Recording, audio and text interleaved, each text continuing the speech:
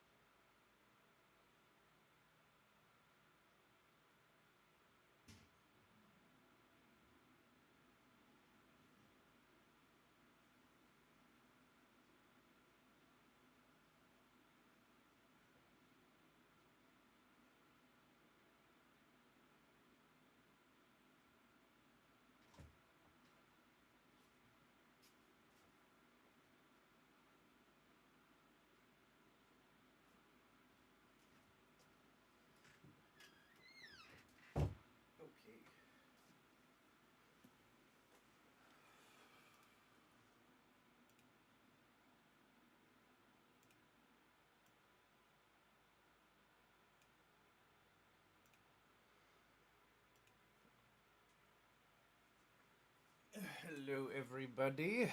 Hello, people. Welcome to a new world. Ooh, I'm echoing.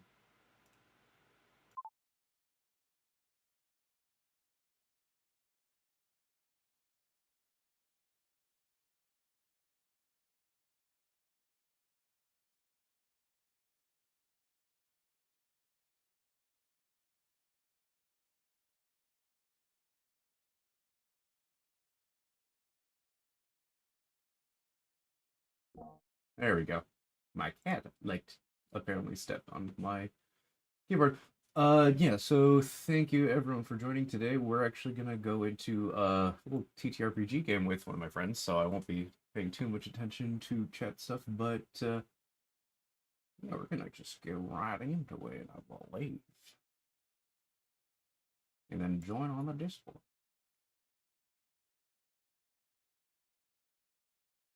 Where is it? Where's the channel? Found it! Here we go. Nope. Wrong channel. Where'd it go? There it is. Almost went to the wrong channel. Oh no, hold on.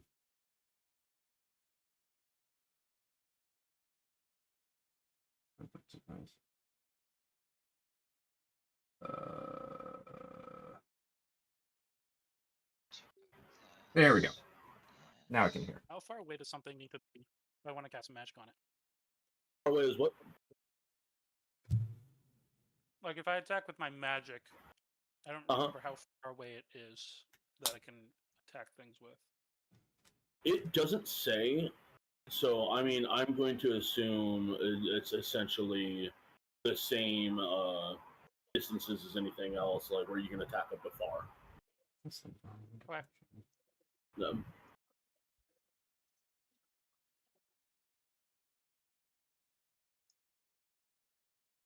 So as long as there's no obstructions or anything in the way, like you should just be able to hit them. Okay. Wonderful. What are you up to?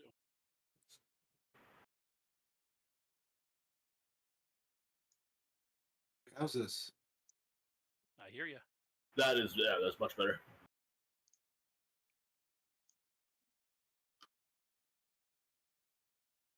What is the music volume on your guys' end?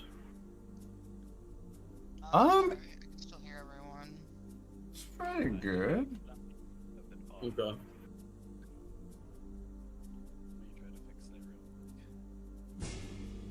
My voice coming out all clear and everything? Oh yeah, you're coming to fine. I actually need to lower you. But don't do anything on your end. I'll be the one.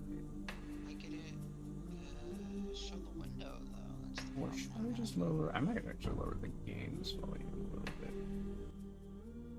Nope, that's the wrong one. You might need to bump it up in the next transition because I recorded an intro for the game and paired it with some background music, but my voice came out kind of quiet in the recording. So Am I, just to check, am I cutting out or anything at all, or anything weird sound on my end? Nope, you sound no, good. yeah, Oh, it's okay. weird, like you cut out for a split second when you just started to talk, and then everything was crystal clear after that. Okay, then just in case, I'm gonna. Apparently, Discord has an update. I didn't know. Give me a sec. Oh, good. I We're can't. not sure when he was.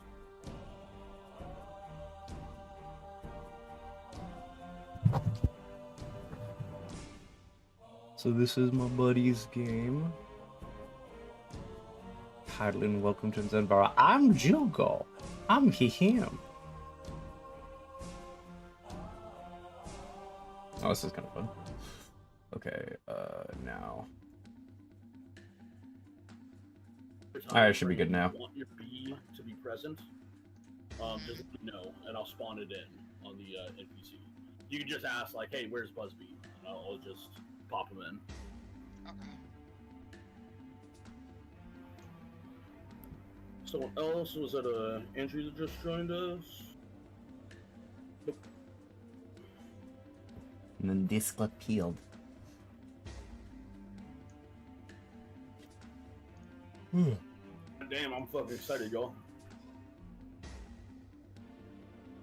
I'm fucking excited to see what extra shit you've added since we last looked at this, which was like a month ago. Too much, my friend. Too much. It was very fun talking to you every day. You're like, I've put in 20 hours of work and 6 hours today on this game. I'm like, cool, bro. Like, Sadly, so much of that too is gonna be like just stat blocks or like a sheet, you know, with information on it. Because like I think looking back, the majority of the work of this was translating Vagabond into One More Multiverse, and then adding in the monsters, the spells, the perks, the character sheets, all that shit. Gotcha. But I do think like 15, 20 maps made that in some of these maps you guys may not even fucking see in the campaign just with how the X traveling works. Oh, big. Hey, Maxie, I need your help real quick. Burp. My capture specific window is not capturing the specific window. How do I jimmy jig that? Are you using game? Yeah. That won't work. You're gonna have to you'll have to capture the monitor. The monitor? Yeah, so if you, when you go to add source, just go straight to the display capture. It's because of the like game browser thingy. It runs off of Chrome, and Chrome doesn't use the same like. Okay, this is me guessing. I don't think it uses the same script. Yes, it still uses Chrome. The app uses Chrome still. I don't think its script runs the same as like game capture script, so you have to do display capture. Nick, you came in towards the end, but I just wanted to let you know, I posted the Vagabond book in the general or the lobby chat. Cool. So in case you need the book for anything whatsoever, it is there. Thank you. Lurby. I'm gonna have that thing open on the side. Yep, that's what I got going on too.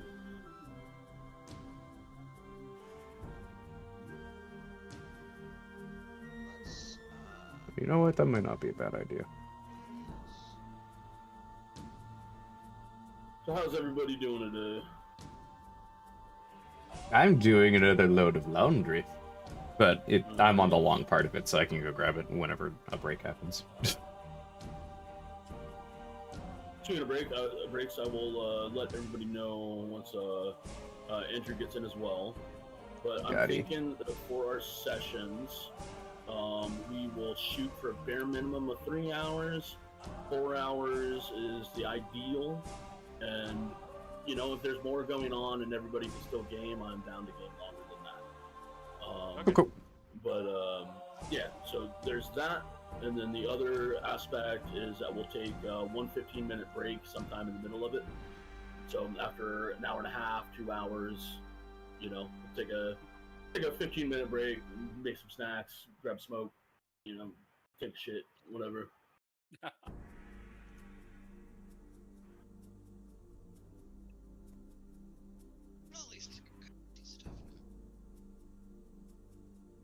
What is the max amount of mana I can cast per spell? It should be on your character sheet when you look at spells. There will be a casting max there. No? Oh, cast max 8. Got it. Which is more than I have, understandably. Yep. Yeah, if you move your cursor over the little eye button, you'll see that, yeah, the highest amount of mana you can spend to cast a spell is equal to your awareness plus half your luminary level rounded up.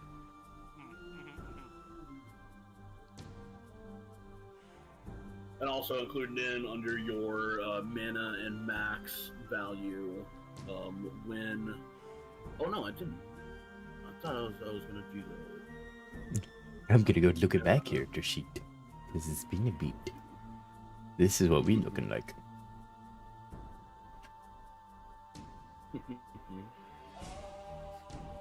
Remind me, am I the only magic caster in the party? No, Drew also has a couple of spells. Right, that's right, he's a Magus. Spells, yeah. He does the spell sorting. Drew will have far less access to magic than you do, though, because Maguses don't pick up that many spells. Gotcha. Forgot to rename. How do I rename Busby again? Let me see. I think I might need to do that for you.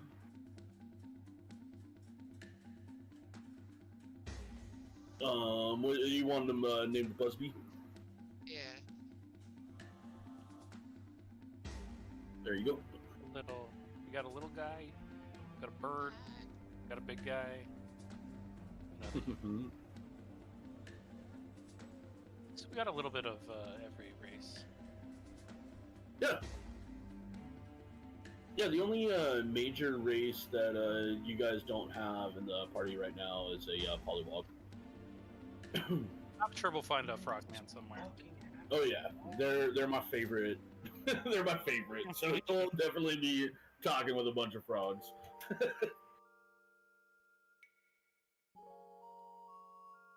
I want to make a fucking Magus polywog so damn bad in Vagabond.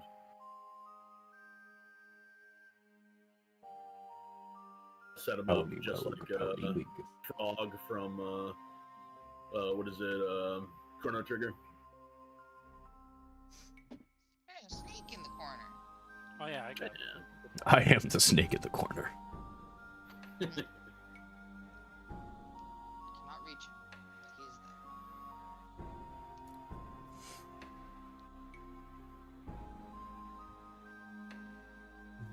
there. While we're still waiting on Andrew, let's test something real quick. I am going to put your guys' movement on together, which means you can't stray too far from the group. I just want to see how much it restricts you. Oh. Interesting. I can see, I don't know if you guys can, but I can see a sphere. Yeah, that's what I'm seeing too. Of like the most center of the group. Yeah. Okay. And now there's just not enough room to find out.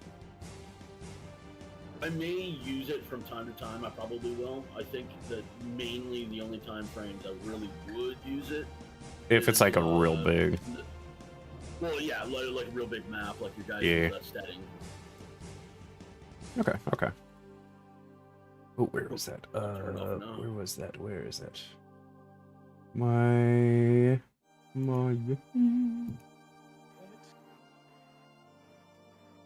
Hey, the fucking eye still works.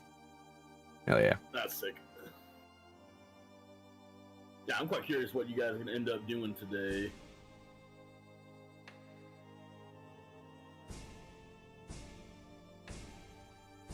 Did you just turn into a rock?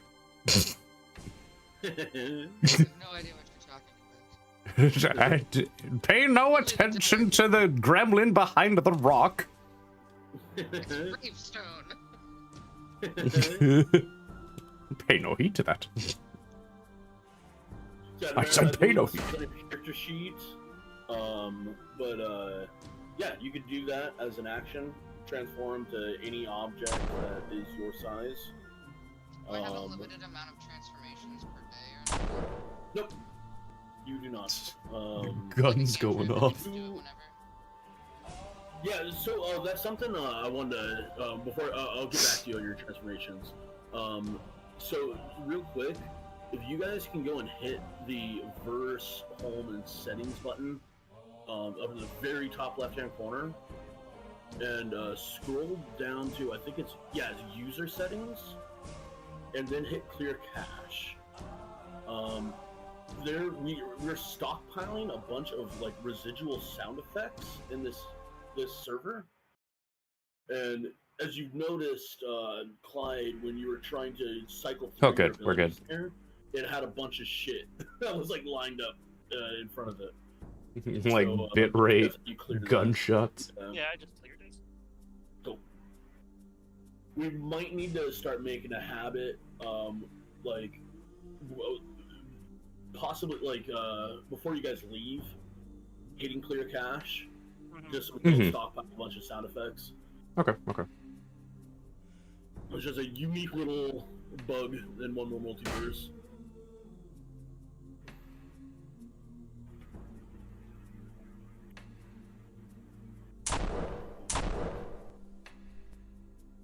That's confusing. Holy shit! What the fuck is happening?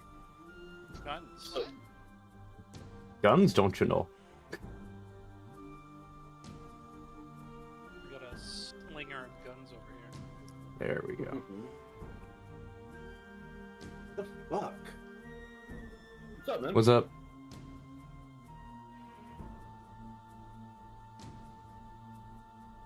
You guys look like you're holding hands over here. Holding balloons.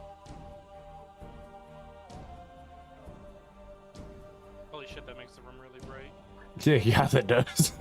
Everything's just a minor Well, good flashbang. news, If we, Lights. don't have, if we don't have dark vision, I can cast moon or light and just You- carry Jugo immediately goes blind and just falls over. You look thirsty. Oh, thank you.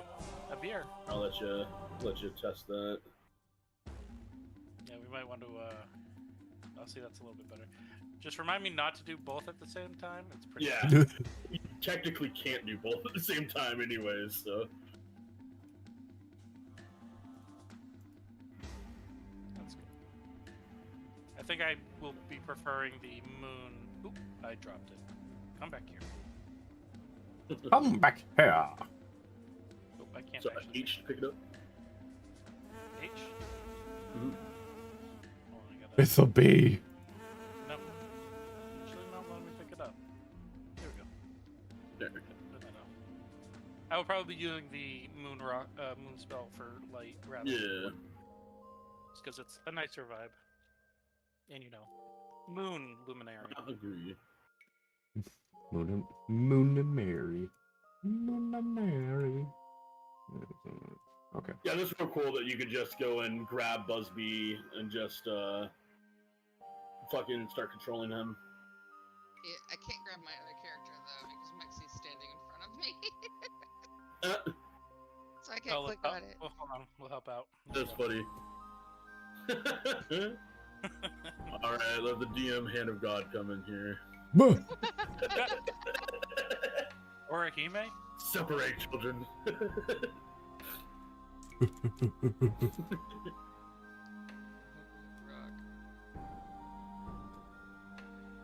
Do we know how late Drew's gonna be? No idea. He just posted in Discord that he was just running a little late. Oh. It is now 20 minutes.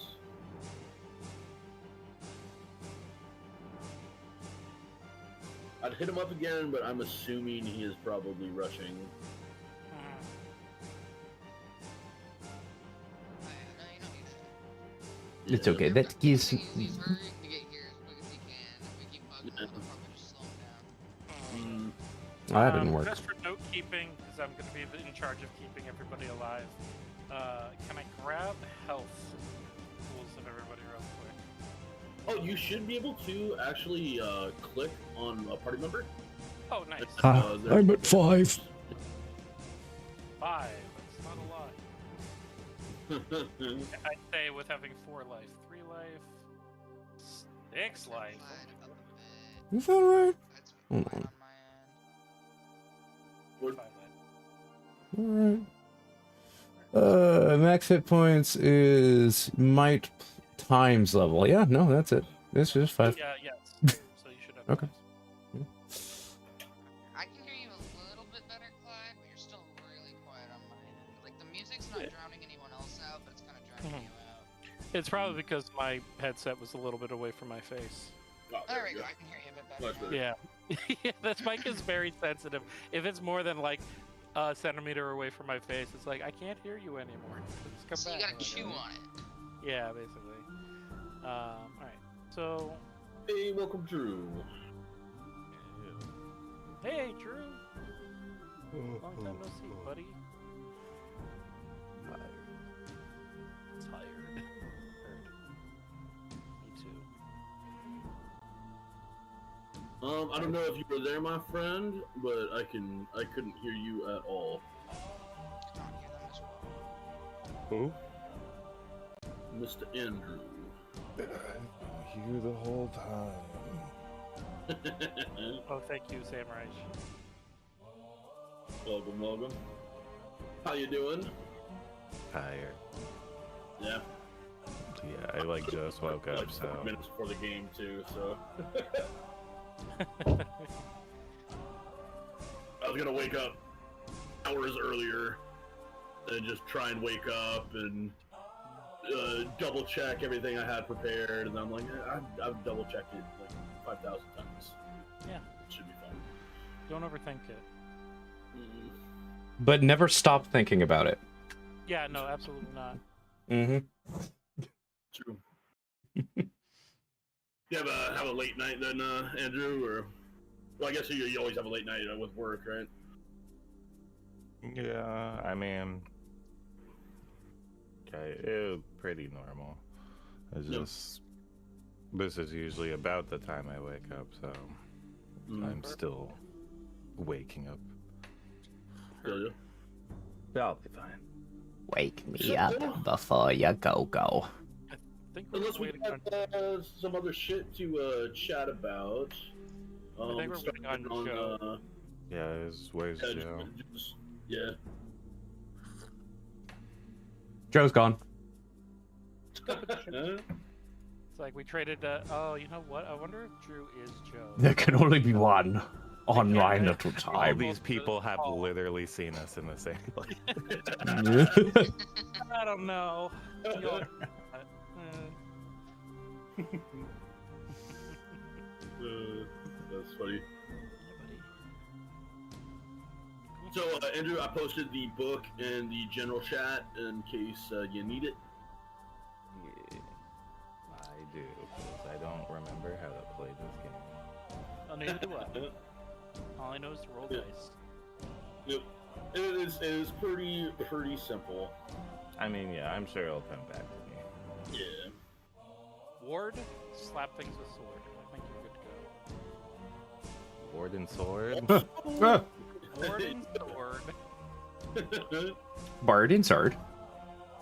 Also, interesting little thing about Imbue and your Gish perk, Andrew, is that it's free. It doesn't cost any mana to imbue a spell onto your weapon.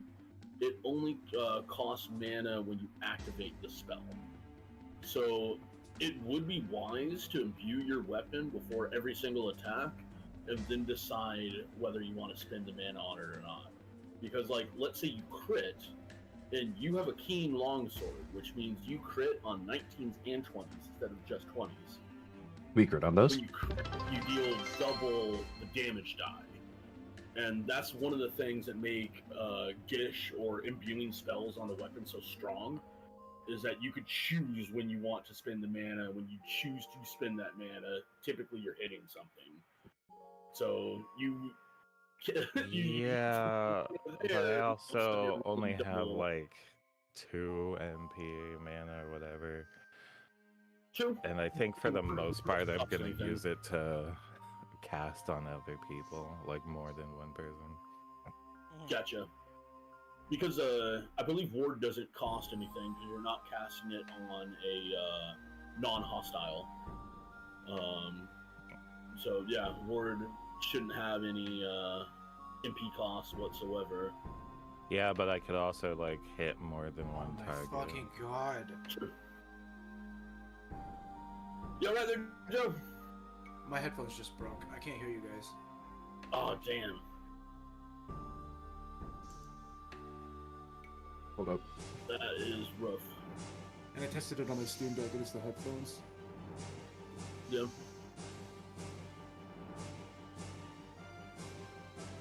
as annoying as it is, can you use, I don't even know if you can hear me, but can you use Discord as your, or Discord on your phone, like I've been doing for Red Dead?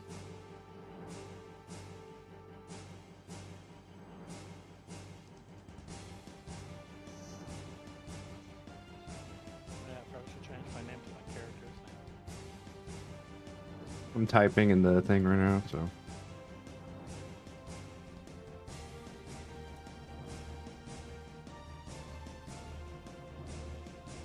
Oh yeah, and we do have a chat function on the right hand side of the screen.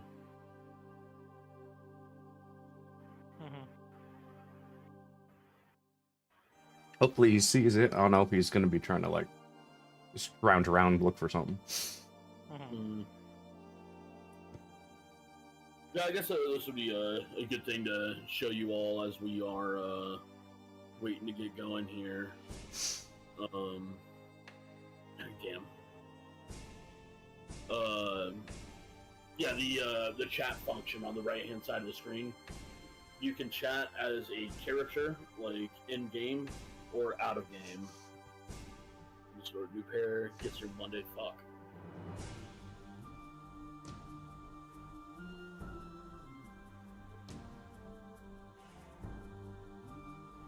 Well, damn, what do we have any solutions here for Joe? Like, I would hate to postpone this game. Like, what I mean, everybody's we have to, but... I just sent a probably thing. on his phone. Yeah. It's like we could hear him. No, Yeah. just in case, I'm gonna just text him directly. I'm gonna move my headset over onto my phone real quick and grab a cigarette before we start up. If we're still troubleshooting. Does that sound okay with everybody? Yeah. Also, it's the first game, you know, like, getting through the technical difficulties and figuring out how everything works is just kind of part of it. Yeah, I kind of figured that something like this was gonna happen. I was assuming it was most likely gonna be around volume, and that's why I put used this epic fucking Shenmue song. It was like should help us figure out volume, I think.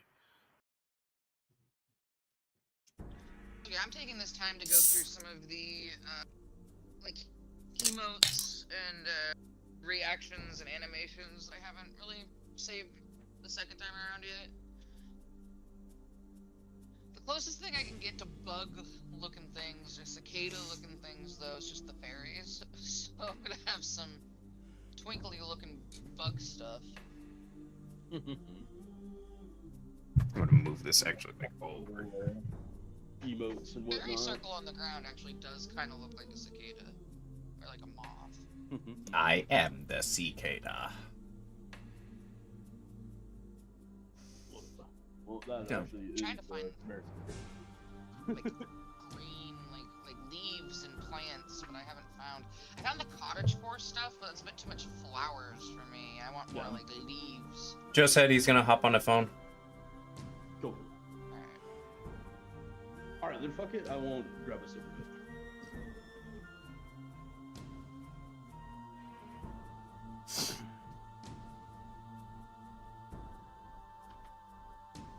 Joy's going to use the speaking tablets.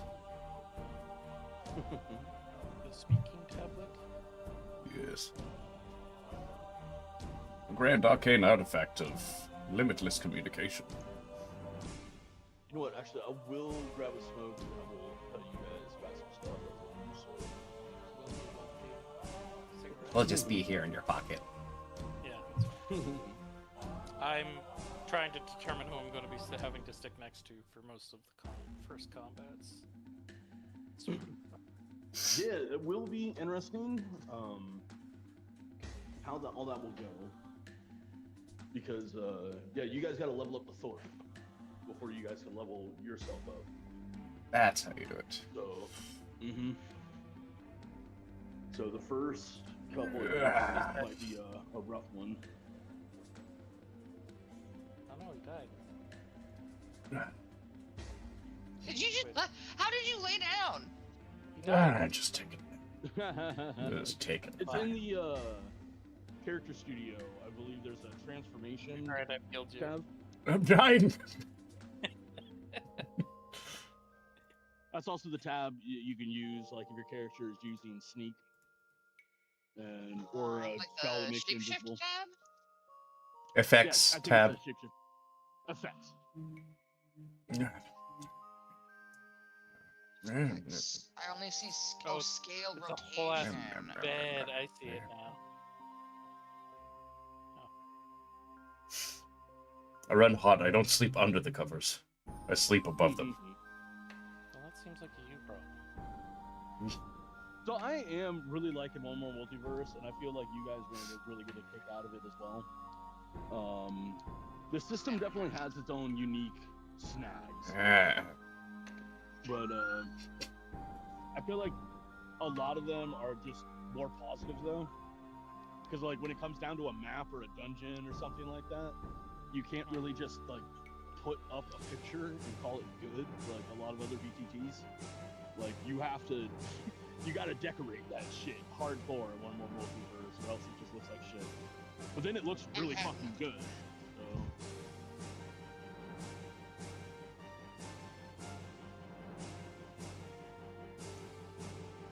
Well, people can still like import their own maps into One More, right? Yes, but sadly the community is pretty small. Like the community is like energetic for those that are there, are all about One More Multiverse, and they're creating a lot. But the community is much smaller than like Tailspire or Right. obviously like the big boys.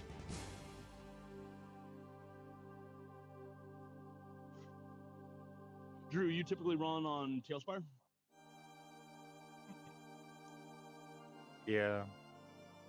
Or I'll just use the D&D Beyond thing if I want it quick. Yeah.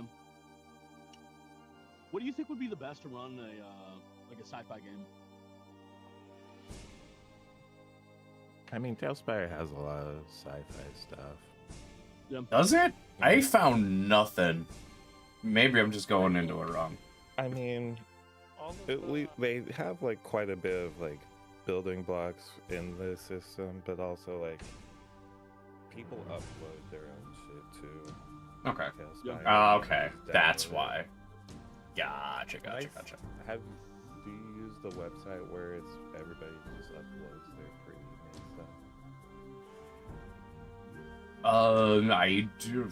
If you're talking about like drive-through Yeah, RPG or something, or no. Yeah, because Yeah, there's a lot of shit on there. Tailspire works is like it's pretty easy to just upload a board, and like Okay. it's just like a small thing of a slab, as they call it. The It's just slab. encoded as like a wall of text that you can copy and paste into Okay. Hello. the website. Okay. Yeah, for One More Multiverse, there's a like when I create a level, I can create like there's a lot of different templates in there. But other than that, basically I just have access to the Discord. But there's a lot of good shit in the Discord, but there's not really anything there for sci-fi. Joel, do a mic text. Hello. Hi. There you go. Hey. Can hear you well. Can you hear us well? Thank you for that. Tales Tavern. Yeah. I found an auxiliary cord and a very old pair of headphones in my closet, and so I'm just gonna make do with this. Okay. Cool. Cool. Yay for backup headphones. I didn't even know I had this. Oh. My guy. Oh. What was that? Holy shit! I I'm, just got absolutely put down in the dirt there. What the fuck is Same. What was that? We're allowed to touch that button again, whoever did that. Where? Must have been something on One More Multiverse because I think it was because nobody else's mic was lighting up during that. Oh, Yeah. hey, I got the little guy. He's under the bench. Found you. No, dear. I have a Oh, six. I'm wondering. I'm hoping Ronan isn't on like keyboard right now. Oh, that would have been Oh. really funny. That would be hilarious. Ronan's just torturing all our ears. I got What my was the hand sound? just in Was it a case ready. gunshot? No, No, it it was just- like I don't Loud know how to buzzing. explain it. Yeah, Hmm. just in Like case, if I'm gonna BuzzFeed's mute buzz that. was turned up times 10 and was like a continuous droning instead of just a quick buzz. Huh. I'm Pull it, walking drugs. down the hallway, anxious as fuck. If it was like someone's microphone, I would have thought that they had stuck their microphone right in a fan. Okay.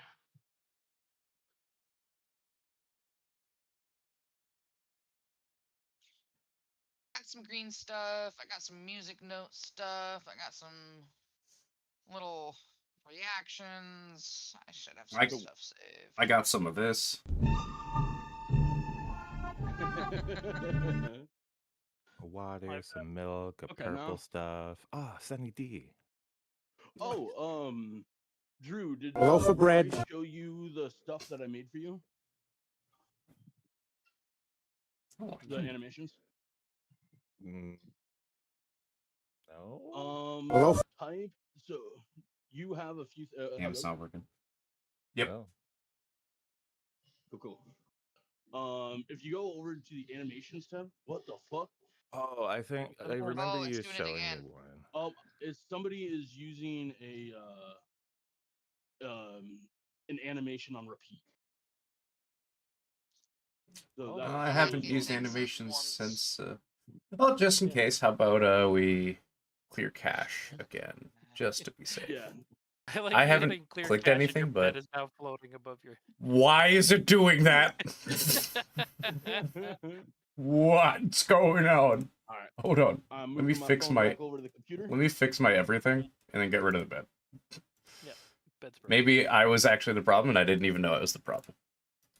No, I think I know what the issue was. Okay. And I'm gonna clear cache one more time.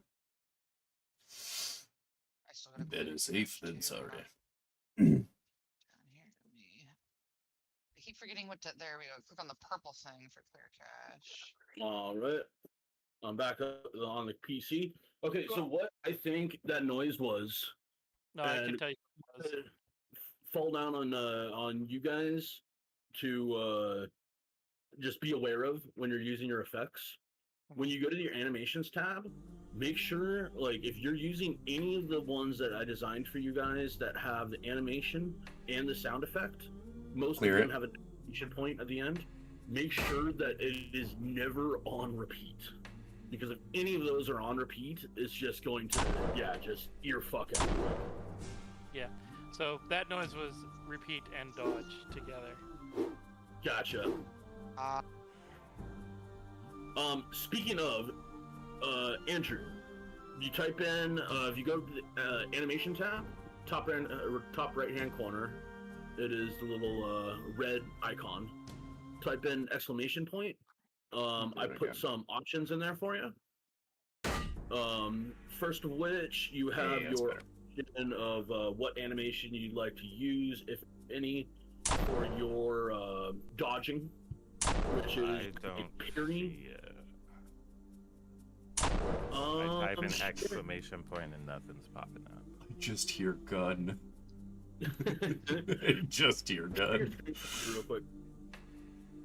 What? Share your screen for me real quick, Andrew.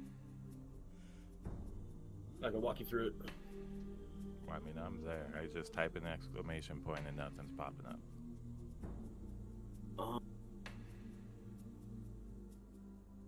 Okay, delete it. Oh, is it because I'm on the favorites one? Yeah, yours Oh, got your cool. favorites. Yep. God damn it. Bam. Okay, cool. So, so for your option of dodging, you can either just straight up dodge. You have a parry if you like want to flavor that your character's blocking with your sword, and then there's also shield, which you can use that for an attack, because shields and vagabonds are a weapon. And technically, Andrew, you are dual wielding.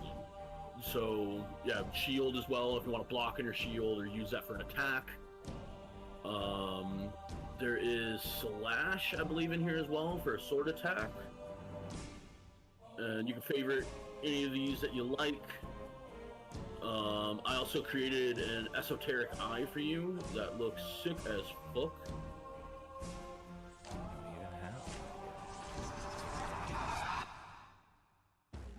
And Whoa, what is that?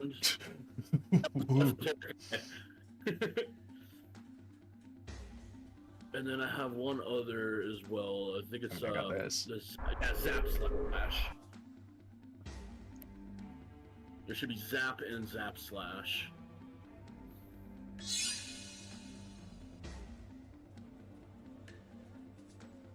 Position on UB.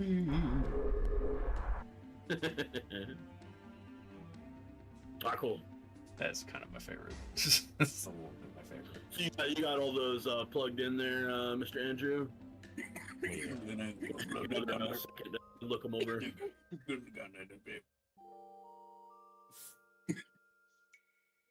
Cool. Are we all ready to go into housekeeping and then get this game going? Housekeeping?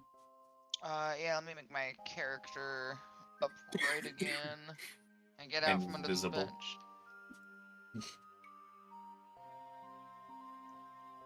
Alright, so first things first, talked about it a little bit, but now since Drew is here, I'll just mention it again. So ideally, I would like everyone is available, bare minimum of session length, 3 hours. The ideal is 4 hours, but then after those 4 hours, if we all still have time to game and would still like to game and I have content available, we can continue. Somewhere in the middle of that duration of the game, we can take a 15-minute break to, handle whatever you need to handle. And at the end of each session, I would like to talk to you guys and figure out when we'd like to run our next session. If we can't nail it down in the session itself, I can do what I did for this session here, is just post a bunch of dates into the Discord and just let people vote on them. That all sound agreeable with everybody? No, that's fine. I mean, it was working earlier with the whole poll stuff, so. Cool. Next thing up on the docket, Vagabond is going to be changing some rules soon.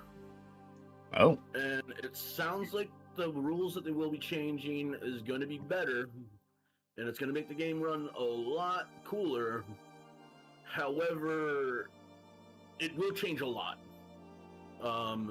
Terran is talking about completely removing the Endure as a block save. Oh. And just leaving it to dodge. So that's going to change a lot. He is also going to be adding in armor on top of shields. So shields will actually contribute to damage reduction. And quite a few other different things. Like, I believe your monk class is going to change. The Magus is definitely changing as well. There's going to be a lot of features changing in the Magus. Okay. These rule updates are not out yet. I believe Terran, the creator of Vagabond, has finished them, but he hasn't put them to print yet. When they come out, I can ask you guys again if you'd like to change over to the current rules. But as of right now, I know none of us have played Vagabond before. How do you feel about changing rules when it happens? Or do we want to continue on with, what we are about to learn? I mean, I think that'll solely depend on what the changes are. Yeah. Like I don't think I can say anything about whether or not to change right now until I actually see what the changes really are. Yeah, that's kind of what I was thinking too. It's going to be a bit difficult to figure out, are we going to go to Vagabond 1.5 or, whatever edition it is now, when we haven't even played Vagabond yet. Exactly. But I did want to at least mention that before the first session, that of course. There's a chance that we could be adopting new rules if everybody wants to. And I think that's basically it. The last thing I want to say as well is running virtual games. As all of you know, this is a brand new thing for me. So it may be a bit clunky at first. Bear that in mind. Like I will do what I can do, but yeah, this is I am new to this. So Yeah, no worries. word. And I guess for Clyde, and I guess also since both of you are streaming, do we want to just do like a quick run through of everybody, who you are, something about yourself, something like that? Blizzard has a character. Or say that. What's up? I was What'd here you last say? time, so probably help everybody. Well, I'll just pick on people. Mr. Joe, why don't you introduce yourself, something about yourself, and I guess how about your introduction to TTRPGs? Like me or Choi? Joe, Both. I'm talking to you as a player right now. We'll get into characters once the game is running. Yeah, I'm Joe. I actually am in the middle of my first campaign as a DM for 5e. I've been playing TTRPGs probably on and off for the last like 10 some odd years or so, but that doesn't mean I fucking know a lot. That being said, yeah, this sounds really interesting. I'm very excited to run this, and yeah. Mr. Nick, why don't you introduce yourself? Tell us a little bit about yourself and your introduction to TTRPGs. Hey, what is it? Also goes Mixbear on Twitch and YouTube. Stream random whenevers. I have screamed at math rocks and not known what they were saying to me for at least 13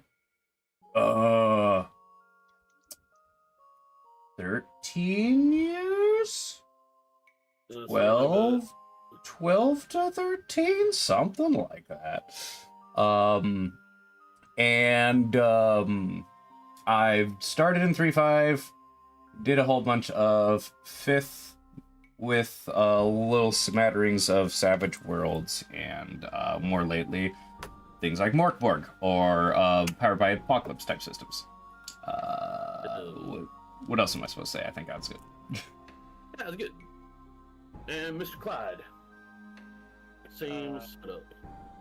I mean, I'm Clyde. I've played in several hundred games of TTRPGs. Ran of several. The current obsessions are going to be this one, because I love new systems and Fabula Ultima, which I know several of you have played in. But yeah, no, I prefer story over combat, but I know this is kind of an OSR, so it's going to be very combat heavy. But I mean, very excited to see what you guys bring to the table. Your characters. Damaris.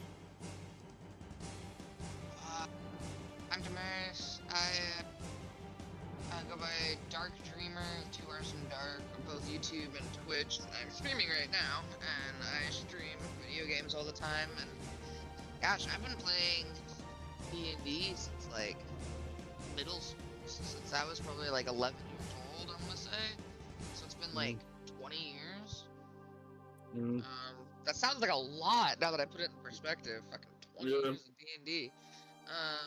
I need to turn it into the sound effect. I've never played an online or digital D&D game, so playing online is new to me as well. This will be an interesting experience, and I'm excited to check it out.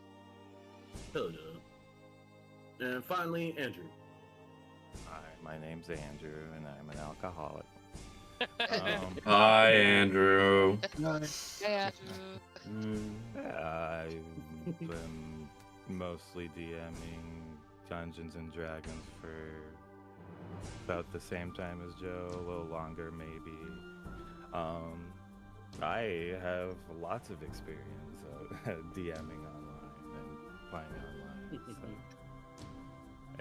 I mean, other than crosstalk, sometimes it's basically the same. And I'm Have you excited got to... any, oh, sorry. yeah, I was just saying I'm excited to get this ball rolling. Hell yeah. I'm going to say, if you have any tips or pointers for me, Andrew, I would appreciate that with the online DMage.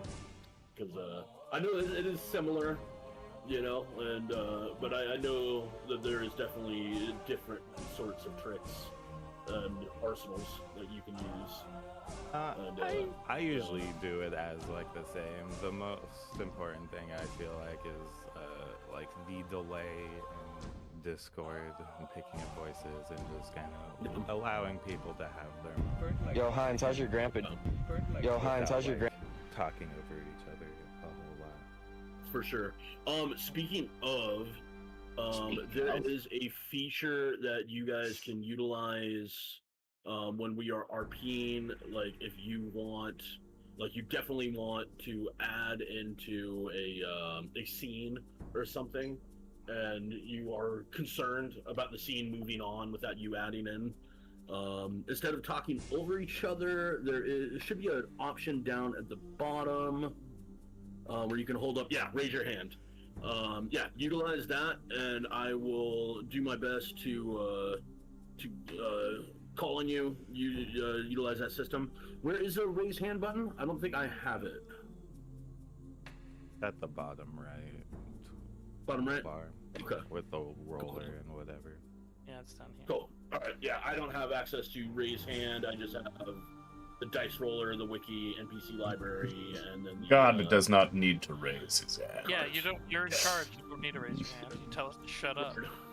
Exactly. You're the one who calls on us when we raise our hand. Yeah.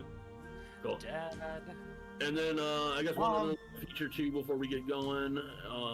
There's a chat bar on the right hand side. You can use that to talk in character or out of character. There's like emotes and stuff like that that you can put into the chat bar. So yeah, like if you want to say something funny but you don't want to interrupt gameplay or something, you can throw that in there. You know, basic shit.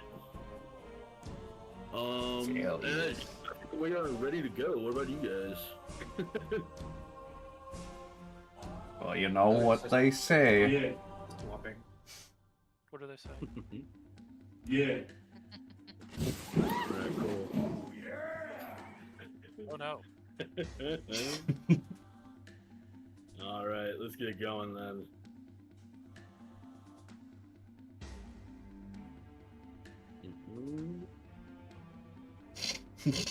Whoops.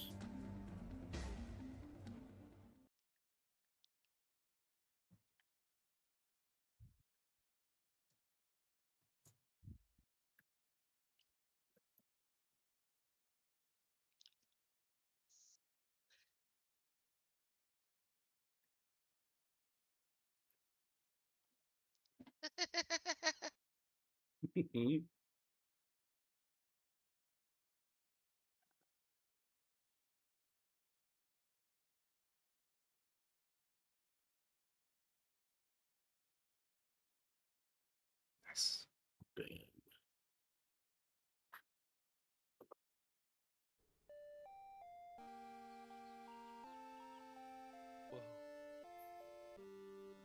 All things, with form or effect, have a spark of light within them. In Zenvara, we call the spark mana. Mana is a kiss of the summer sun. Mana is the fury of the river's gallop. It is the inner fire you stoke to push onward, and mana is what you give back to Zenvara with your final breath. It is believed that long before Zenvara was our home, there was none but void, a chaotic storm of white mana. It held infinite potential, but no form or heart to shape it. And so, it was a Tohime, the first serpent, who refined the light through 5 prisms that we now call virtues. and with them, Zenvara came to be. In time, empires rose and fell, each one coloring the world with a bottomless wellspring of mana. In this time, the kin of Zenvara walked as gods. But because of this, and the weight of godhood bearing more strain on one's back than a mountain of iron, the collapse began. How it started, or what it may have looked like, has been long forgotten. All records of this event have come from the visitors such as the Oni, who were wrestled here from worlds beyond Zenvara. Those worlds that came to be in the shade of Otohime's light. The merge proved to be catastrophic for our humble home, and the once great cities of the ancients now reside empty. Mana is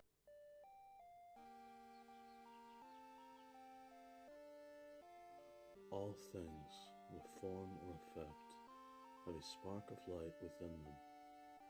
In Zenvara, we call the spark Mana. Mana is a kiss of the summer's sun. Mana is the fury of the river's gallop. It is the inner fire you stoke to push onward, and mana is what you give back to Zenvara with your final breath.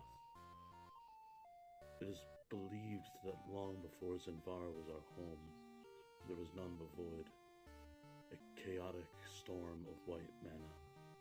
It held infinite potential, but no form or heart. Hope everyone can hear that.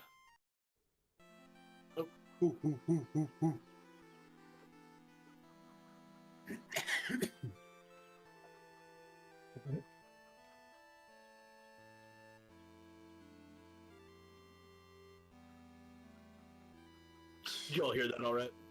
Okay, so I don't know what happened. Like, I was hearing it, it sounded great, it was all fine. I, like, clicked on the background, and then it restarted halfway through.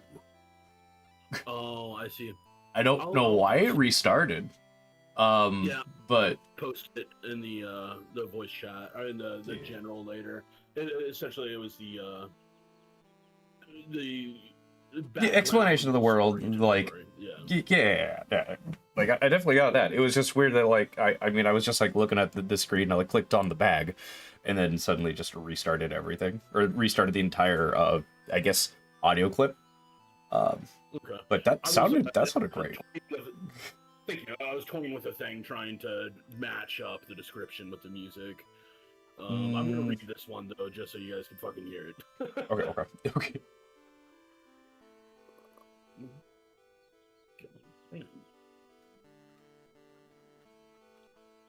So our tale begins in a picturesque part of the wild, known as the Sun-Kissed Valley, the central region of Zenvara, known not only for its safety, but its vibrant fruit and honey. Its cool waters of the long river refresh, and the gentle sun warms even the coldest of dispositions. Much like the legends of the collapse, legends of the very existence of the Sun-Kissed Valley have been spoken on the lips of hopeful adventurers for a long, long time. Upon a grim shade and in the forests, jungles, snowdrifts, and lake depths, one can find their bodies blooming with local flora, having never reached the valley's embrace.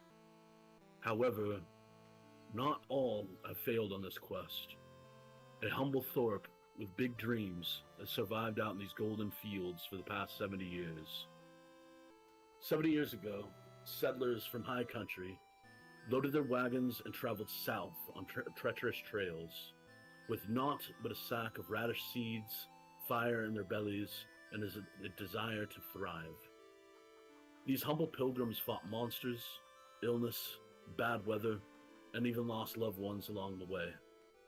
But these brave souls built the very foundation of what you now call home. The first generation is what we call them. And all of them, but one, now rest their ambitious souls in the Steen's graveyard. Their work now yours. The descendants of this home, your neighbors, are always hard at work. Their trades passed down to them by the first generation. A colorful and spirited bunch. they're as dependable as they are friendly. Now, as the golden sun dips between the horizon of the sun-kissed valley, the legacy of these brave pioneers rests squarely on your hands. What is your name?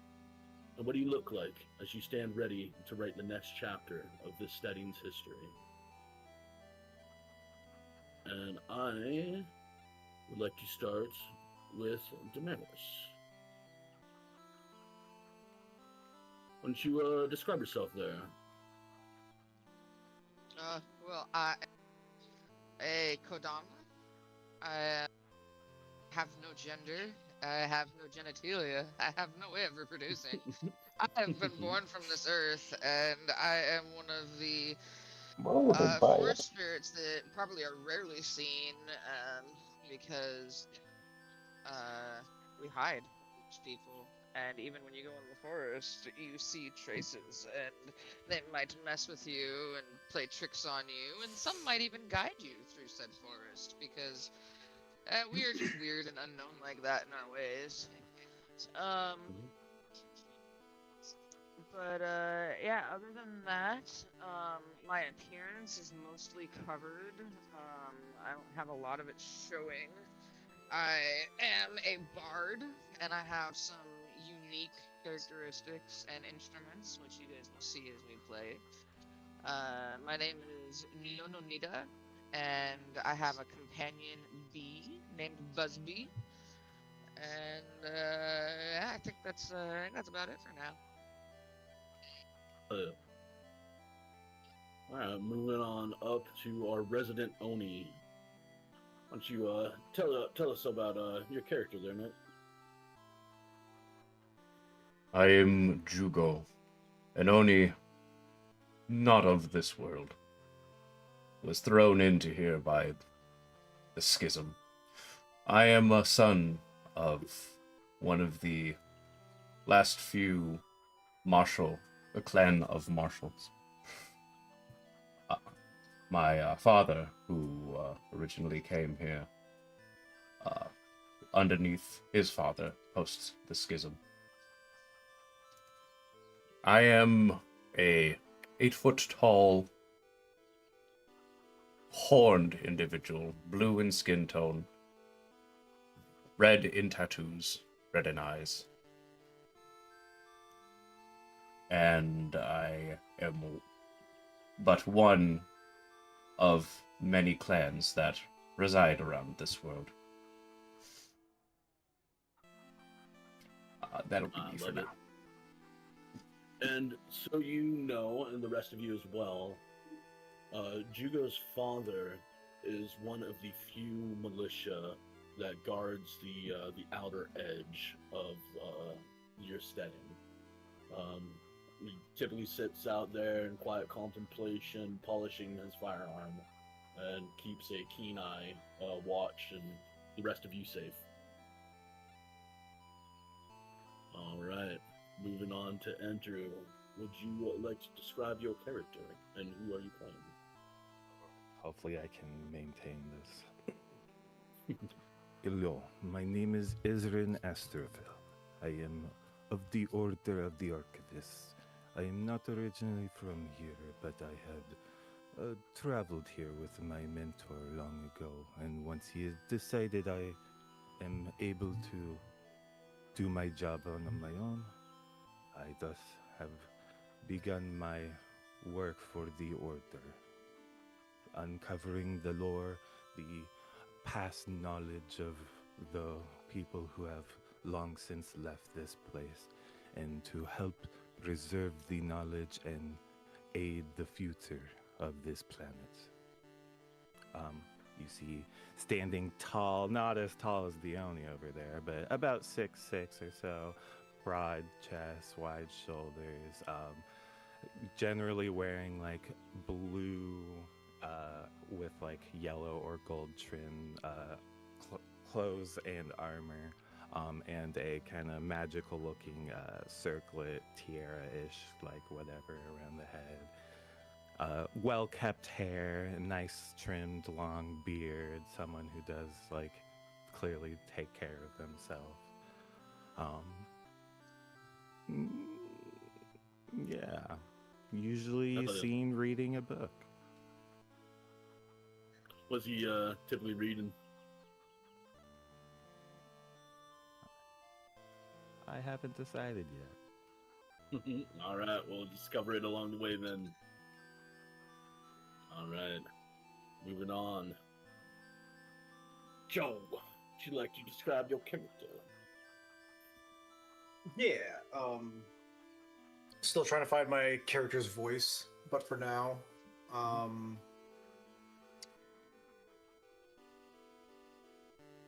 yeah, I am Choi Fan. I am a Fey Ren of the Blue Crest clan, and my clan has been at war with technically two others, but mainly one, over old ancestral plights and reasons, which has left me and the remnants of my clan to wander around, find new home, and see what we can do in order to gain our strength and honor back.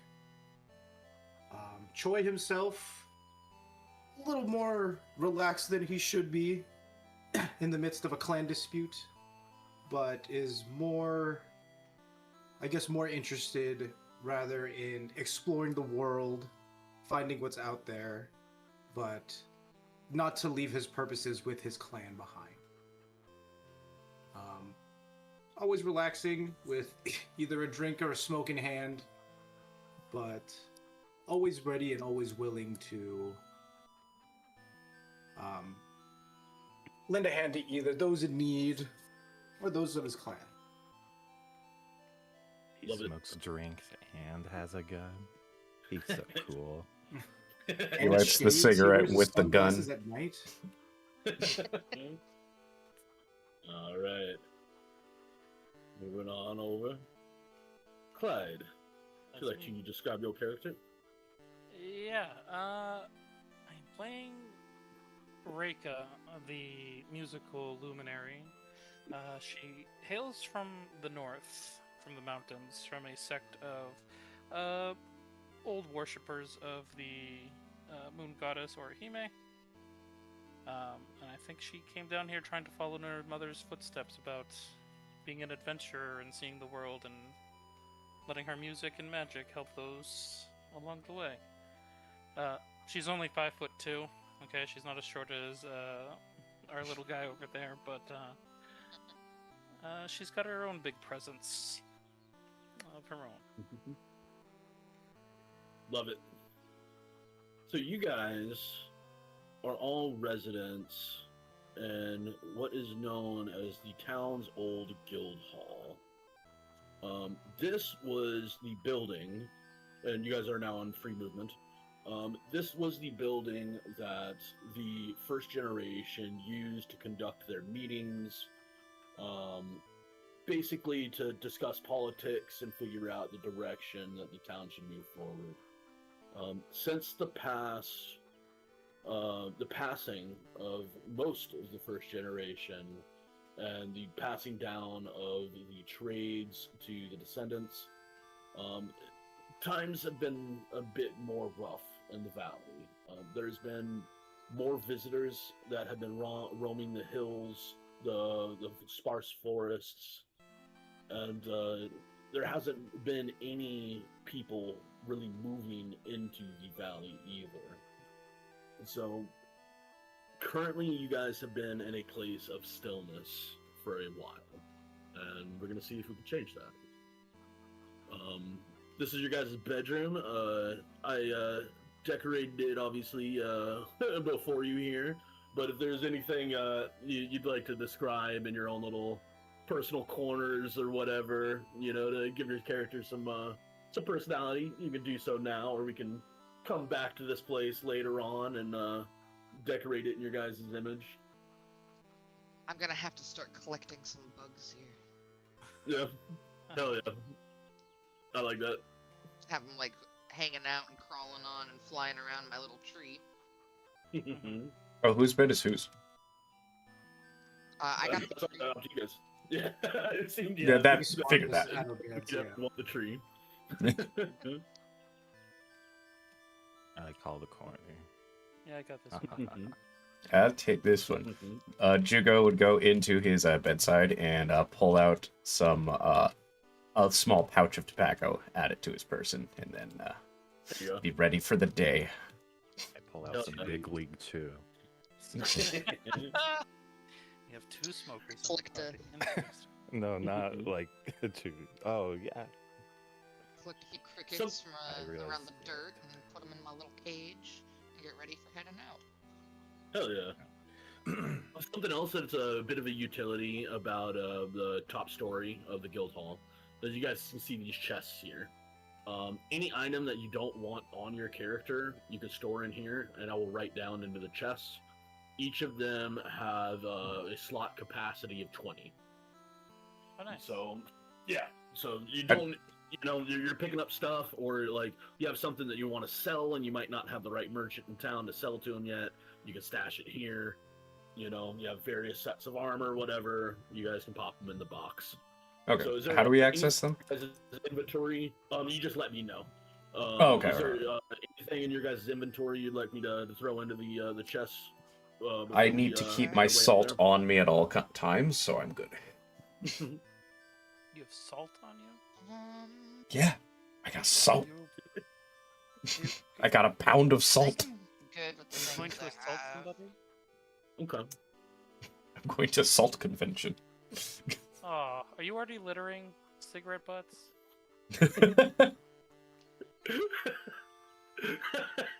No, that can't be me. It's got to be the Oni.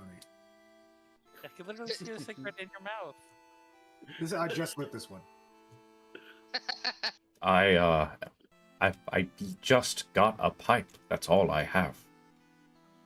Is there anything you'd like to stash away, Ezrin? No. Alright, I assume the rest of you, there's nothing you guys want to stash away yet? No, yeah, no. At least not for me. We're good. Cool. Alrighty. Oh, I'm in a wall. Oh, no. Oh. Gun. The Look at Oni's you dead. slithering. I must give him mouth to mouth. So the sun rose not too long ago. It's always a noisy morning in the valley, with the various livestock in Velko and Nada's ranch that you are not too far from. But this is your kitchen, living room, place of downtime. When you guys decide to improve the town or research various things, obviously a lot of time you'll be spending is in here. This is another room that throughout the game, if you guys find various items or something like that you'd like to add or decorate to this room, feel free, because this is your home. I think I need a high chair. Isn't that what this one is right here? Yes. What this is? A stool. Can I pick that up? I'm gonna pick that up. There. Allow pick up on the stool.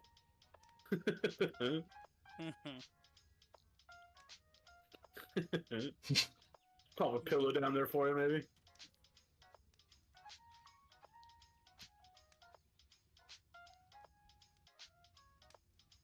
Tried to throw it in the fire. Aw. Don't burn our stuff already. That's later in the series. Yeah, when they attack the village. Exactly. All right. Anything you guys like to roleplay out of breakfast? You guys doing anything? I mean, this is probably Or like say like 6:30, 7 in the morning. Oh, that's early. Sun's coming up. I would like to play some cards. It's the morning. We may as well relax and remember it. Yeah, as racist to birds, I'm first up. And so I believe You're Choi would be. Yeah, early bird gets the worm. I would also think I would be up early, so it All right. depends on Yep. who. Would you like to help me with breakfast then? I first have to make myself a cup of tea, a nice strong black tea in the morning. I also have I a love strong black drink. Is it See, alcohol? It's an Irish coffee. I'll wake up. You need to stop drinking for your health. I'll stop drinking when I'm dead. That is true. Did you go? How do I roll for my first hand? That is an interesting one. I mean, what you could do, what, were you two playing cards over there? Yep. Yeah. Okay, yeah, we'll come back to you in a second. I have an idea for that. Yeah, let's finish up your scene of you guys cooking Choi and Ezrin, and yeah, we'll do a card game real quick. So you guys make some tea and whatnot. Yeah. Pikachu What tea. I feel like I would know what Kodamas eat if they do. Do they eat? I'd imagine. I never thought about that, but I'd imagine I might avoid meat and eat mostly like forageables, vegetables, like nuts, berries, Oh yeah. like natural stuff. I mean, I was born of the earth, so I mean, even that seems cannibalistic to me, but I don't know. You just rub Probably avoid berries it. on your face and absorb it. Yeah. I absorb sunlight. I am a flower. I place a plate of dirt in front of them. Earthy. I rummage through and pick a worm out of the dirt and I pet it and put it on my shoulder. Aw, raisins. Love it. All right, let's try you guys' card game then. What I'm thinking is that all that is playing, roll a d20 and add your luck value. Ooh. Okay, I need to get my. I think my luck is like the luck value. Okay. I think mine is 3. Oof. Okay, yep. So we're gonna do d20. In the roller, can you add like plus something? Yeah, it's the arrows underneath the die. I got a Cool. All right. 13. That's more than 13. So we see Reka there, sharking Reka- with some cards. Reka just like I assume we're playing like Texas Hold'em or something, so she's kind of just like rubbing her chin, being like, "What does it mean when it's all in sequential order from ace to 10 and they're all the same suit?" I don't know what that If you actually guys means. put I down any coins. I put down a couple of pebbles and one shiny rock. I match your shiny rock with one of my moon rocks. on table. I place salt. Very good. 1 pound of Seems salt. like Reka clears it all because she wins. Like, oh, very good. gentlemen. More rocks from my collection. Wait, Did you just lose your salt, man? wait, my. Hold on. You knew this Wait. was coming. Wait. Yes, you. But I was at least above average in confidence that it would be okay, that I would win. Let's try one more. One more? Okay. One more. I can get my salt back. Here is I a will candle. Down another handful of pebbles and 3 shiny rocks. I place a candle on the table. Is Choi or Ezrin joining this morning card game? I do not. You may have looked over, but 20. Hey! No, no, 23. no. It's a 21, but a 21, but it would cost. Just so you guys are aware, real quick, with rolls in this game, basically just wait to roll anything unless I ask you. That's just kind of how Vagabond works. Okay. So yeah. Just because I don't like if I'm looking at something else on the other side of the screen, I'm not seeing any of the rolls unless I have the chat pulled up. So and I have like a lot of different menus I need to pull up. Fair. Yeah, we can keep up these rolls though for this card game. Yeah, just in the future. I won. No, it seems like you win the assault. You may have it now. I need to go and get more salt. Excuse me. I guess. Oh, there he goes. Jugo goes out the door. Cool. Oh, he runs away. You guys, The salt and the candle are left on the table. He runs out the door. you guys looking to leave and go and make your way on outside? You guys know that Herrig typically makes some venison stew early in the morning, and he likes to share it. But the various other villagers are most likely hard at work. Yeah, I think we'd follow Jugo. I think that'd be smart. Boys, Jugo's running out to get salt if you want to come with. He full sprinted out the door. And last question before we transition to steading. Would you guys say that you guys were in your living quarters for a long period of time? These card games, or basically, I'm asking: is it still morning? Like an hour. Maybe like an hour. Yeah. Yeah, that's what I was thinking. Or like an hour. breakfast. Okay, so it's still morning, hasn't transitioned into day yet. Yeah. Cool. All right.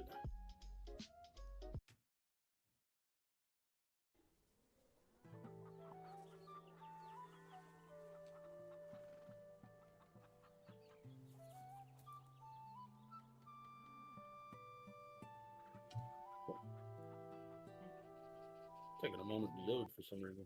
Yeah, it is. Oh man. Really big. Look at this place. Look at the thing. Look at the thing. Okay, hold on. I forget myself. Oh. There we go. Farm. Lodge, farm, ranch. There we go. What's this? Oh, nice. So as you guys walk outside, it's a beautiful sunny day, very few clouds, and you see Velko's faithful companion, Sasha, waiting outside. Nana runs up to the Doge and says hi. See, Sasha runs on up to you. I assume that you guys probably have a very friendly relationship, you being a nature sprite and whatnot.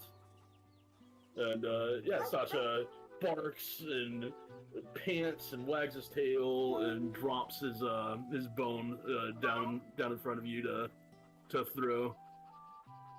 If I can. Oh. Why doesn't that? Oh, there you go.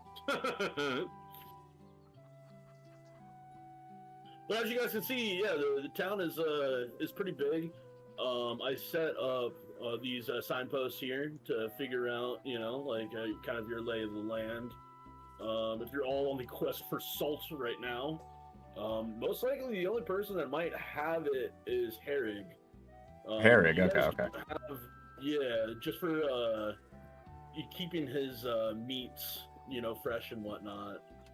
There is you guys don't have any merchants or anything yet. This is just a humble little village.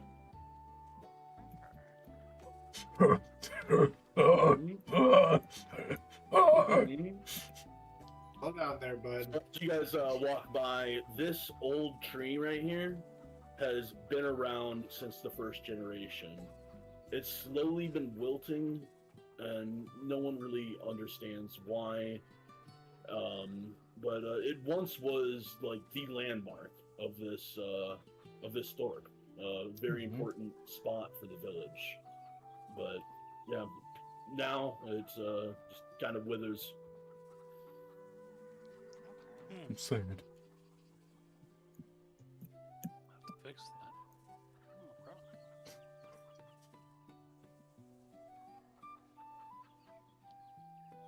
Oh, All right. Yeah. Y'all see Herrig.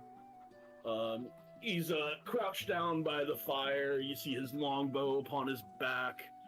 Herrig is he was actually adopted by the first generation some 30 plus years ago.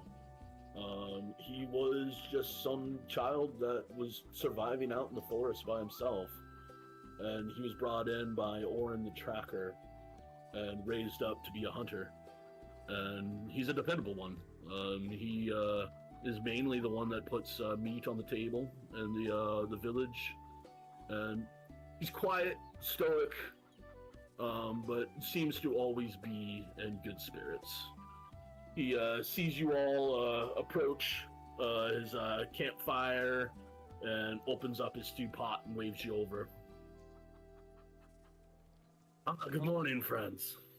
Morning, Herrick. Do you happen to have salt? Jugo gets Well, right they up do next to have him. Salt. I play fetch with Sasha. Yes. Somebody decided to bet their salt against us. I lost my salt. Yeah. Would you happen to have salt that you are willing to barter for? I have a pouch in my cabin, but Jugo, you know salt is a valuable commodity. Exactly, which is why I did not expect to lose in the game of the cards. Harry laughs and he says, "No worries, my friend. I will give you my salt. Just the next merchant you pass by, please return me some." Extra salt for Herrig. Noted. Our first quest. Quest 1, get salt. Quest 96, slay God. Coincidentally, they are the same quest. Hank stirs up his stew pot. You can see some tender chunks of venison floating about in it, and some of the last harvest of Ymir, the local farmer. There's carrots and various potato chunks and whatnot. It smells delicious, and says, "Feel free if you haven't eaten. I've made too much." No, Nita goes up and does what they think is polite and drops some herbal leaves into the pot to help add to the feast, but does not take anything from the pot because there is meat in there, and then goes back to playing with Sasha. You see Harry, he kind of laugh. He gives you a little nervous laugh as he's like, "Well, I guess we will be having Kodama stew."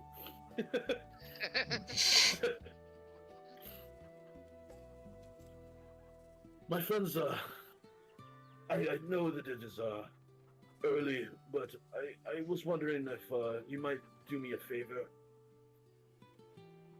Sure. So, okay. Sadly, I've irritated Ymir. She, you know how she is partial to the town tree. I feel like it is time to let it go. It stands there as a danger to anyone passing by, and I feel like the dead tree is also a bit of a, a negative impact upon our village. It brings people's spirits down looking upon it, and I would like to be rid of it. But Ymir, you know how sentimental she can be. No pipes up and says, "Heal tree? Heal tree." I feel like the tree is long past being healed, but if there's anyone in the village that would know how to heal it, it would be Ymir. If you go to visit her, do you mind giving her this? And he pulls out a vibrant red flower, drops down.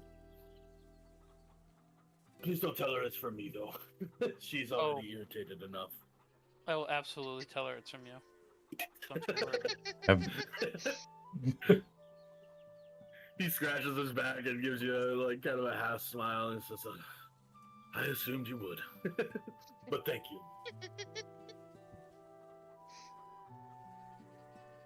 But you don't need to rush right now if you don't want to. I mean, please sit, have some soup. Alright. I do have to know, have you spoken with my father regarding the tree? I haven't seen your father. You know how he is. He wakes much more early. I did see him as I came back from the last hunt. I procured a few rabbits. It looked to me as if he was napping up by the fence up in the north. But knowing you only, I'm sure he still had an eye on the horizon. I would like to... I will probably speak with him regarding the tree as well. So he may have some wisdom. Slurps some soup. What are you up to, Choi? Choi doesn't eat. He was already up early eating already, so I was just probably chatting up the hunt that he had. Mm-hmm. I'll notice the meat that's cooking, and it's like, oh, where'd you find that one at? Well, Troy, I've had to move my hunting grounds a bit more south.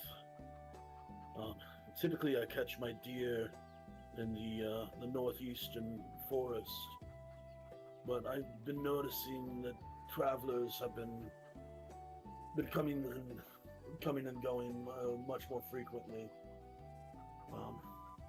I know it is important to put food upon a plate for everyone, but I dare not risk my life in the northeastern forest.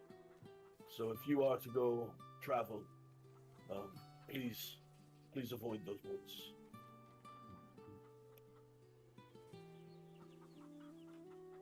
You said that was northeast? Yep.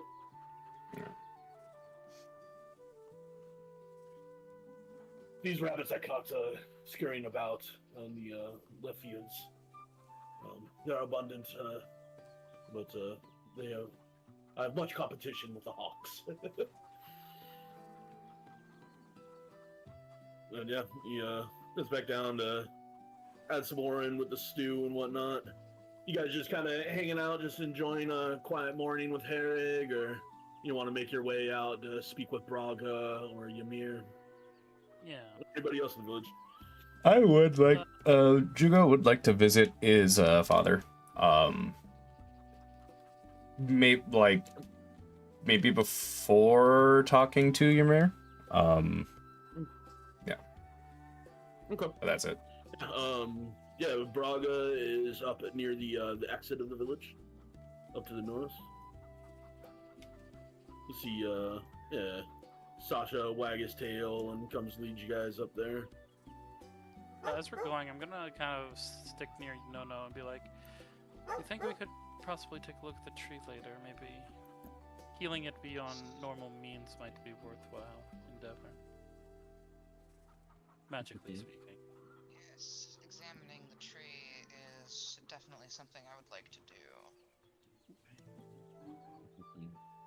Maybe seeing it after Braba would be good. That way we have some good news for Ymir.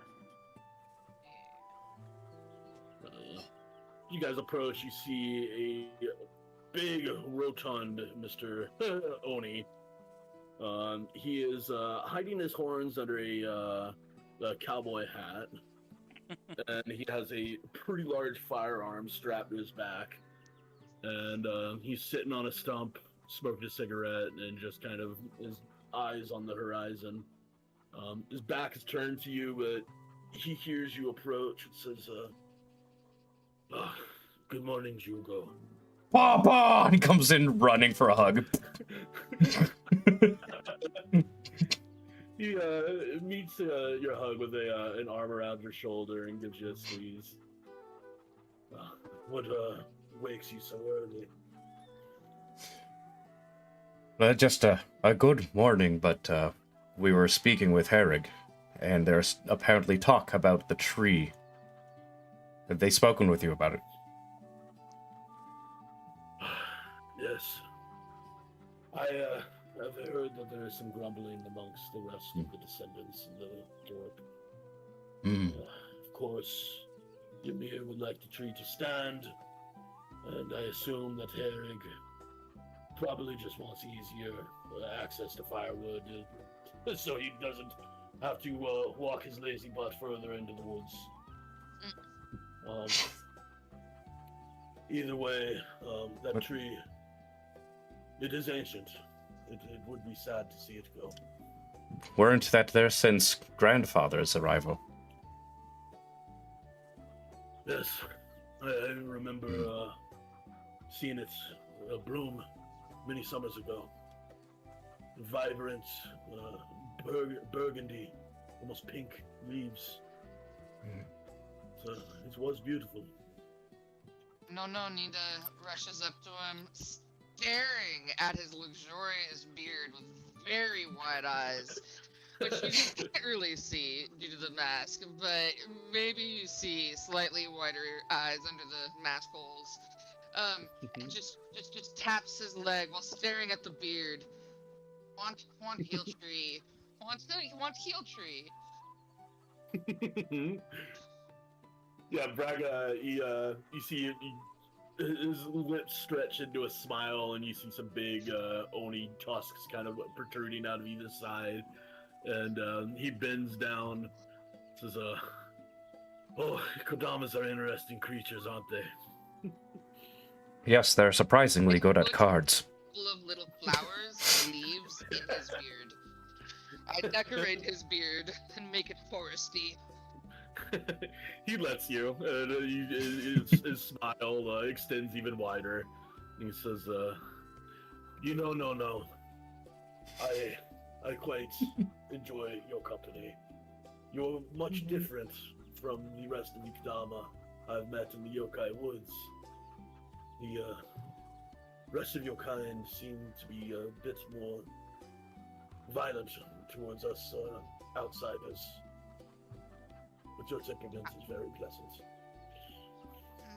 Outsiders hurt woods, hurt trees, and Kodama no like.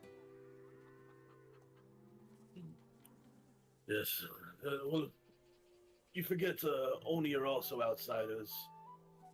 We don't intend to hurt any trees, but I don't gripe your people for mistaking us to be among the more unpleasant outsiders. Kodama's secretive, but Kodama alright, if you nice.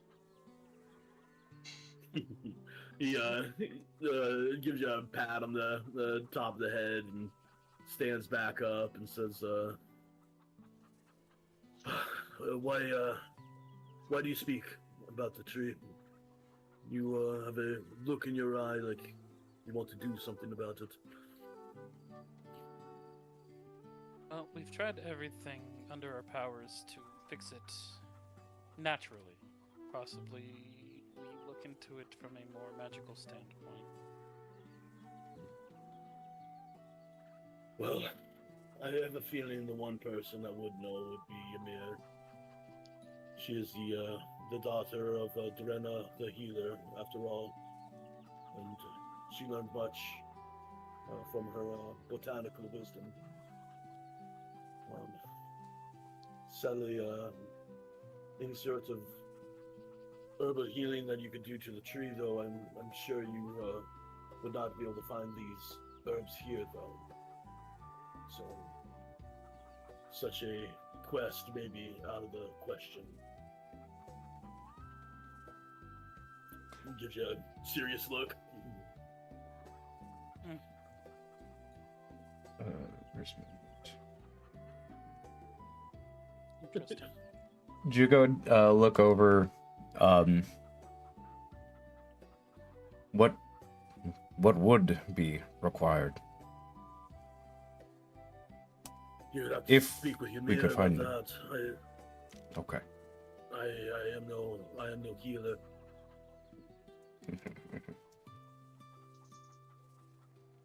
simply know of the tree. I've had the opportunity to rest in its shade, but I know not how to keep it. And it sounds like we must speak to Ymir. Besides, we have a gift from Herrick. Yes, we have the love profession from Herrig that we have to hand off to Ymir. As a priestess, I could probably be an officiate for them if needed. It is strange that they don't do the courtship dance in order to prove themselves worthy. But is that a noting thing? yes, the clan of the dancers. The clan of the dancers usually work with those who are professing love to give a dance of romance, if you will. Oh, very So good. it's strange to see just a hiding flower, but I guess that is how you small ones tend to do.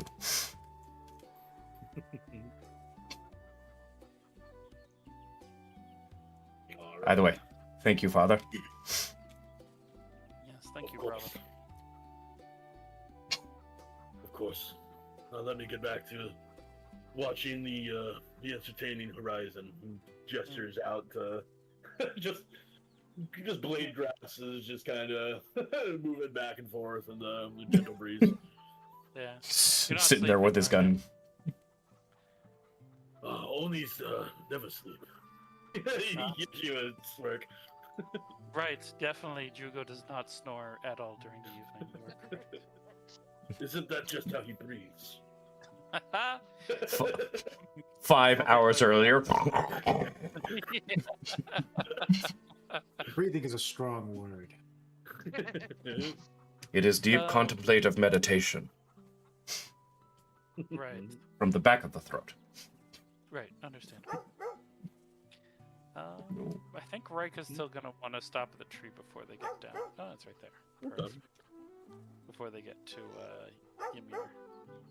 She'll definitely have more information, but like I wanna inspect it myself. No, definitely wants to examine the tree. Do I notice anything familiar about it? Like from where I lived and helping take care of the forest, is there anything I feel like is familiar or could be done right off the bat? So, you definitely recognize that this tree has a considerable amount of mana missing from it. You almost get this feeling of emptiness near it. This tree itself isn't native to the yokai forests, but just with your connection with nature by itself, you can tell that this tree, if it were alive and sprouting, that it would benefit a tremendous amount of life nearby with the amount of mana that it can hold and utilize. Magic is weak. Pretty magic weak.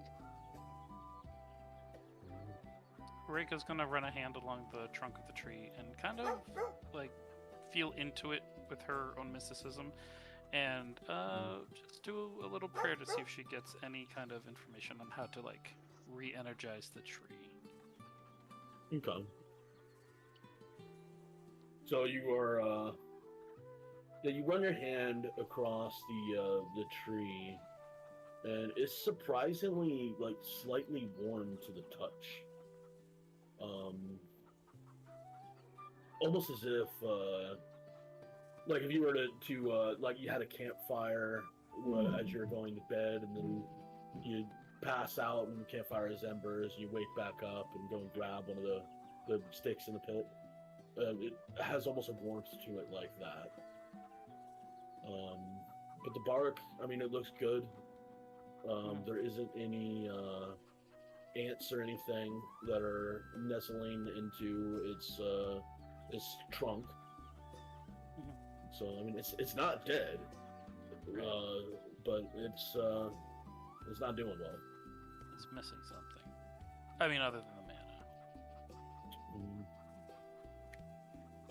But yeah, with your spiritual connections, I mean, you don't really know of anything that a priestess of Tohime can do to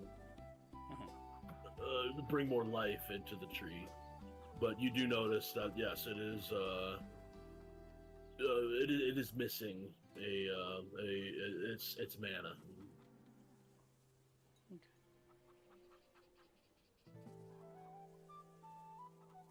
Well, no. We have to fix the tree, right? Yeah. Fix tree, heal tree. Heal Magic tree. week. Heal tree, heal the town. Heal magic. Oh, I'm good at healing magic. Okay.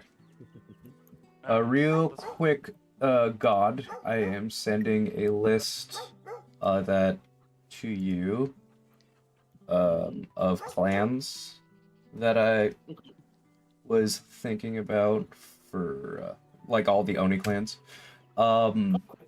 Knowing of these clans, maybe not being a part of them, but knowing of them, would I be able to like glean anything, maybe like something I may have heard from clans about stories of other trees or natural life suffering from like a mana loss?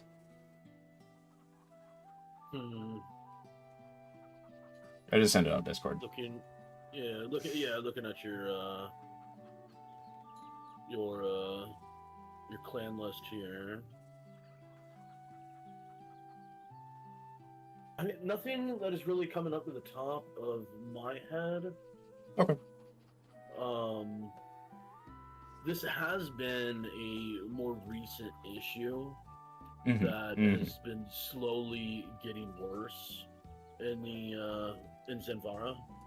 Is that with the emergence of these monsters, the travelers, as people call them, there has been spots in Zenvara that just bleed mana, that just wilt and die. But typically when that happens, I mean, it's a vast stretch of an area. Yeah.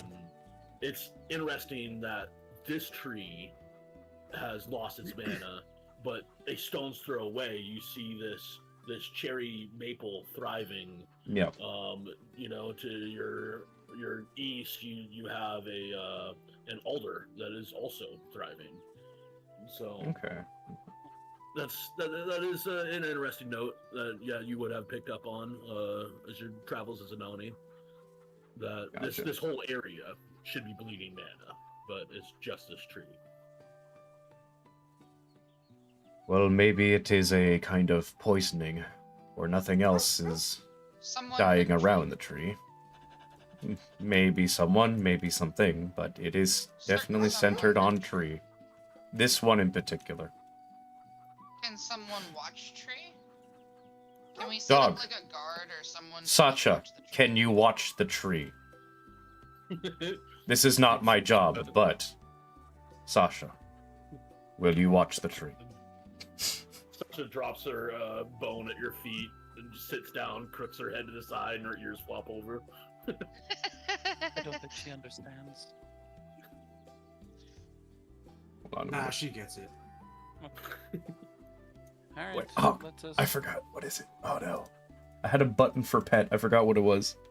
Was it shake? No, it wasn't frightened. I'll figure it out later. Jugo pets the dog. Dog and pet cat animation for you guys. Yep. Very good. I had it saved earlier. I just can't find it. Very needed. All right. What is Ezrin doing? What's Ezrin and Chow doing? Is everyone's expecting the tree here? Probably not. Yep. Oh, it's good. Yeah, Troy's not a very mana-focused man, so he's just kind of... Troy's very gun focused. I think once 3 people were up against the tree, he's like, "Ah, they got this," and pulls out his book and starts reading. He just starts reading. He's like, Is it literally just the tree, or is there anything in like the dirt or the soil or the surrounding grass or anything that's also seemingly affected? Do you start rummaging around in the grass and the soil? Yeah, I'll dig my hands down in the dirt and see if there's anything odd about the dirt. Yes. You can tell that the grass and the soil around the roots of this tree, it also has a sensation of lifelessness. Yeah, I share that with the group. Ground magic hurt too. Ground hurt, tree hurt, all hurt. Interesting. Definitely need to talk to Ymir then. Let her know what you found. She'll be very happy for that.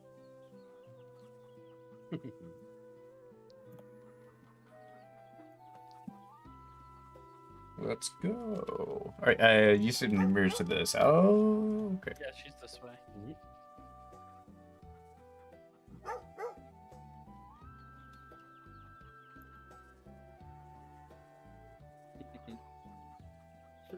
Should I take off the free or the run thing so you guys can run more together, or No, run just fine. have more free run? Okay. Yeah, it's great. You guys come on down and you see Ymir, and she's working the fields as a pitchfork under her hand, and you see her cat Greta just kind of stalk her playfully. Mm-hmm. I go up to the kitty and pet the kitty. I dodged the cat. That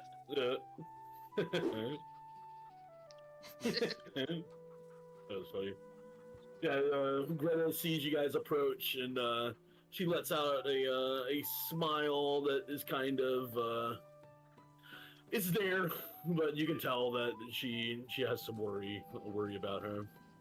And Greta, oblivious to all of this, comes walking right up to you, Nonu, and starts mewing. That was quite the mew. Yeah. Greta is quite the loud little kitty.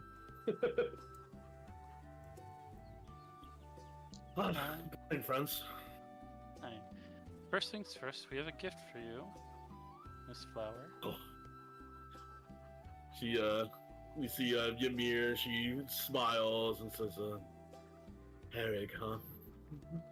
Yeah, we figured you knew who it was from. Yes, he wanted us to come talk to you about the tree, unfortunately. Yes, he's a good man, but he's a stubborn man. He's has this feeling that if he were to remove the tree, he would improve spirits in the town. But I think that thought is quite wayward. Indeed. Actually, Nono and I took a nice look at the tree earlier, and we found that the tree might be missing its mana, and that the earth around it is dead. I tug on her skirt a little and then look up at her and tree magic hurt, ground magic hurt. Really? Indeed. You say that it is its mana is depleted? Mm-hmm. Looking like it's centered solely on the tree. That's interesting.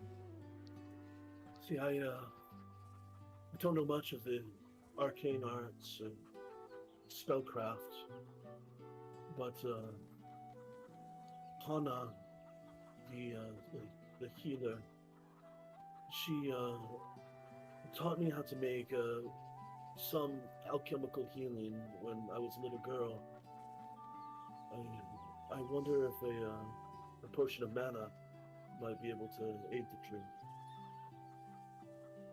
is worth a shot. Do you have all the ingredients you need to make it? Sadly, to make a potion to invigorate one's mana, you would need to collect syrup from a starroot tree. The only starroot trees I know of, perhaps about a day's travel south of here. Okay. Sounds like you need us to go maybe fetch some. She scratches the back of her head and looks a bit distressed at that notion. And says, though that would be dangerous, I do trust you all more to do that than anyone else.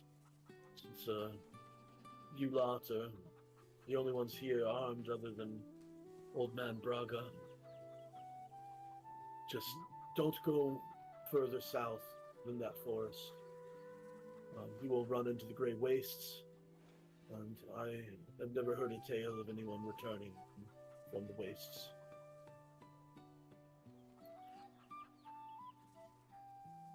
Okay. We can do that. She smiles and tucks a flower behind her ear and says, I will do what I can to get Herrig to at least delay the removal of the tree until you all return. I know it may sound silly and sentimental, but it does mean the world to me that you all would like to revive the tree. Someone watch tree? Someone watch tree, so no hurt while Yes, we're we gone. have the dog. We have Sasha watching the tree. Sasha's right there. Oh I will no. speak to him. I will speak to Herrig. He's been talking about removing the tree for months now. I'm sure he can wait a few days longer. Well, we'll make sure we are quick. And we return in one piece. Oh, thank you all. I cannot thank you enough. Of course, that tree is an important part of this community's heritage. We must preserve that.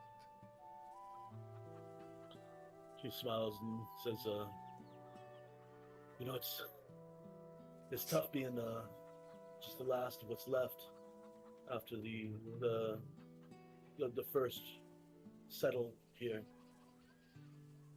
But it is good that you understand how important that is. Mm-hmm. Thank you, Ezra. Of course. On. Well, you guys got a quest and a rumor set up. What all you think is the most important that you want to do here? All things considered, I think I've got everything I really need to travel. Yeah, I think doing the quest first and getting it back, because I feel like making the potion might take a day or two. So while they're doing that, we can go check the rumor out.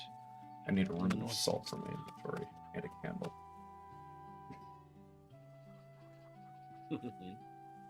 You know, you So, can just have no to give you okay. back your salt, right? What? No, they want it fair and square. I just have to earn it back in the game of the cards. Well, you might lose more in the game of cards. You could just ask. That couldn't happen another time! It I happened will twice say, this I don't even morning. think Nono knows how to play the cards. I think Nono is just throwing stuff around. No, Jugo has no idea either. He's just so invested.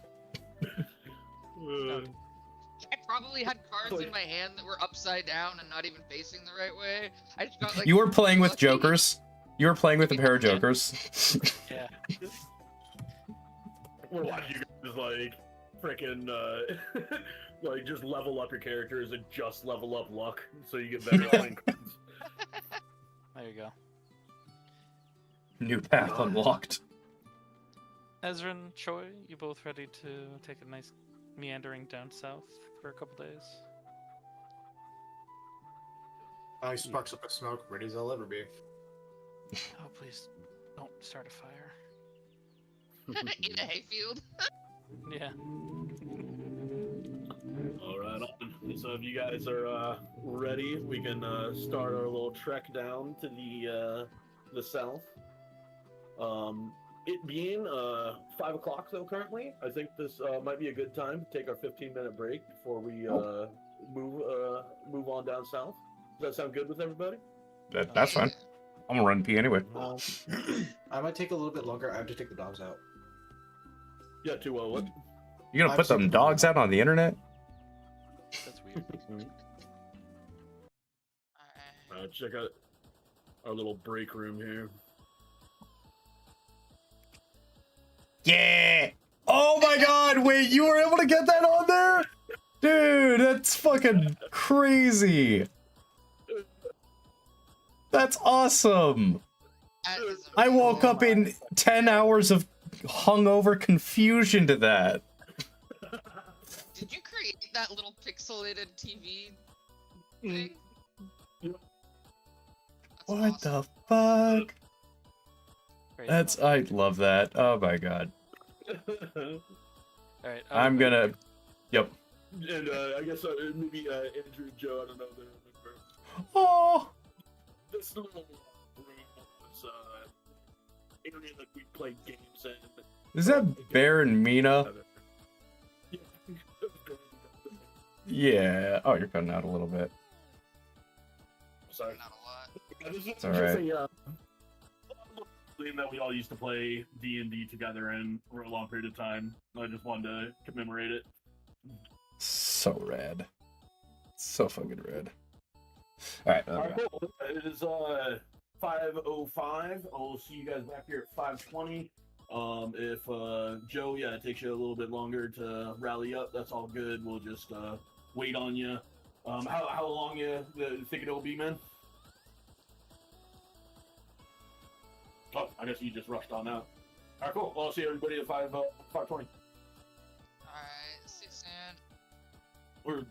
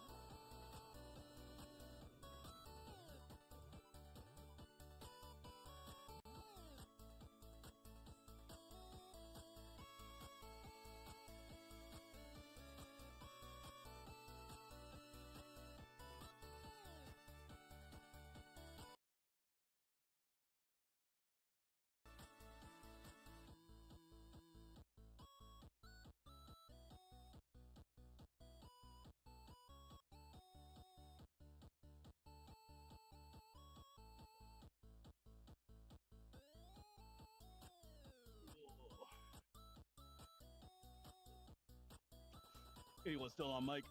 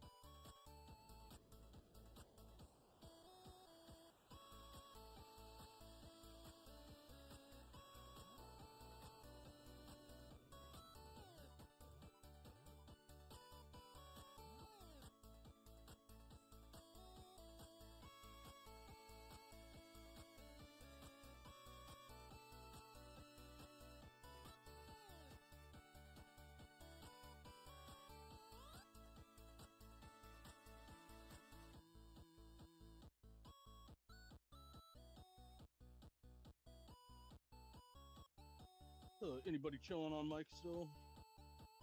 I'm here. Yo, what up? Yo.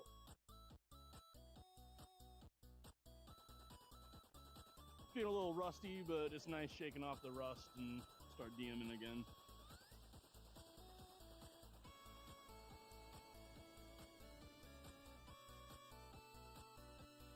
Yeah, I feel that.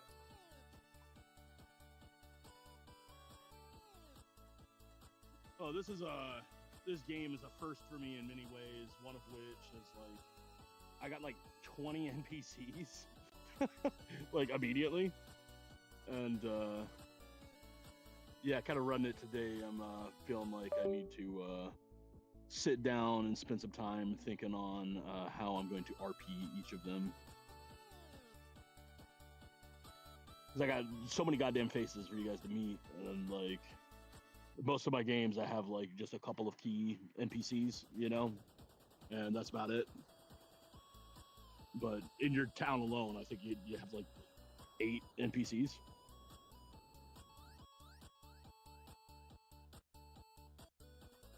Damn. You enjoying it though? You liking the setup thus far? Yeah, it's pretty cool. Cool.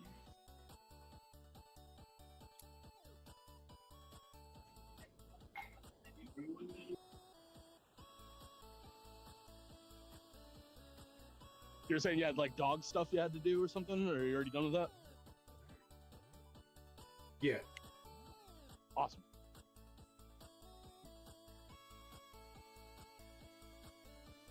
Finish up my smoke, and I'm about to take a piss and hop back on. Be ready whenever everyone else is.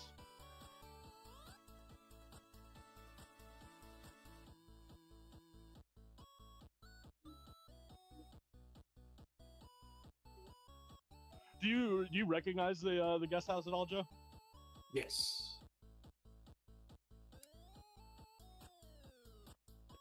It's been so hard keeping the He-Man thing a secret.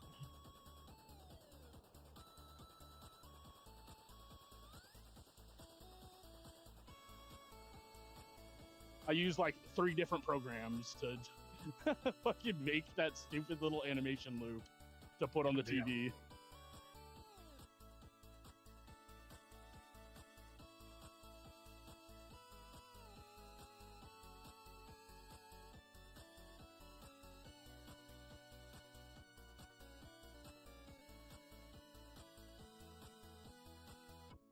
Alright, I'm back. Welcome back. I kidnapped the resident Ronin.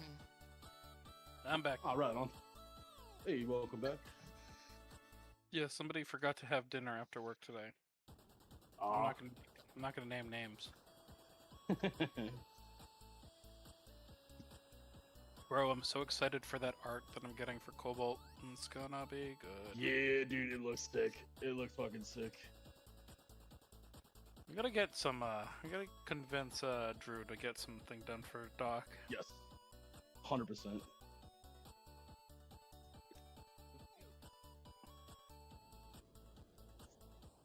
So hope you guys are enjoying yourselves. I definitely feel a bit rusty with some of my NPC RP right here, but you know, as soon as I shake off the rust, I'm sure it'll be a lot better. I mean, we've done exactly what we needed to, which was to talk to them and get quests. Nope. So far it's been good.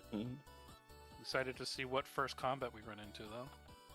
Yeah, me too. Because I mean, obviously, with quests and whatnot, you know, I have combats made, but with this game, there's so many fucking random elements that who the fuck knows what your first combat is actually going to be.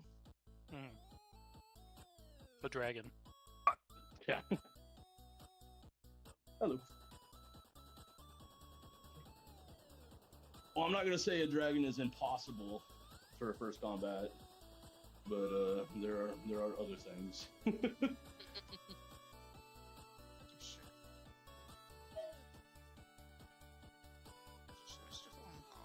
right back.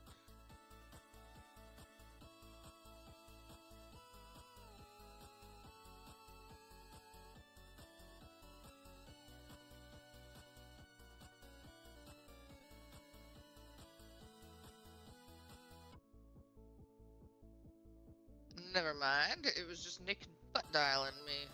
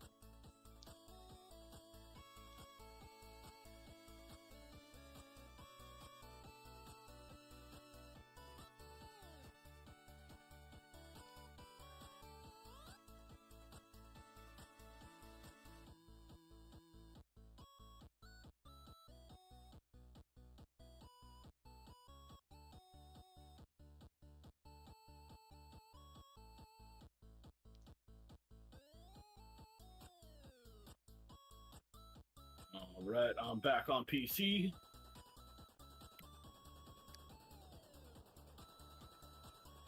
Y'all there? Y'all can hear me? Yeah. Yeah. Good. So, Clyde, I guess just to fill you in, the little room that you're in right now is a recreation of a place called the Guest House, which was this tiny little squat little hut out in a place in Washington called Clearview. There's a little truck stop town in the middle of the forest I grew up in. And this room is essentially where at least like my friendship bloomed with the various people that you are talking with right now. We'd hang out in here, play magic games, lots and lots and lots of fucking D&D. You'd see like the various D&D books scattered all over. Man. Fucking partied like motherfuckers, hence the bongs and beer bottles and, and all that shit. That's dope as shit. Yeah, the two little dogs outside, that is my dogs I grew up with, Bear and Mina. Mina's the darker one. The reference to what's going on is I would do this thing when we'd all party and get fucking hammered in here, and then everyone passes out in the guest house, is that I would turn on my Wii and put on YouTube a 10-hour loop of what's going on, and steal the TV remote and walk in my house with the TV remote. The thing is half the time none of us realized the TV remote was gone. We would just wake up off and on and look at each other like someone else would wake up and I'd wake up and we'd like be able to lift our eyes and be like, "Where's the remote? You find the remote. I can't find the remote." And it was just like this ongoing thing of like we had no idea what was going on. Oh, good times. Ugh. Oh yeah, no, I'm sure you noticed I put little Rip on the back of the futon there. Yeah, I saw that. Yeah. Rip was every bit as much of a resident of the guest house as the rest of us. Yeah. Even What's though he with the was bear? not good at catching mice. There is a reference to a story where Ian and I were out here. That bear is literally just there for me. There's a story of Ian and I where we got super fucking drunk in the guest house and we're playing some solo D&D, and Ian just got really paranoid all of a sudden about like that he thought he heard a bear out in the woods, and I am so fucking stoned, and Ian is quite a convincing speaker. that I start believing him. I'm like, there's a fucking bear out there. Like, we're stuck in this guest house. There's a fucking bear out there. Like, we both basically just created this panic bubble for each other. That's really funny. Ourselves in the guest house thinking the fucking bear's out there. Of course, there wasn't. Yeah. Oh, shit. 521. We got a Andrew. Do we got a Nick? I'll take a as a no.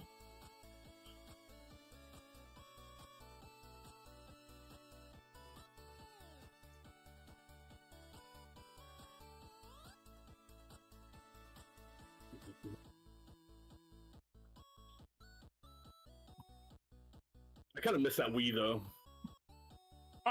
Almost kind of want to fucking get another one.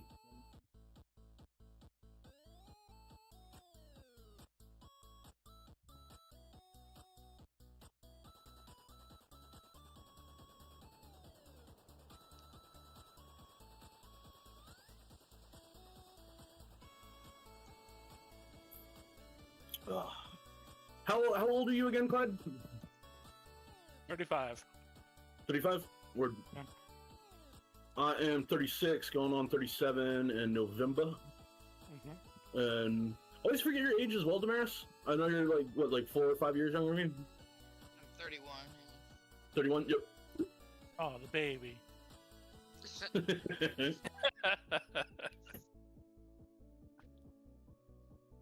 And Nick is also 31.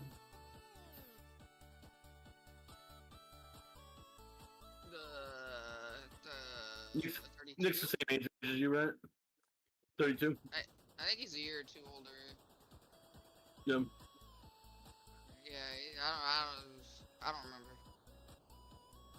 I know what day his birthday is. I don't know if I remember how old he is. It's funny that we've all been friends for like fucking going on like 20 goddamn years. we don't know this shit.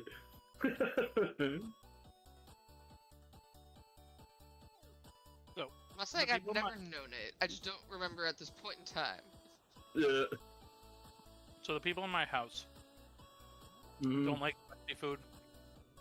Mm-hmm. So they'll buy like mild salsa. Mm-hmm. And I'm just like, can we at least get medium? So that's a no. So it's like I just took some mild salsa that we had, or yeah, I just tossed in a bunch of Tabasco. There you go. You a big spicy food fan too? Oh, for sure, yeah. Hell yeah. Yeah, I love me some spicy food. Nick and I, non-stop, will always fucking torture each other with, like, burn your asshole inside out hot sauce. I actually got a gift for Christmas last year. Okay, Which was finally it make my worked. own hot sauce. Good job. Sorry, I've been here for 3 minutes. Are y'all good? And my voice might just Just, crashed. Telling Clyde the stories of the legendary guest house. No, I was hearing it. I came in at the bear, the bear scare. Oh, man. But no, also I am 32, going on 33 in a few. Joe Andrew, It was like a year to 2 years older. Like a year and a half. Basically. Yeah, Joe and Andrew, same age as you guys. Around 31, 32, somewhere in there. Yeah, I turned 31 this year. I think Andrew turns 32 this year. I'm not too sure. He said he'd be back. So Clyde, you and I are the elders. Alright.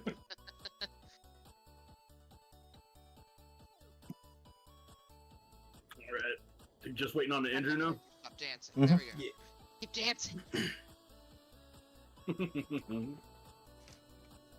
I actually really like the chiptune version of What's Going On. I think I'd be okay with this for 20 hours. Oh no, I'm digging it. Yeah, I was telling Joe earlier when he was the only one on mic, I had to use 3 different fucking programs to get that stupid animation loop on the TV set. Damn, really? Okay. It was worth it. It was all worth it. It really is.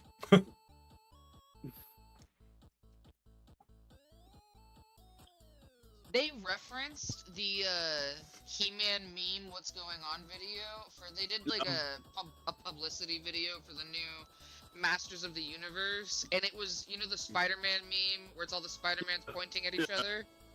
They had the original He-Man there, the new guy playing He-Man there, and then they had a cartoon cutout of the animated He-Man there, and then in the background was the "What's Going On" music, and they were all pointing at each other and shit. That was awesome. It was great. It was like that's a good promo.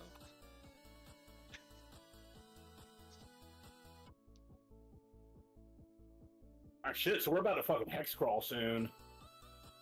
I am excited. If you guys want a sneak peek of it, I'm going to walk you guys through it once we actually start hex crawling. But if you go over the top, you can go to Sheets, and then go to Survival Guide Sheet. And there are the various rules there for hex crawling, land.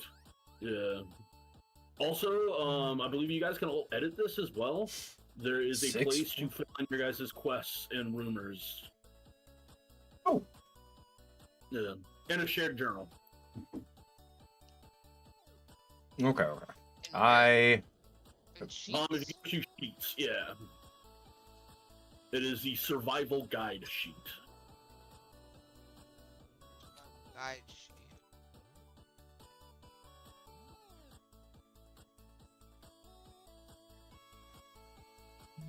And whenever somebody enters something into the quests, then everyone gets to see that? Yes. Okay.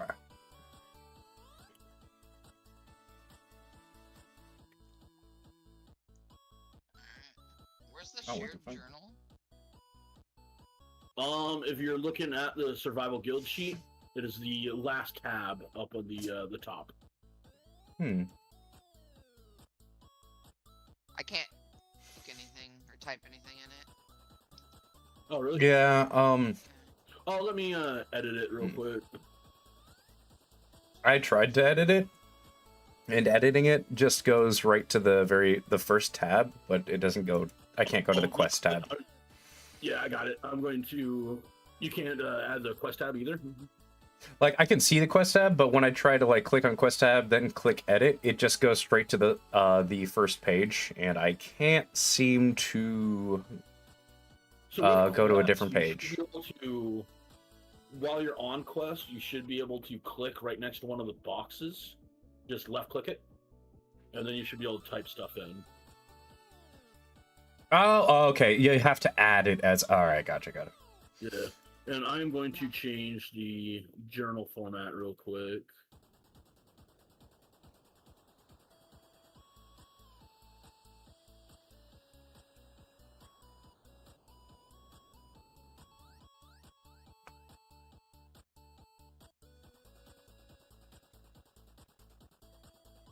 And almost done with it.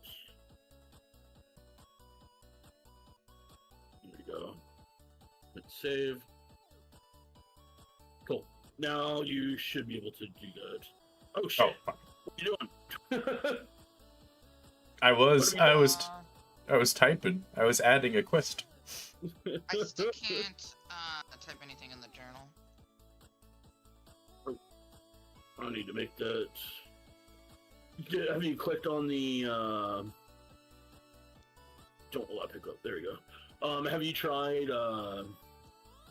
left clicking where it says text? In journal, there's nowhere that says text. Okay, you need a refresher page. Just a refresher page. That should fix it. Like refresh the whole page? Yeah, refresh the whole page. How do?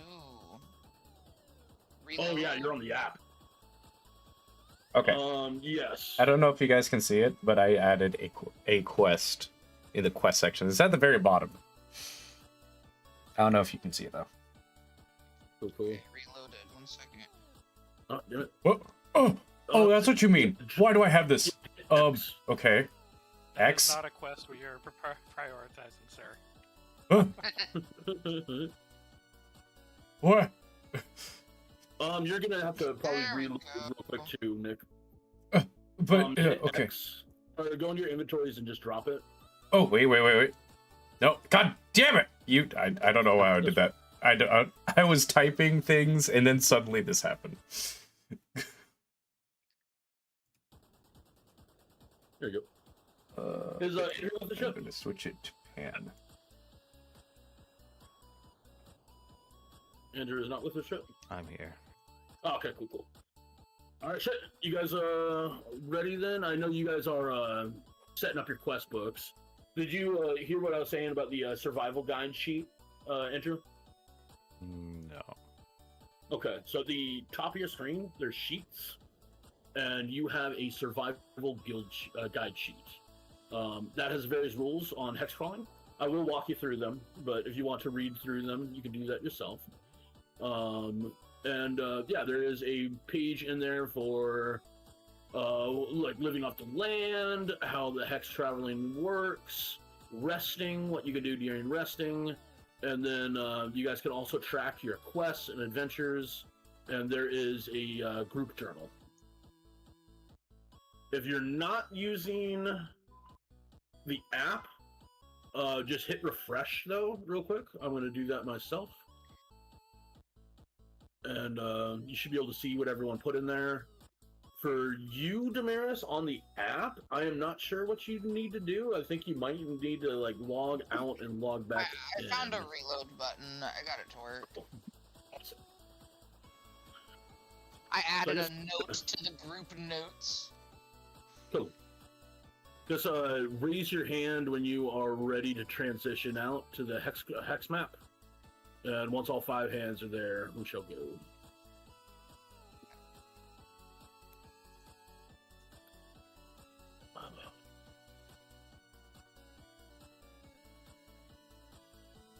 Why did a bunch of people raise their hands? Because I was just saying, raise your hand. Yeah, raise your hand when you are ready to travel on out. Oh. Cool. Bam, bam, bam, I missed that part. I heard everything else. Yeah, good. All right. Let's I gotta fucking turn go. off the confetti. You do have to turn off the confetti. I'm leaving the leaves, but I turned off the confetti. Oh, Right. it's all smoky. Whoa! It's windy. It's all wimpy. Oh, God. Oh, jeez, Rick. Oh, jeez, Rick, it's really fucking windy over here. Fucking windy. Ezrin, did you bring my umbrella? Why would I bring that for you? Because you're a gentleman. Okay, so all we can see of the map But you right never now are the rest. hexes directly around The us. sun-kissed valley. I guess you're right. I didn't. I see hills, see a river, and I see a forest. Correct. We know that the rumor is to the northeast, and the thing we need to go grab is to the south. But be careful about south travel. When you are looking at your survival guide, we can see how time and everything is broken up.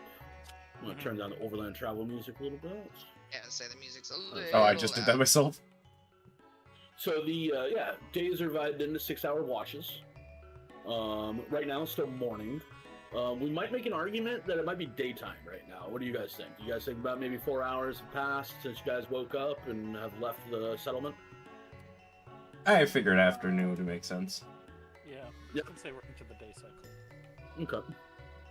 So we shall do that. It is okay. It was already on day. Good. So yeah, looking at the survival guild sheet or guide sheet here, you can move a hex for each watch.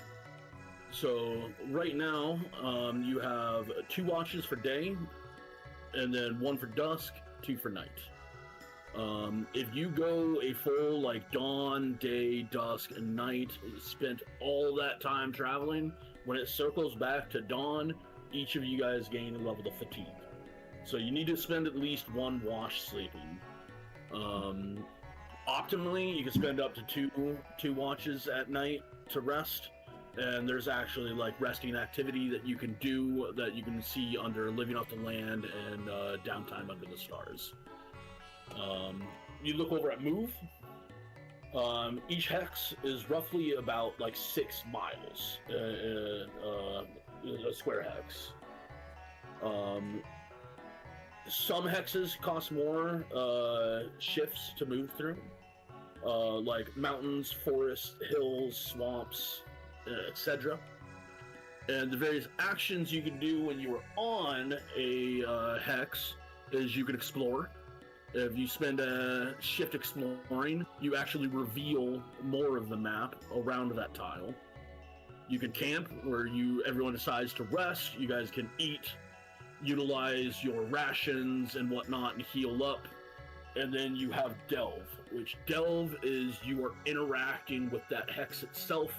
You're either going into a dungeon or you're looking for the star root tree, etc. And that will happen there. Moving on over, you guys should on your character sheets have your water and rations already on your character sheets, but each day mark down one of each of those. But you can, if you all collectively decide that you want to go hunt or you want to forage, you can do that and gain rations or materials worth however much you found. And then, Downtime Under the Stars, we can talk about that once you guys decide to rest, but there is a ton of different stuff that you guys can do there. Cool. So, I will give you guys free movement, and I'm not quite sure how this is going to work, since you guys can all move independently, so I would just maybe suggest you guys elect a leader among you guys to be the first person to move into a new hex, and then you guys can all move into that hex, just to make it easier on everybody. So who would you like your survival captain, your leader in exploring to be? Who's got the best survival? That's a valid question. What is my survival? Probably the Kodama thing, so that's It's probably not me. maybe. I have an 8 survival. Oh, yeah. Oh, that's way better. That's way better. Oh. Oh, you do? Yeah, I think the best survival is between Nono Nita and Choi. Oh, it is. Look at that. Choi, what's your survival? The same as yours.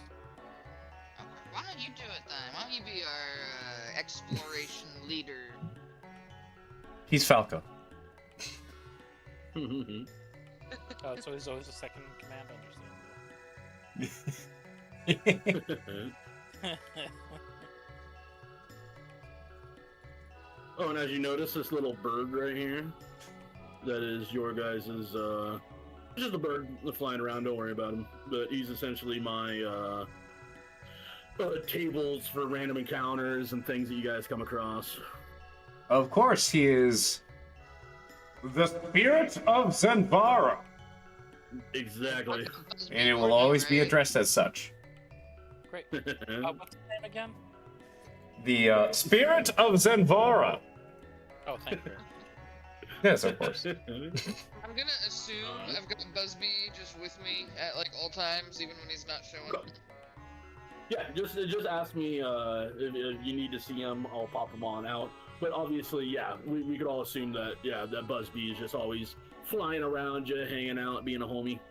Always buzzing around. All right, Choi, you're leading the group through the valley. What's the first hex we're going? Look at the valley. So is that the northeast or? The quest we're going for is to the south. Yeah, 1 day south. All right, yeah. Let's just head south then. Cool. South it is. Oh. How does he move to the next tag? Let me in. Champion! 1 second, let me Interesting. Oh. Ezra's trying to run. Oh, there we go. Oh, so you can't move south. What the fuck? We can move everywhere anywhere. within this tile. Yes. Oh, I got in. So Oh wait, we can move north. Fuck you! Tell me Ah, I can't get in. Ah, help! Okay. Okay. Yeah, it's down here. The secret path that's right here. Oh my god, I did it! I broke past the barrier. This is Oh, I okay. shouldn't Okay, mind this it is anymore. this is the real game right now. Alright, Nick, stop moving. Help, God. I got you. Everyone just keeps moving. Oh, thank you. Where did it go? That was scary. I will spend some time. Stop moving there, everybody. Just thank you. I will figure out what is causing that collision there, because that is weird. There shouldn't be a invisible wall there, but there is. I forgot.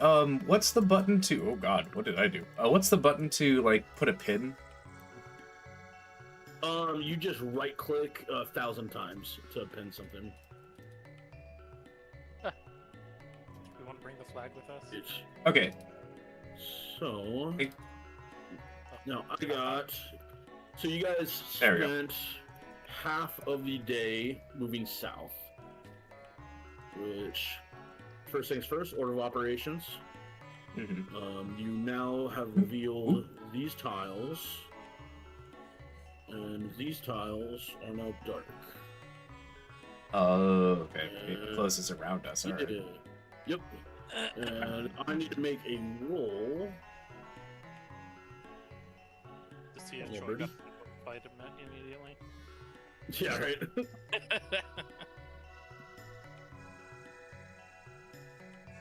the fuck is Right back. Okay, Why won't you? Won't you? Sheet. Oh, there you go. Okay. Huh, it's interesting. I can't pull up my sheet here. We'll figure it out. Why? That is odd. What is the sheet? That's so weird. Feeding sheet, survival sheet. It is the. Maybe I need to refresh. You know, beef brush. Getting some VTT growing pains, everybody. Oh, you're all good. It still gives us a chance to mess around with things. Smoke out of this pipe.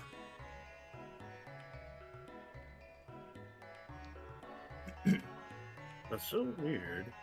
Oh, well, you know what? That's so funny. It's because I have it on view as a player right now. Oh. And the sheet that I'm using, you guys can't see. So I'm like Oh. clicking on the hexcrawl sheet with all my important secret DM information, and it's like, no, you're viewing this as a player. You don't get to see this. Okay. All right, so we're rolling on our event table real quick to see what happens. The spirit says a 4, and that is a discovery. So says the spirit of Zenvara.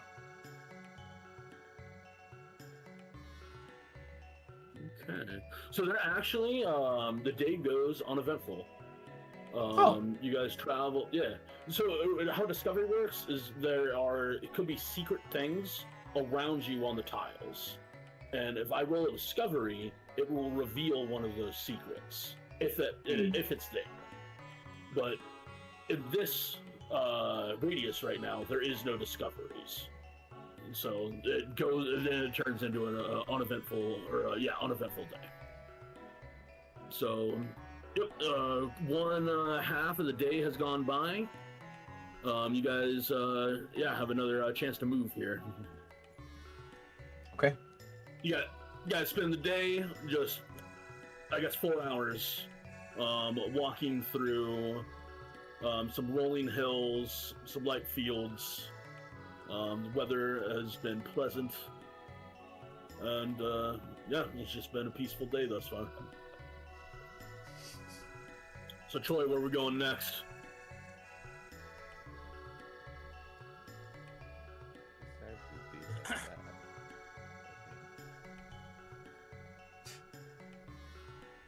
Mr. Troy? Oh yeah, he said he was gonna be right back. Oh, I see.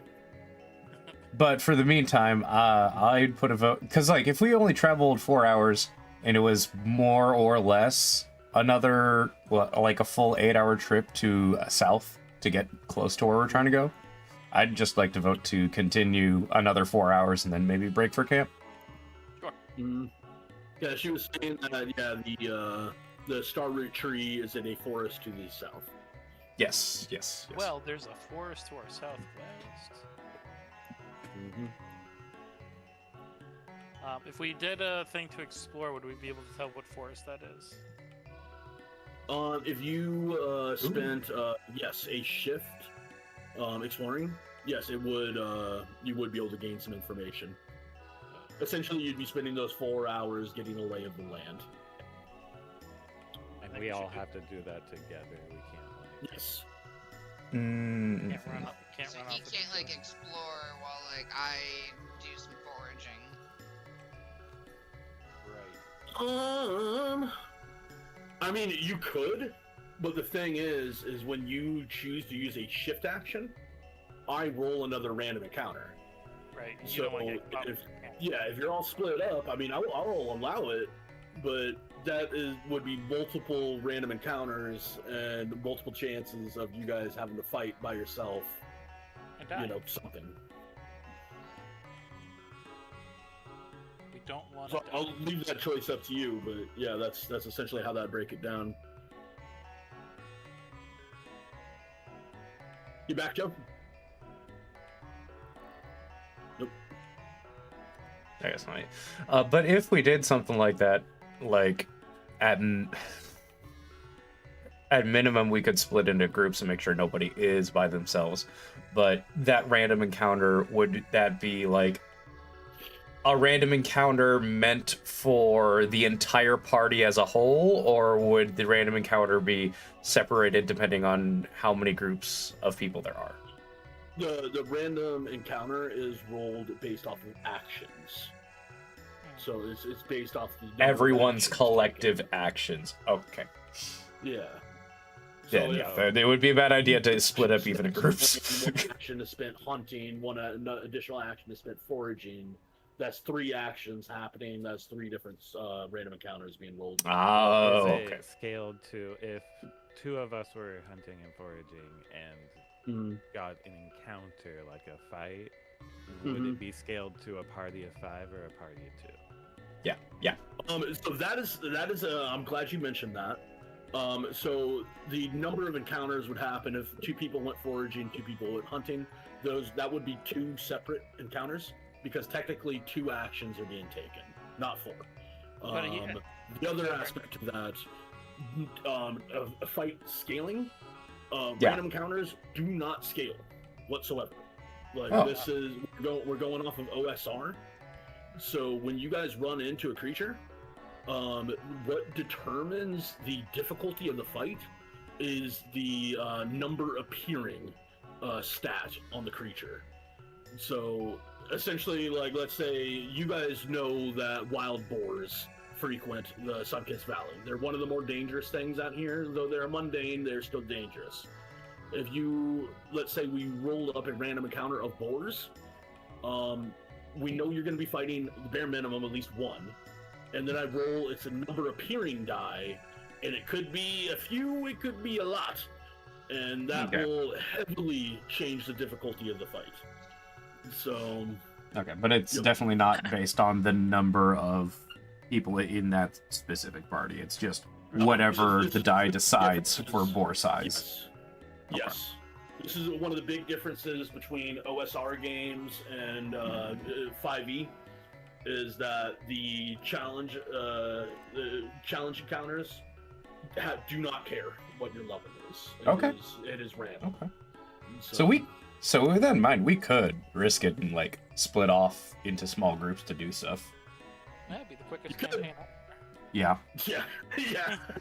Yeah. I mean, I'm fine if you want to try, but one party's not gonna have a healer. That's a valid point. Right. Because like if you hit Still- 0, you in this, if you hit 0, you're dead. But I can bring you back on my turn, at least in one round to heal. As long as I do life, I can bring you back. Yeah. If we're separated, that's not happening. Yep. Then for now, I'd be fine with just going to just exploration. Yeah. Yep. Cool. Alright, cool. So you guys spend the group decision is to spend another shift exploring. Okay. Cool. Alright, so you guys spend one more shift exploring. In this general direction. Okay.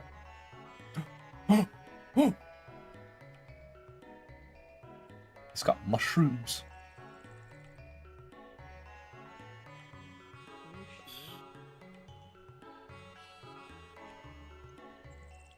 So, will this go away once we move? yes, it will disappear back to your regular radius. But you notice that, yes, you guys are on the southern edge of the valley right now. Couple other tiles south of you, that forest. The hill is halfway between in the valley and halfway into the gray waste to the south, the area that you were told to avoid. And then to the right, yeah, you have a little bit more hills. And yeah, through your time exploring, you can tell that, yes, this forest to your southeast is sprawling and would be a very good place to look for the starroot tree. Now, let's figure out if you guys ran into anything while you were exploring.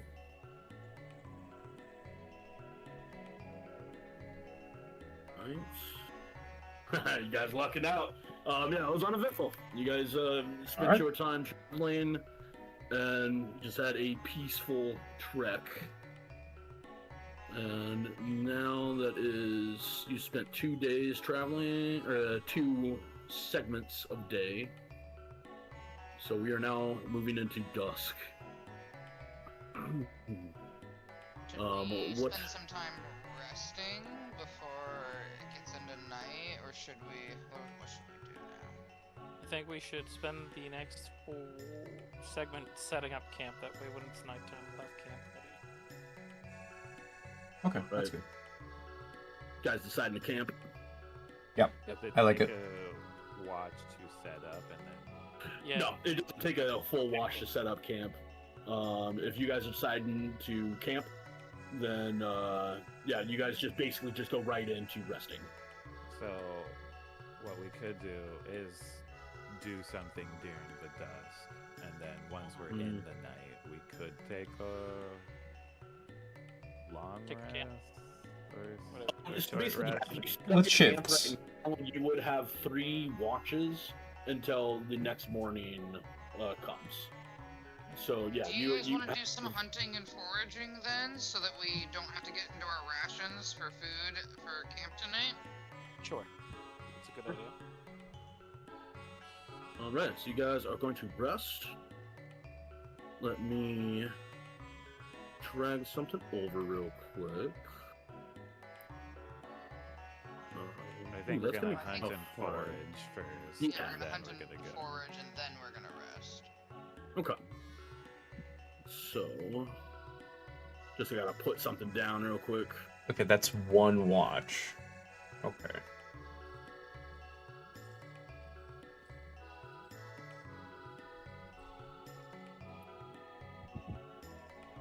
Your guys' little portal.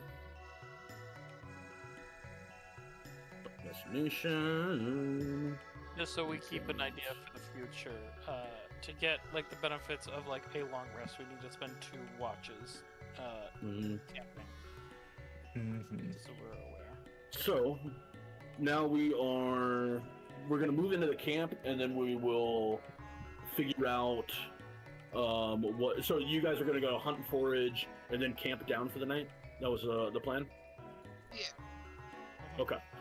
So we're going to move to the camp first, and then we will figure out the hunting and foraging. Okay.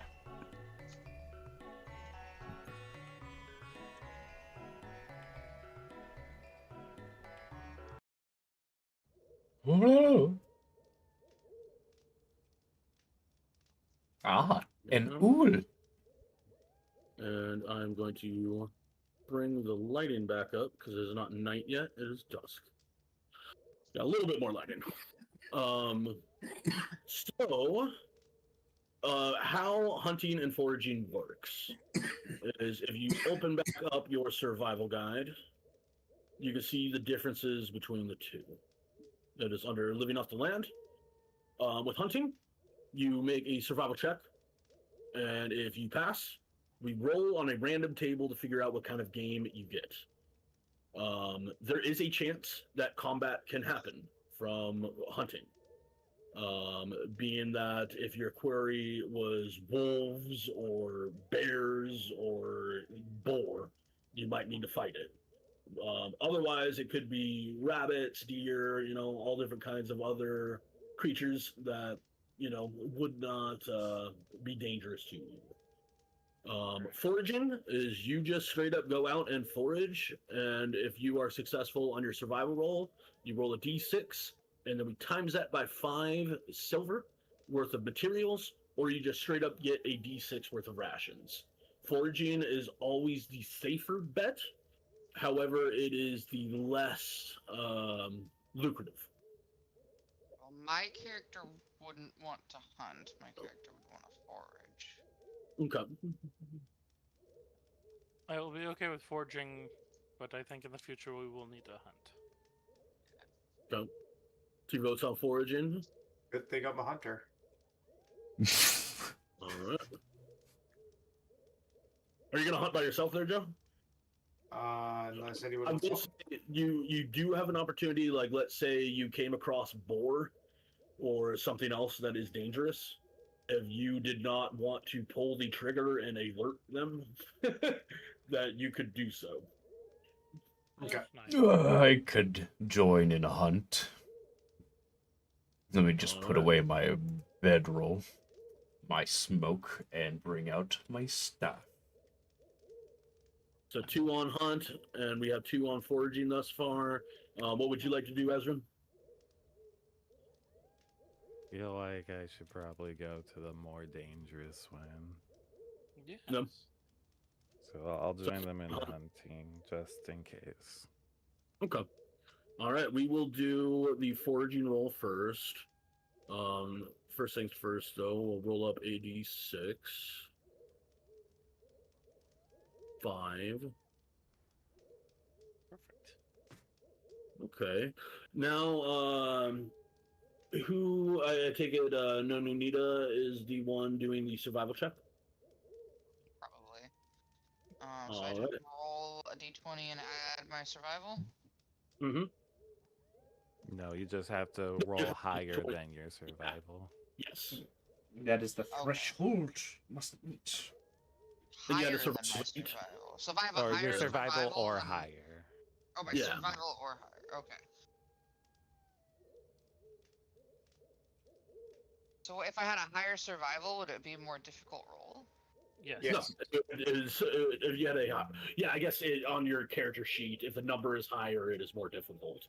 So, yeah, the lower the number on the sheet, the more skilled of it that you are.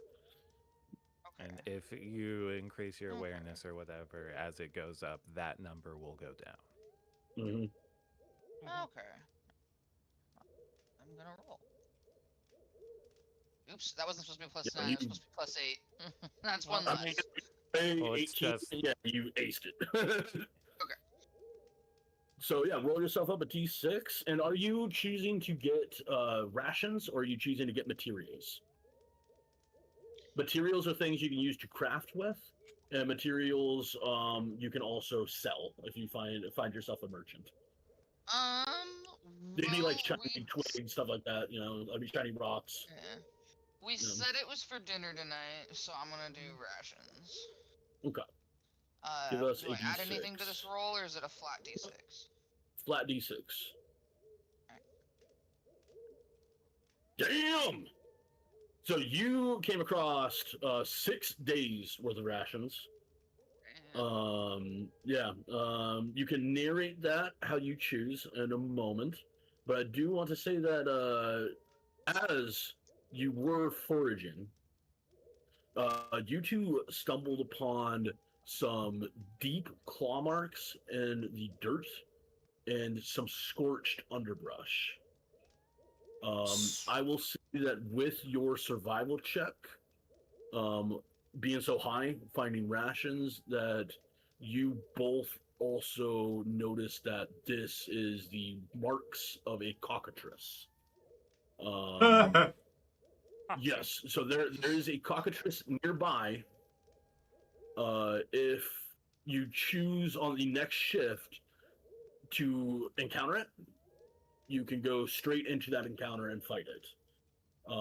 Otherwise, the next time you encounter a cockatrice, you basically have to jump on it. Is that you are aware, you know it's around, so you have the choice. Either you can go out and fight it now, or you can, just wait and have the jump on it first round of combat. Okay. Yeah, what'd you end up finding there? I definitely think that is it Rika or Reika? Rika. I think Rika that we should wait on that and report back to our fellow friends. But Who are? Are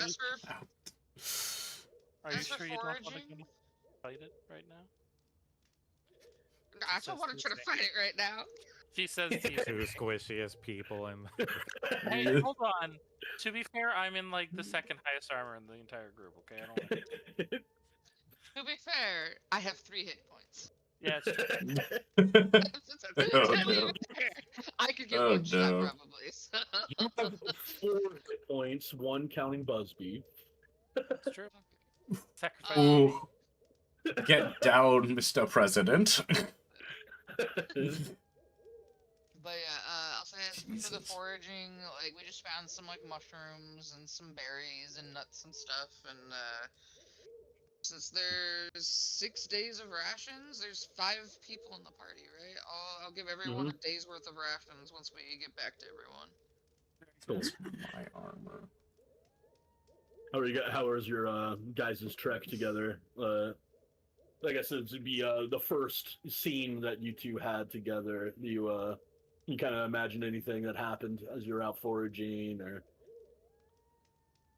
any conversations you might have had? I probably stared really hard and long at those cockatrice marks, probably just until Rika came over and was like, "What are you looking at?" Yeah, no, I think she sees them and just like, that doesn't look good. As long as, we keep an eye out, we'll be safe. But I think our foraging is done here, and we should skedaddle back to camp. Yes, let's. Good. All right. You guys go and gather up a bountiful harvest from the Sunkissed Valley and retreat back to the camp, where hopefully a cockatrice is not hanging out. And for our other party that is out looking for some meaty game, let's roll up. Meanwhile, in the forest with a gun. Welcome to the boys' room. Wow. Boys. All right, your guys' trek out goes uneventful, at least until we begin the hunting process. But you don't get jumped by a cockatrice. So Oh, Splenda. the It's not there, but you guys didn't get jumped by it, so that is good. What cockatrice? Yeah, exactly. So, Mr. Hunter Choi, roll us up a survival.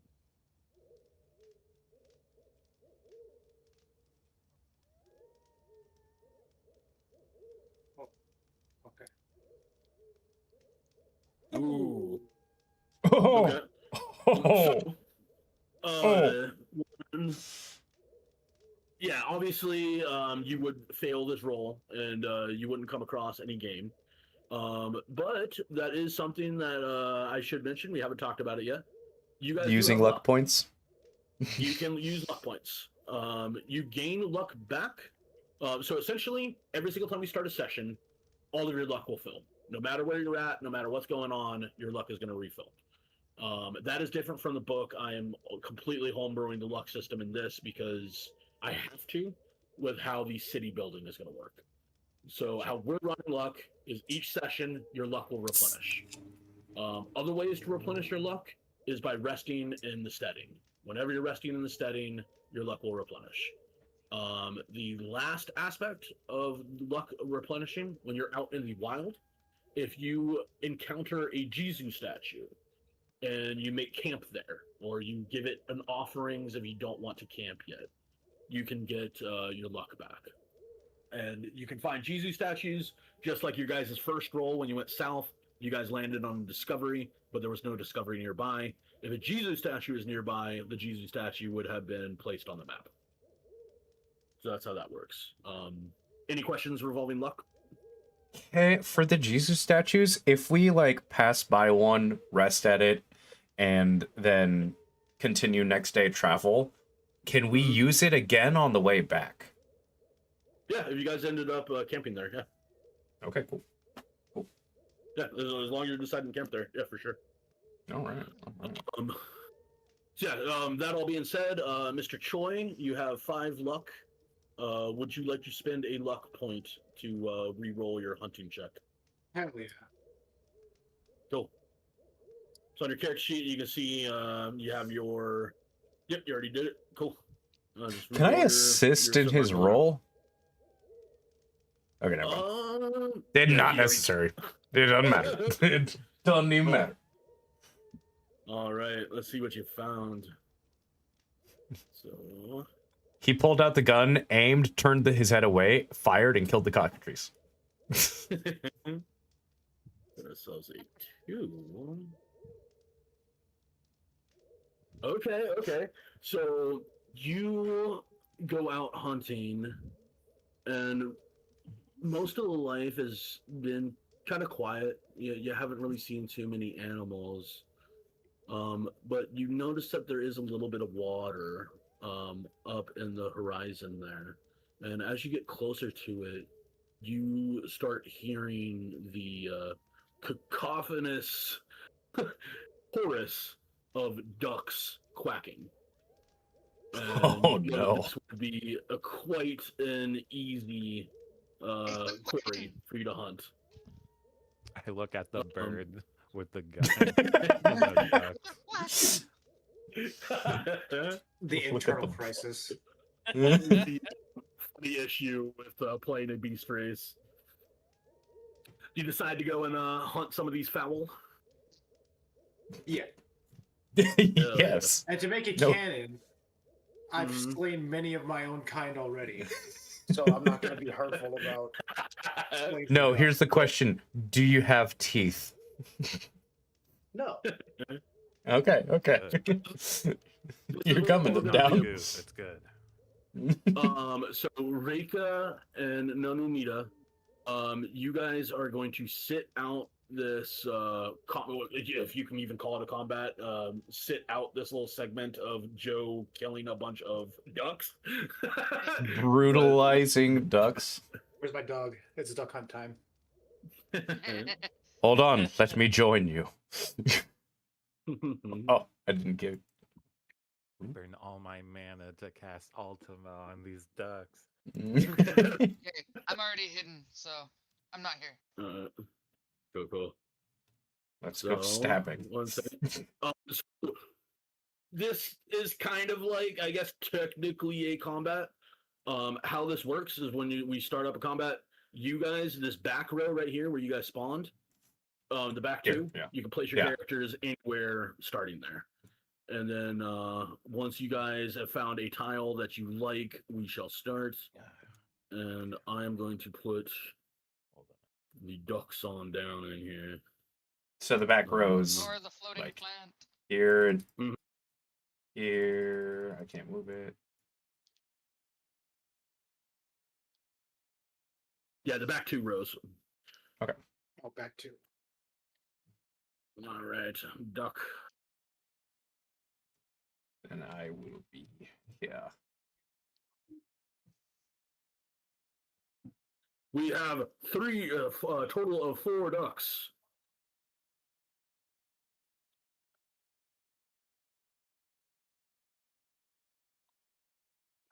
I'm gonna put in my own background battle music. Yeah, I was just about to pop some up. Don't worry, my friend. That was the wrong one anyway. God, that is, I did not even think about background music for hunting because it's just so silly. Especially like all of these being so epic for fucking hunting some ducks. You didn't get the duck hunt song? Wow. Oh man, next game, next session. Yo! I am just going to put this on though, as you guys' Alright, everyone standard. just go to YouTube and put on the duck hunt songs yourself.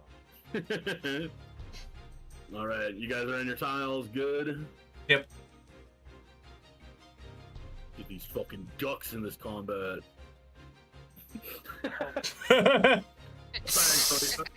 Oh, this is sad. Hey, that bush is moving. Damn it.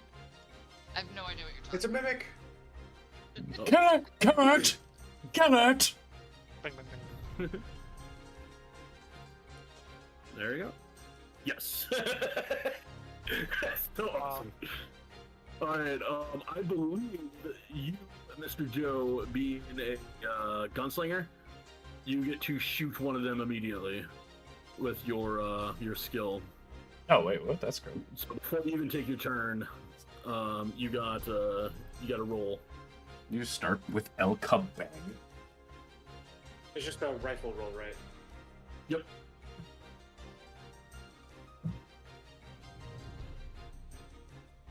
Oh. So 7 on the die. I believe that's a miss. Okay. What is your range attack skill?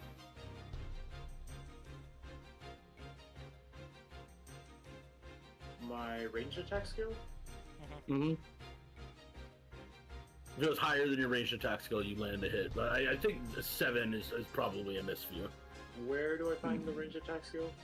Should be on your main page. Should be on the page in your character sheet. Ah, yeah, no, not me. Wait, what the fuck?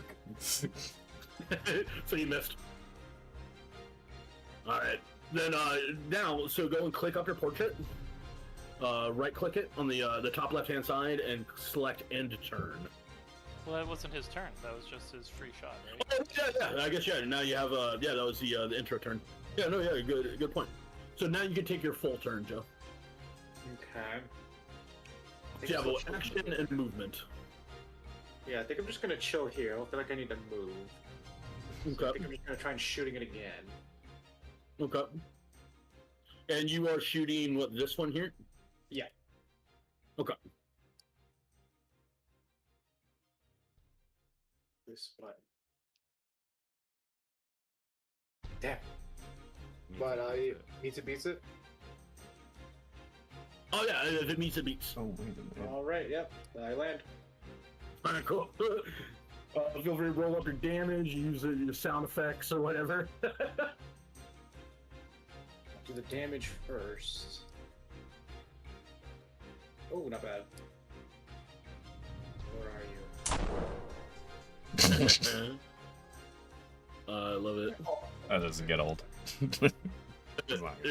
Put the gun now. It's off my back. Alright, so you just fucking wrecked that duck. Let's fucking go. So one duck has been slayed. Now, yeah, if you still got movement to spend, go ahead and spend it. I'm okay chilling here. What's up? I'm okay chilling it here. Oh, here's my turn. Gotcha. Okay. Cool.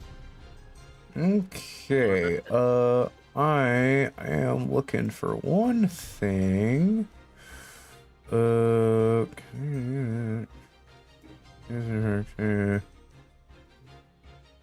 Where's my spell? On my page, it still says that it is Choi's turn. Did you guys? I got a thing that said my turn. Yeah, it says my turn. I'm showing it as Jugo's turn. Okay. Well, if I can. You are spending a lot of time thinking about murdering a duck. I am, because I'm realizing I'm missing a spell. Or, like, I have Shade. It doesn't. Yeah. But I'm not seeing. Okay. Because I know I don't have mana to cast, but I can just innately use this Shade spell. I can use it on, like. Is it only in touch or is it in range? It could be range. So it's just the target is surrounded by magic darkness out to the restoration. Yeah. So where? Yeah, you can within far. You can cast it on it. It's just right, which is 30 feet. Far is, I believe, up to 120 feet. Oh, okay, shit. All right. So I gotta go with. I got my movement stick. I've got my movement stick. I will say there's ducks there. I will go. This is as far as I can go. On their turn. So that is as far as I can go. Yeah, 35. You can spend double your movement speed to rush. But then I wouldn't be able to attack, correct? Yeah. So I'm gonna stare at this duck. And just black shadows shoot out of my eyes. I cast Shade Bolt on it. It's engulfed in darkness. It can't see. It's blind. Roll your... No, yeah, you don't roll anything. Oh, but you do need to... You're cast on a hostile. So what skill is linked with your Shade ability? Magic... See, that's one of the problems. Like, on the page, it just shows, like, spellbook Shade in, like, purple, but it doesn't say what the type is. It's your choice of what your casting mod is, because you are... This is an innate spell casting from your ancestry. Right. So yeah, on your character creation, you pick a linked attribute or skill. Then I would guess mysticism. Will that make sense? Mysticism. You can also use brawl. You can use any of I'll your skills there. use mysticism because it's the same as my finesse. So I just have to beat an 8. Wait. It didn't roll anything. Hold on. Hey, 14. I needed to beat an 8. Cool. So it is officially... And now it has this... Alright, you have blinded him down from darkness. Yeah, it's my turn. That's so funny. So now you click on your portrait and hit end turn. Oh, yeah, sorry. I think it's right there. Alright. So this is the last turn of the rotation before these ducks run or disappear. Or so, one of them will attempt to leave. Where will it run? We have no idea. I don't really need to move. You can cast this for free. Yeah. just Just doing like a d6 worth of damage is free. Yeah, How's that I'm just 45? gonna fucking zap him. Hell yeah. Which So one? The start blind blasting. one or one of the other two? Do I gain advantage or anything on the blinded one? Or... Is Let's that- see here. You can't fucking see. What is the blind condition? It is vulnerable. Attack checks and save checks have hinder. So yeah, attacks have favor. So casting is separate from that. So no, you will not get a bonus from casting bolt. Or and then I'll do the far right one. Far right, cool. Why is that? That's my marker. What? Did I do that? No. Did I do that? Oh shit! I fail. Are you happy with having one duck from this hunt, or are you you going to I'll hold on to the There- bucket. Potentially two. All right. So now going to once you pass turn, I'll roll up morale on these ducks. Stop! Stop! Yeah. The duck is just fucking screaming.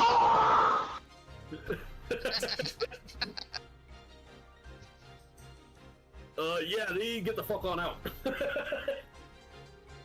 Is the blind one able to successfully leave, considering it cannot see where it's going?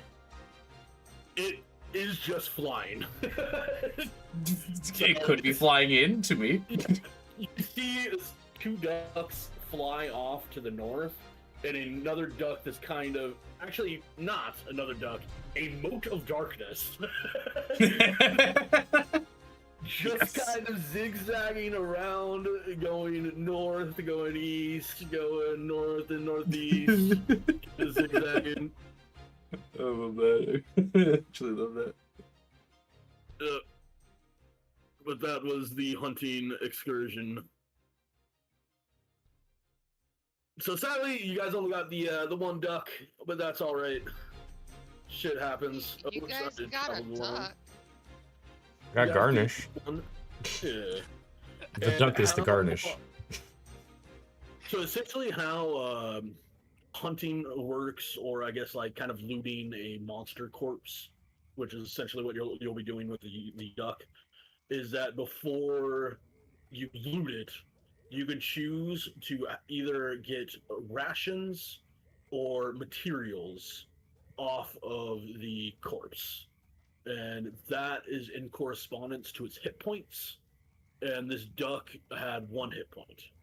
So you can either get materials or 1 day's worth of rations off of the duck. Man, we did the right thing about going and getting the actual rations. Yeah, actually. So, actually, yeah, it might not be a bad idea for materials. I mean, I'd assume the only real materials you could get from the duck is just, like, feathers.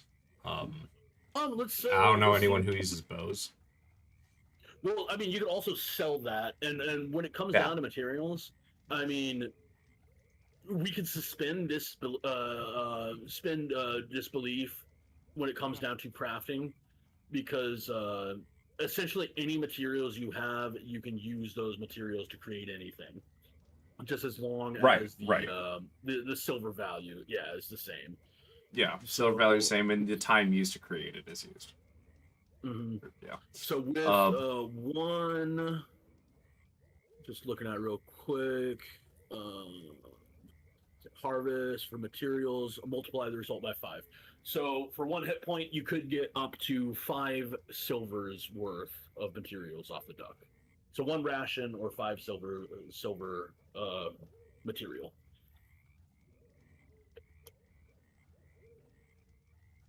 What say you, Chow? How do you like your duck?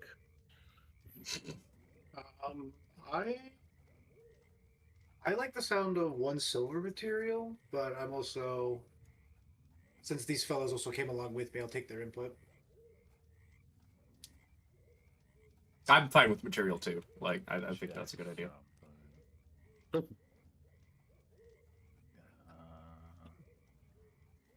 How much does Materials a as well. ration cost usually?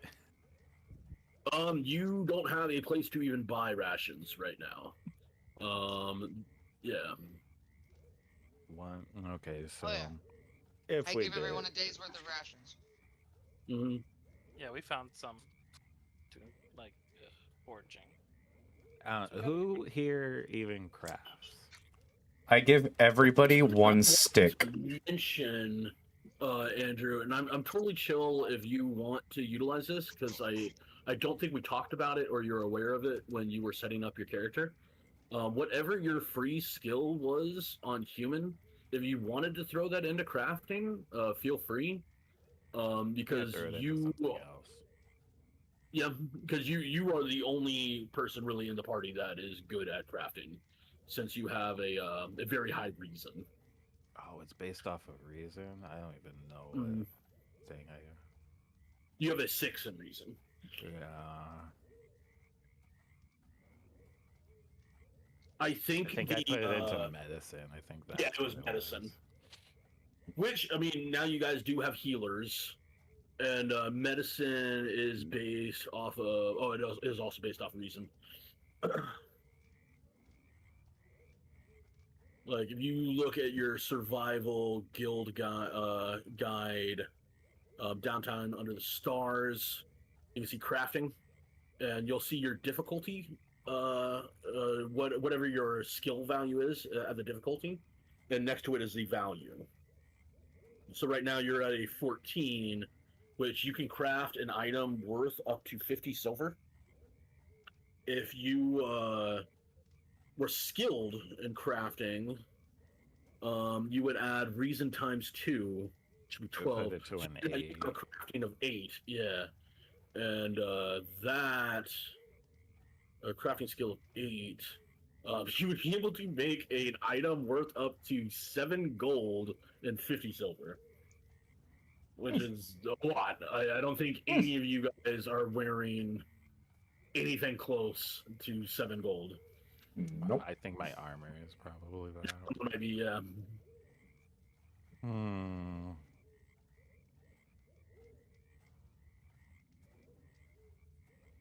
I took back the sticks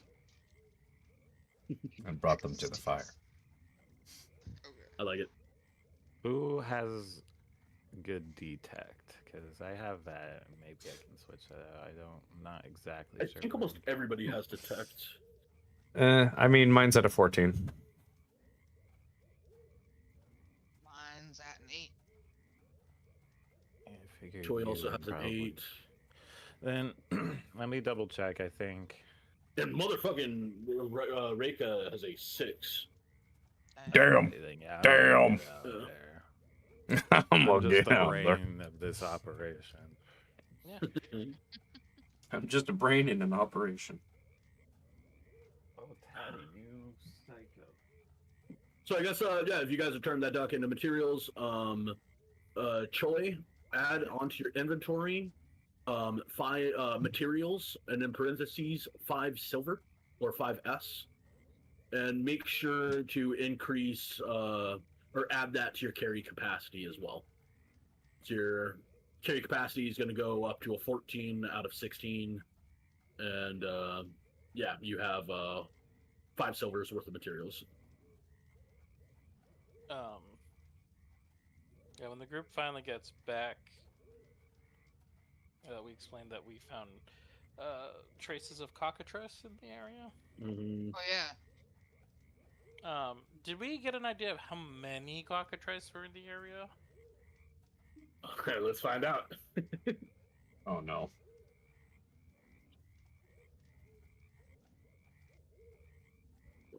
Find their monster sheet. Am I on layer vision again? I probably am. Yes, there you go.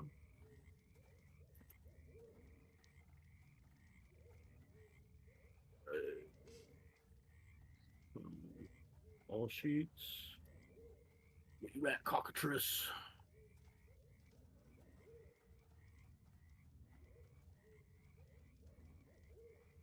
I think it was a For some reason my sheets isn't showing up. Are you on player? Yeah, I just turned that off. Okay. Oh, okay, I can actually search it like that. That's cool. All right, so I got it. What is your number appearing? Ooh, okay. Let's roll it.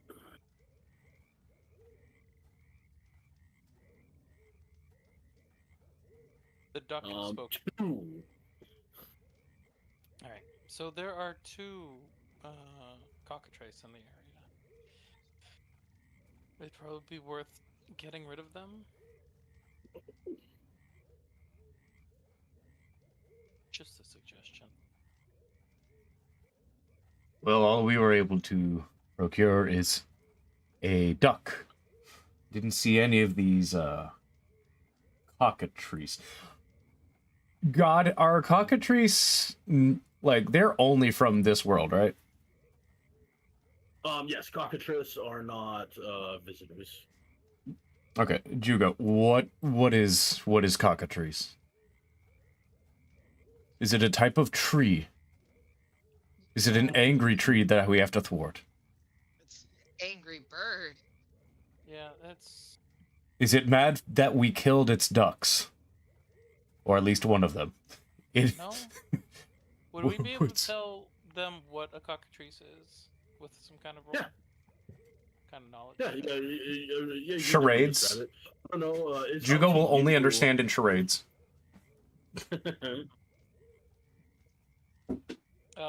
Yeah, I mean, if I want to do like a knowledge check on it, what would that be? What she knows about it. Need to look at your skills there. I guess it would be one of your reason skills. I can't open up your page right now. That's weird. One of my. It's because I'm on the little RP thing here. I would assume. I mean, like a lot of the time when it comes down to these sort of roles, I just like to leave it up to the player themselves.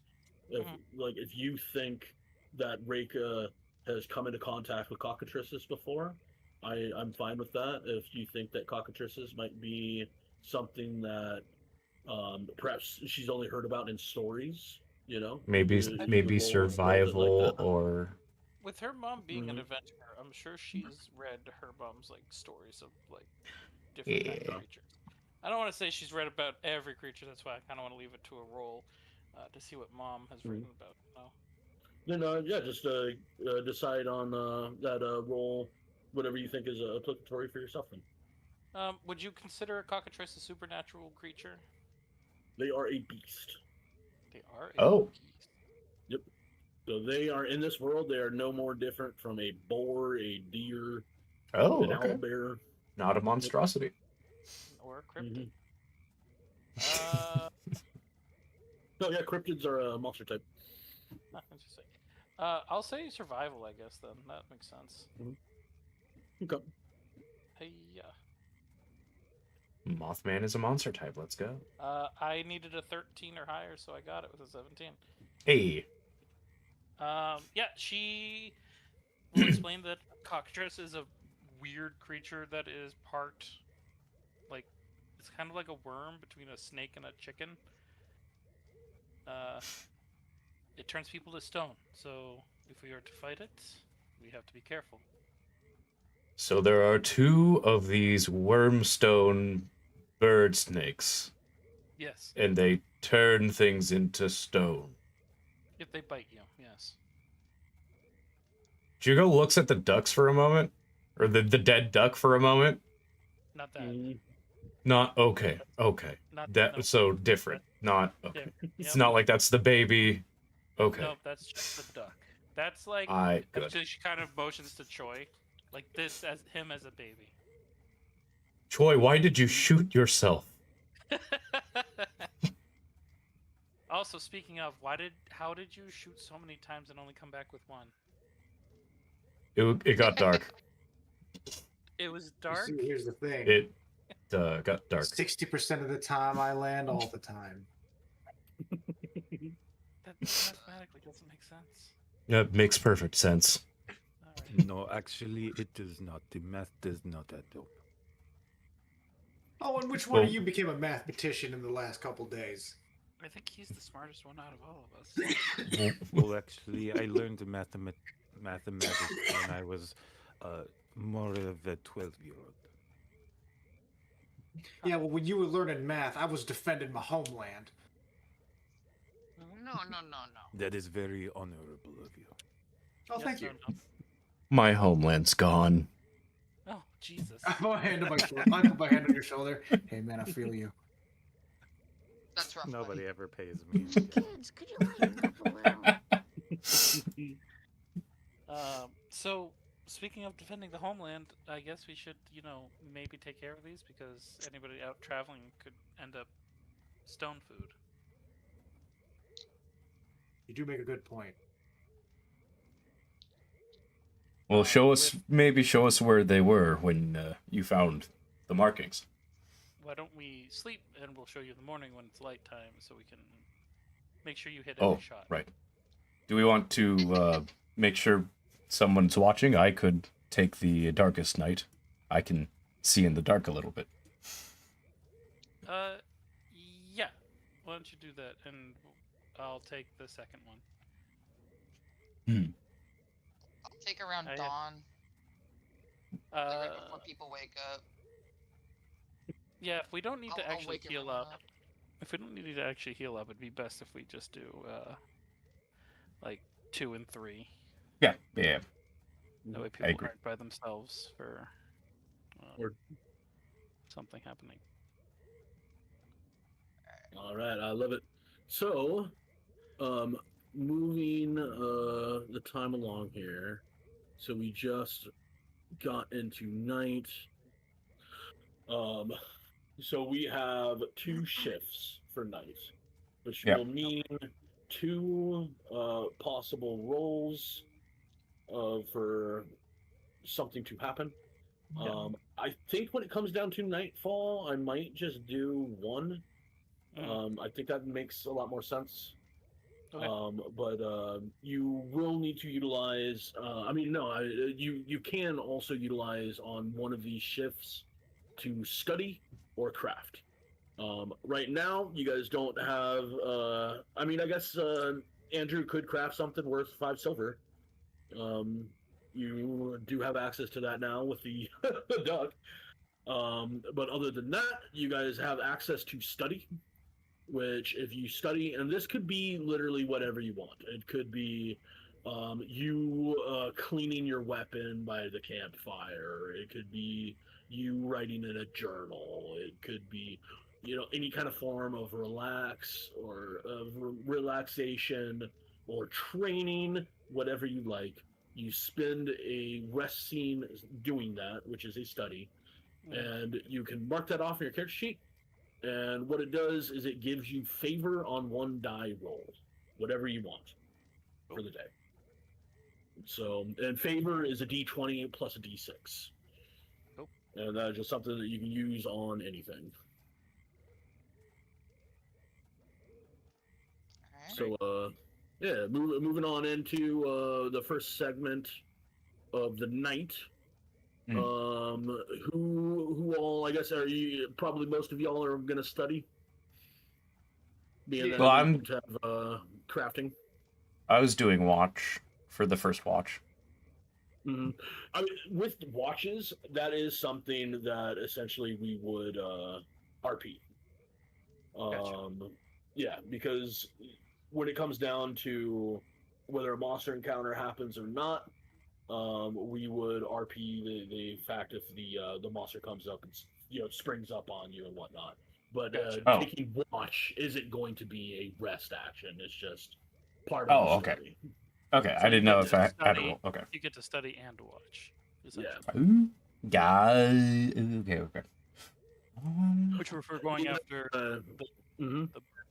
If we're going after the birds tomorrow, it'd be good to have a study. Word.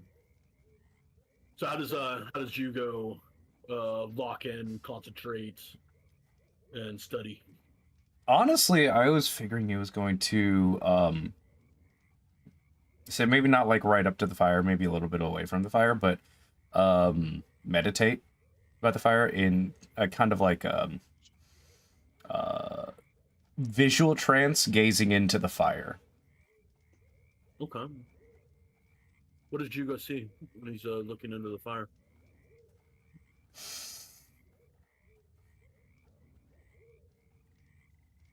I think he sees a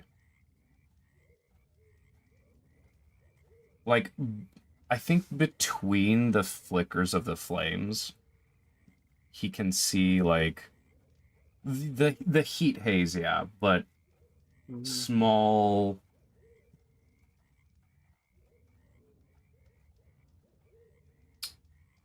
I want to say almost like flits of like what would be feet, like Oni feet. As though there were like fragments of images of like his kin dancing by a kind of more darkened fire. Mm-hmm. And he kind of like just sees that as like a almost like an after image like through the fire. A vision of like Oni at peace and celebration for something that he's never actually seen before. Okay. I like that. So you spend your shift meditating, keeping your senses alert for any snapping twig or rustling bush, and add onto your character sheet one focus. Reka, Just put it on the start mark. how do you spend your study? I think she's got Nono in her lap and is reading the story that her mom sent in one of her books about a cockatrice. Okay. And it's less like a information kind of story. It's more like a actual tale. So she's making it grand for them. It's like, well, mother always knew how to write stories. Would you and Nono like to RP out that scene or just describe it? I think we're good for just describing. I think it's just one of those like yeah. we've all been like friends for like a little bit, right? Mm-hmm. Oh yeah. Yeah, I think this is that Nono's one of the few people that she like gets to interact with the most, just based on their combined like of song and story. Since he's a bard or they're a bard and she's like a musical luminary. Yeah, I can see that. I can definitely see your guys' personalities meeting up quite there with the full spirited, creative aspects of each other. And Nono definitely gets enthusiastic and super into the story. I even pull out my little cricket cage and I pull out a couple of my little crickets and I have them like perch on my shoulders and whatnot so that they can sit there and listen to the story too. I love it. Unfortunately, Mother could not draw pictures, so there's no pictures in this one. But, well, I'll have to fix that later. So open up your kit sheet there, Reka, and add one focus. I did. Right under study. Bam. Oh yeah, study. Nita, did you focus by listening to the story? Is that how you gained your focus, or is there something that you would like to do to separate to gain your focus? I'll just focus by listening to the story. That sounds good to me. Okay. I was just gonna play with my bugs, and now me and my bugs get a story, so it's even better. I love it. You like intently listen throughout the story, or? Oh yeah, I'm like clapping my hands at certain things, and like something serious gets mentioned, and I and make like noises and faces, and I'm like very enthusiastically into it. Even if they're reading like a boring part, I am like super enthusiastic about it. I love it. Yeah. Feel free to open up your character sheet on Anita and add a focus or a study. Should be on the left-hand side, I believe. All right, Choi. How does Choi study? Spending the night around the campfire, getting hyped up for the cockatrice hunt tomorrow. Does it have to be around the fire? Doesn't need to be around the fire.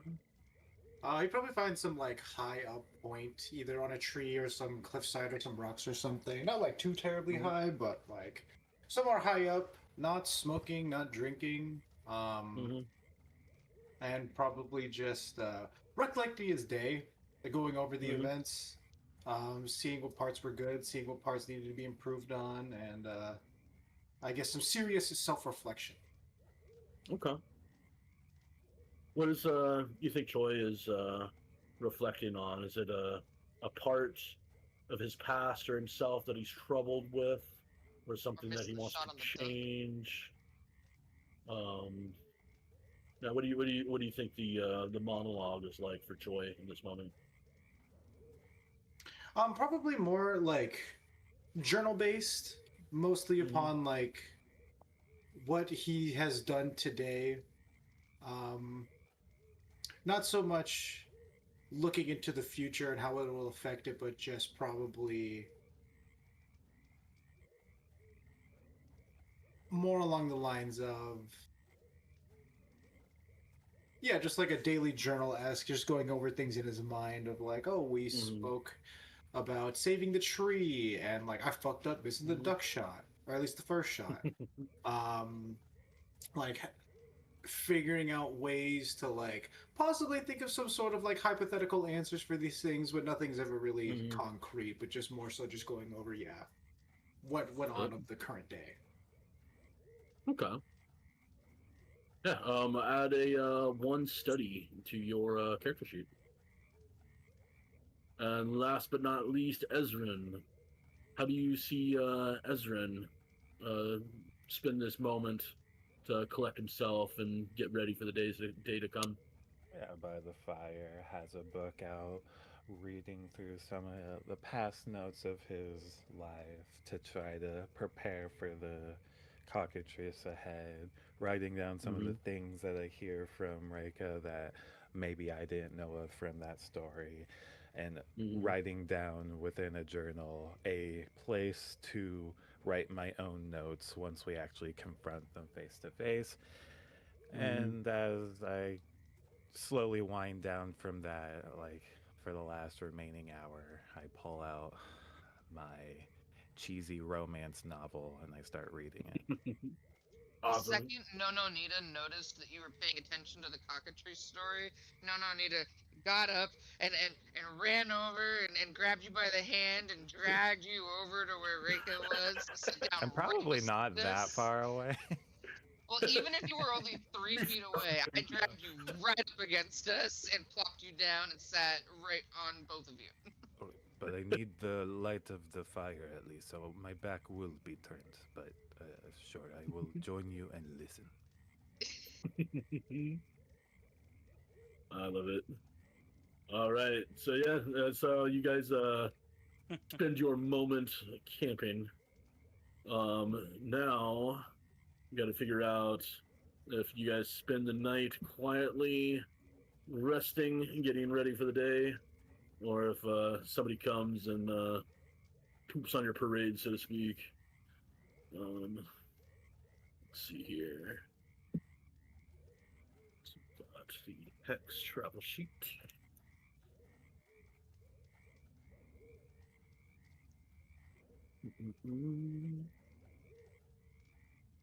Oh, I'll find it through here. All right.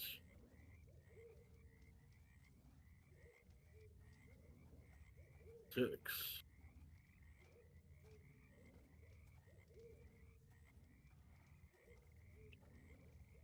Okay. So as you all sleep and you have this quiet moment of reflection, there is a loud sound of movement coming from the north. Oh, that's cool. Yeah, you can. Heavy footfalls come down on the ground. The branches begin to snap, and lo and behold, a cockatrice, the visage of one, pushes itself through the darkness and towards you all. I'm going to clear this. That's wild. This was the time that combat happened. So we're getting into it. That's true. Yeah, you guys knew that there's a cockatrice out there. Oh no, I had a feeling the moment we were rolling the encounter. I'm like, they're just gonna come. Yeah. It's only right. I mean, it's true. Sometimes the dice just tell their own stories.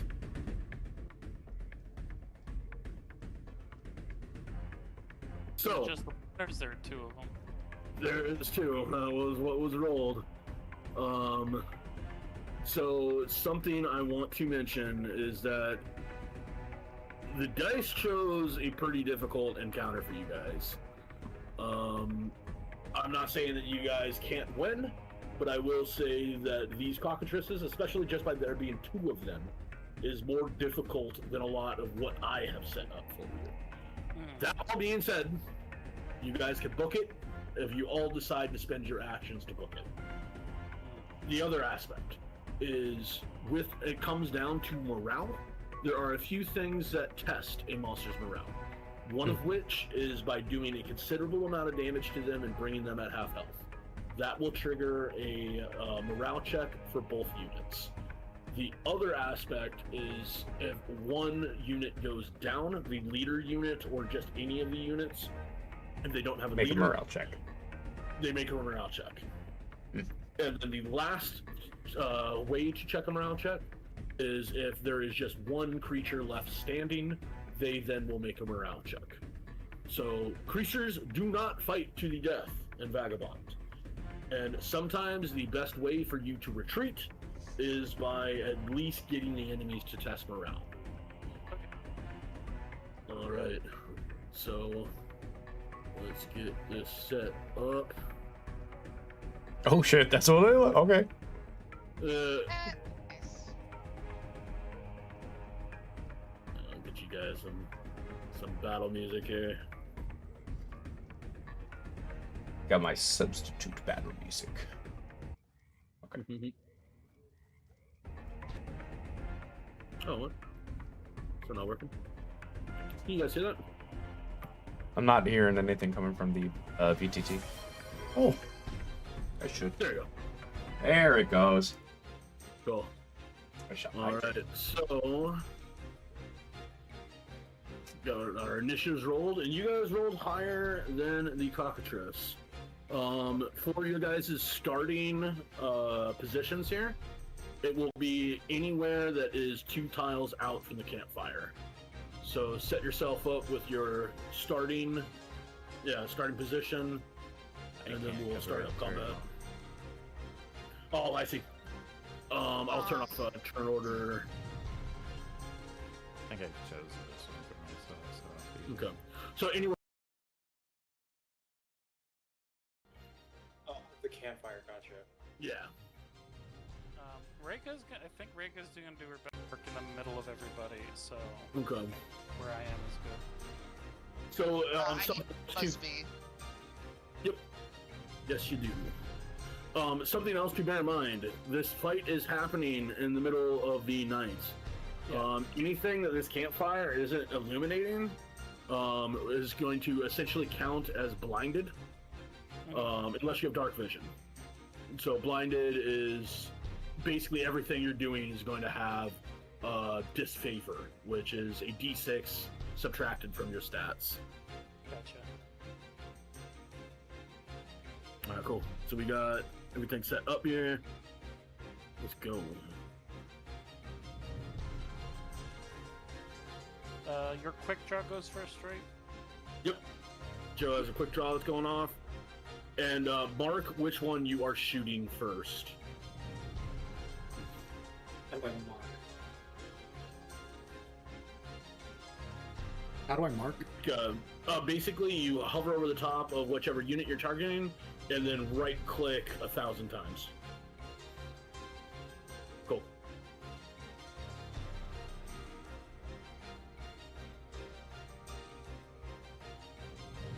Nice. So that's a hit.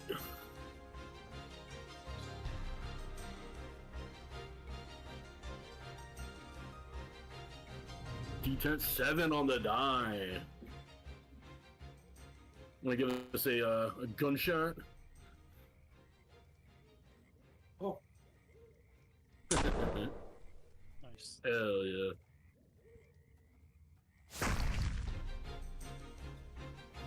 You do some good damage. And I need to heal damage. Damage. 7. And 1 second, I just gotta make sure this thing has armor or not. Whoops. I'm not adding in a third cockatrice.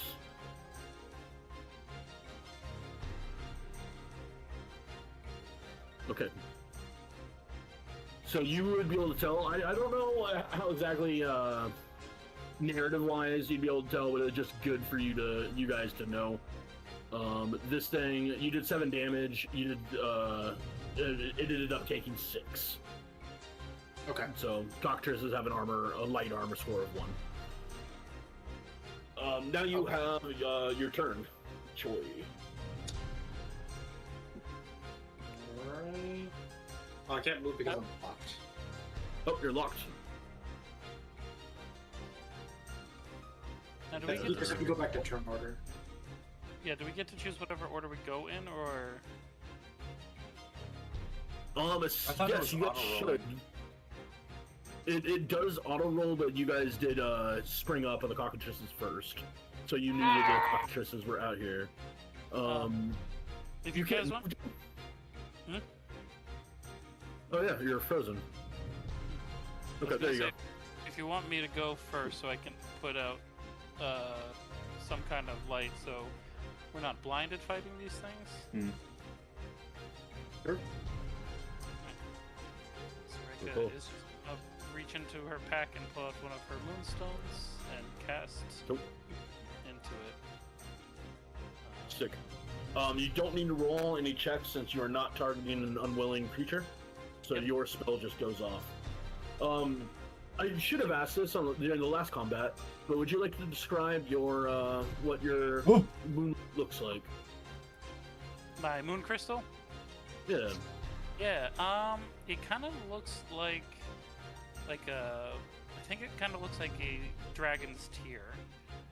Kind of, the blindness has killed, His dark vision he just went completely blind. He's fallen face first into the fire.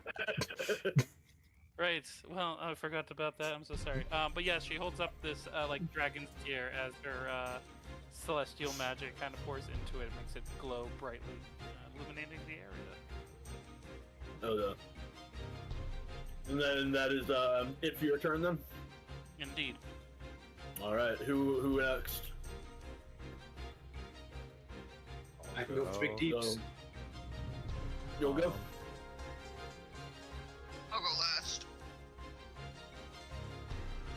I will first go ahead and burn 1 mana as I raise up my sword and carve these runes slashing into the air, and I will cast Ward up, casting to target 2 people. I'm going to target Jugo and Reika, and because of my Observe perk, it does activate upon myself as well.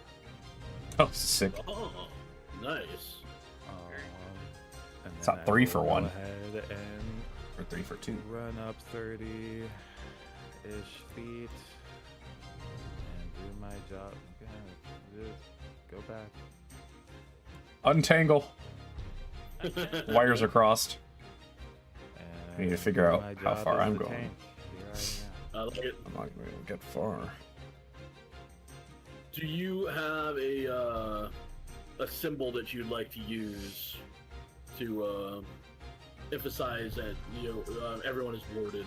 Yes, I like this. So. What is that one called?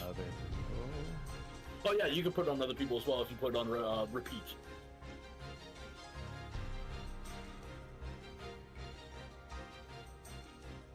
Yeah, because it's what, position repeat? Yeah, it'd be position and then repeat, and then click on. There we go.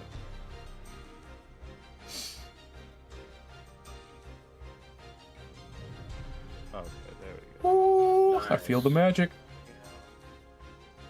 And so you guys know, Horde is really fucking cool. When you guys take damage, Ezra rolls a d6, and your I have guys' to roll a damage cast is check negated by it. first. Oh yeah, he needs to roll a cast check first. But if he succeeds on the cast check, he rolls a d6, and your damage is just subtracted by that. Nice, So, nice. Take 0 damage. Fucking good. That's crazy. That's crazy stone skin. Alright, so we have 3 party members that have gone. Nono Nita and Jugo. I would like to go. And Choi also gets to Okey-dokey. go because he just did his quick draw McGraw. Oh, true. Alright, Jugo. Okay, so I can only go up to there.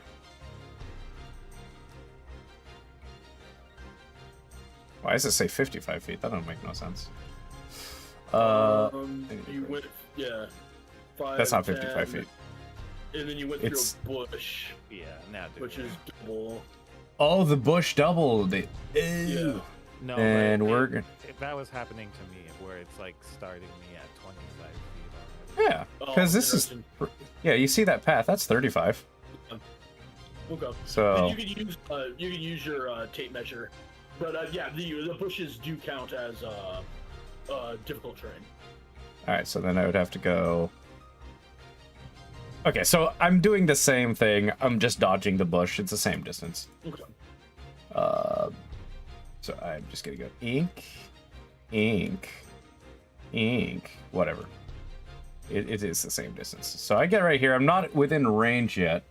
But what I can do, just close that, clear that, is so this one, did it take damage? Mm-hmm. Yes. It Okay. took 6 damage. So this one is still within how many feet of me? That's still in visual range. Yeah, it's like 20, 25, 30. That's just my range. I'm going to I would like to shade bolt this one. Okay. And then I have to roll a check, right? Yep. Roll whatever your casting check is. Which I was doing mysticism. So I have to beat an 8. Alrighty. I just beat an 8. We'll take it. I am going to cast Shade Bolt at this. Oops, nope. Position. At this motherfucker. I like it. And then I'm gonna put a little constant thing of darkness on him. But I am Jugo's geared up to facing this one. Oh yeah. That's gonna be the turn. Oh, so we got Choi and Nonu Nita next. Who would like to go? Make a decision when to be Choi, like, go. yeah. All right. Yeah. Choi's turn. Yeah. Remember also, Choi, mark down on your character sheet. You have 1 rank of Deadeye right now. Yes. So you crit on 19 through 20s. Unless your weapon is keen. Is your weapon keen? My weapon is what? Unless your weapon is keen. Oh, your rifle is keen. So yeah, you're gonna be critting on 19 or 18 through 20 currently. Okay. It's Chanu. Well, let's roll an 18. 17. That's free. Wow. Just don't roll below 19. Got it. Which one are you shooting? The same one I was before. Okay. So yeah, roll double damage. Damn. And your Deadeye stays. Deadeye now moves down to a 17. Okay, 60 Damn. damage. All right. Damn.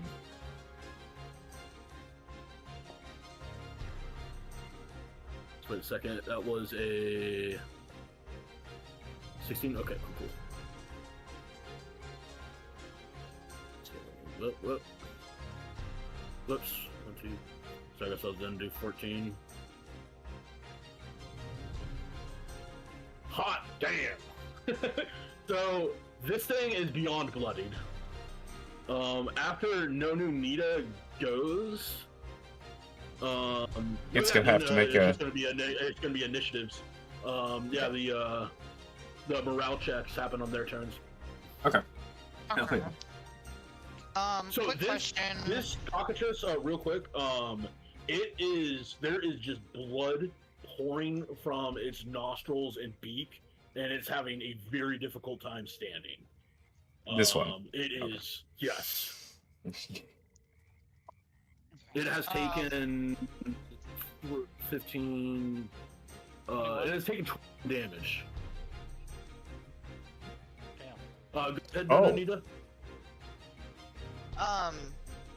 I was just trying to remember what we talked about before. If Busby dies, then I can get him again when I go back to town, right? Or when I go into a town. Counter camp.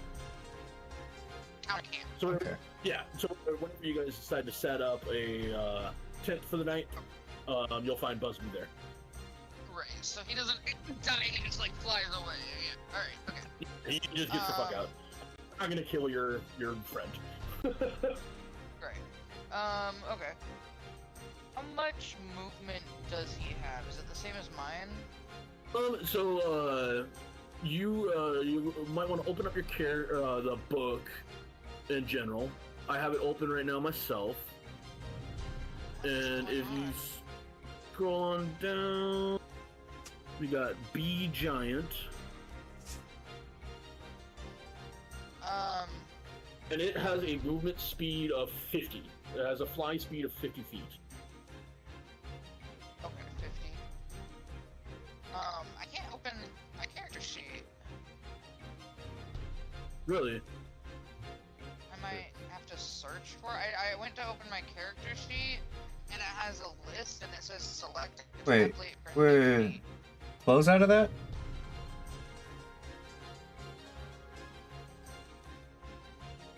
Okay. Click it again. Let me see. New sheet. Oh, okay. You're going to something different. Go Well, down no, to the very bottom where it says open your character sheet. Yeah, that's what they were doing. They clicked character and it immediately opened up for a new sheet. Then left click on Nonu Nita. Oh, It should pop up, and then there should be a character sheet because I'm option on- up in the top right hand It's corner. because I'm on Busby. Is that why? Gotcha. That's probably why. Okay. I just need Yeah, to go yeah, down yeah, and yeah. look at his damage real quick. Oh, it's 2d4. 2d4. Okay, 50 movement, 2d4. Alright, click back on him. Sorry. You're all good. Alright. It's a learning experience for all of us. 50. So. And obviously, he can bypass any bushes or anything like that since the motherfucker is flying. Okay, so 10. I gotta scroll out actually. I'm zoomed in way too much. I can't. Autobots, scroll out. Can I scroll out? I don't know if I can scroll out anymore. Okay, let me just drag it over here.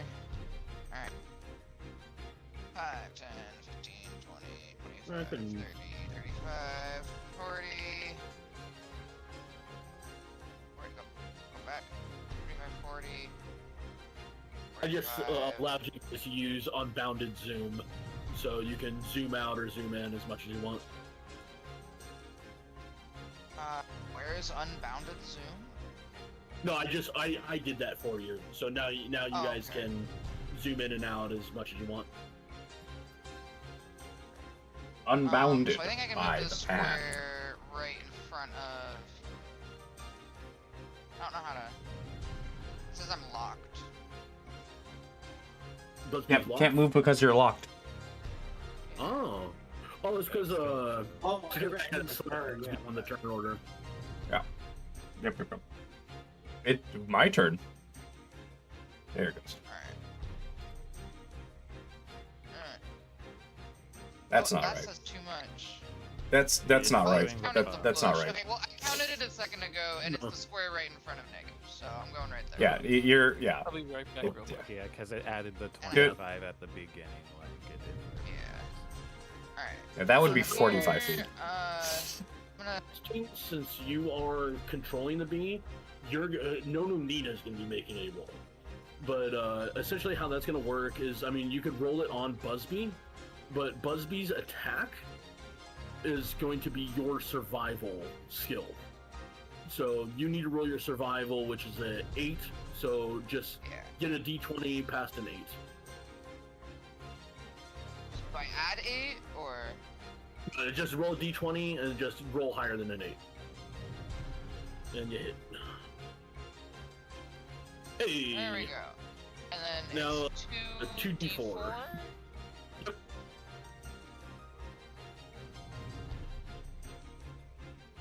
Alright. Nice. So how does Buzzbee want to do this? Oh wait, I forgot my little Yeah. bee sting. Buzzbee's gonna just go up to this thing's face and just sting it right in between the eyes. I like it. Oh no! Who's that? Oh, it's might just start yelling at us in a second. I did the one thing. Oh, there you go. I caught it in time. That was about to be terrible. Our goal, so one cockatrice just fell. Very, very well done. I'm going to remove that from the initiative. Now we're just going back into regular initiative. Alright.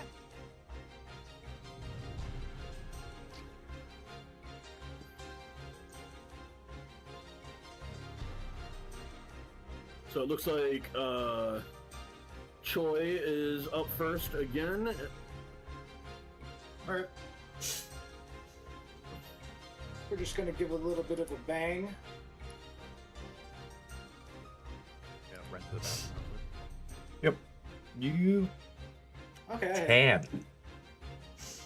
10. As long as I hit. Still, beats your score. So you still land a shot. A little bit of. Hell yeah. So let me add that on.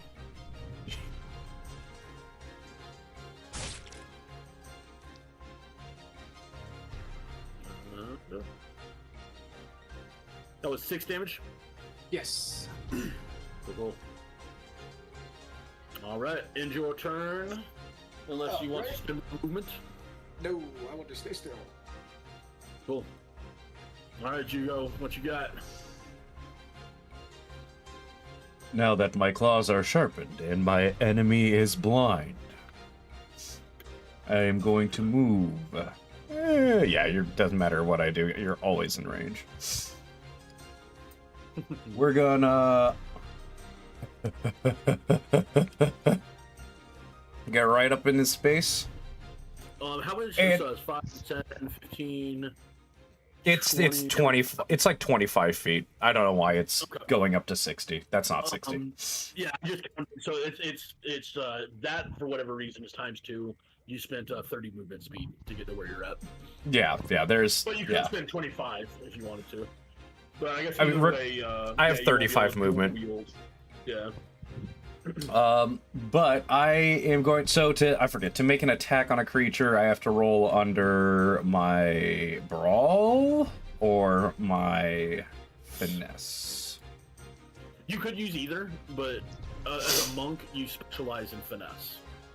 Okay, yeah. So then I'd roll under finesse, which is a 8. I will make. Do I make 2 strikes or just 1 strike? You With have the to spend guitar. half your movement speed to get your second strike. So you only Okay, have so one then strike right now. so then 1 strike. Okay, so. Yeah. 4. Hold on. You gonna keep your. Do I? I mean, you gotta study. We're not too far. I do have a study. I do have a study. I could use the study to reroll that. Yes, then add a d6. Juga saw this in the flames before and knew that going for an uppercut on the bird would make sense, but is wrong. So instead, he goes for a full thrust. A for 15. Nice. And it is 1d4. Take what? Roll your d6 with that as well. Oh, wait. Oh. Yeah. D6 add on top of that die. Oop. So. That sucks. If 19. you got up to a 20. Wait, no, you That counts as crit? Keen, right? If you I spend what? a luck. Yeah, I have If you keen. spend luck. Yeah. So that would be a crit. How it works with favor is if you end up rolling a crit with your advantage, you can spend a luck to then crit. Okay. You know, fuck it. Any Fuck. roll with So- advantage. So then I can use a luck right now. Yeah, so you For that. essentially count both of those dies together as a crit. Yes. Sure. Yeah, I'll do that then. I'll burn a luck and make it a crit. And then it's a double the die or double the die roll? Double the die.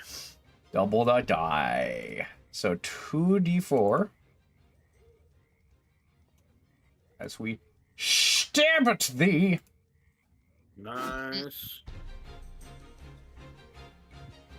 And that's gonna be my turn. I love it. Oh, right. I have to click the thing. There we go. It's my turn. All right.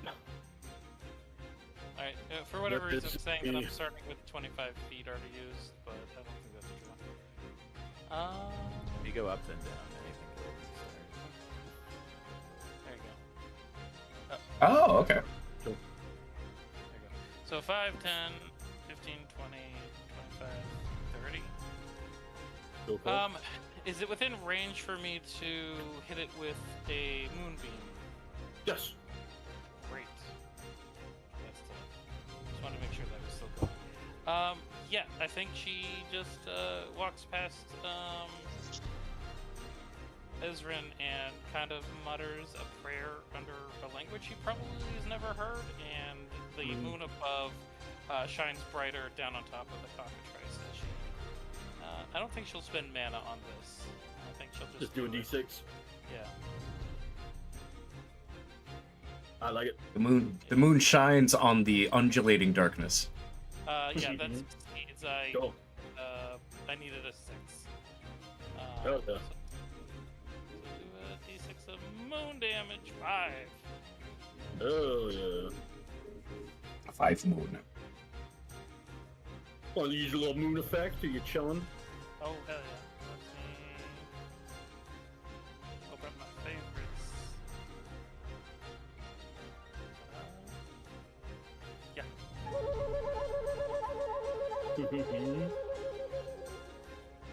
I love it. Well, so Where's you.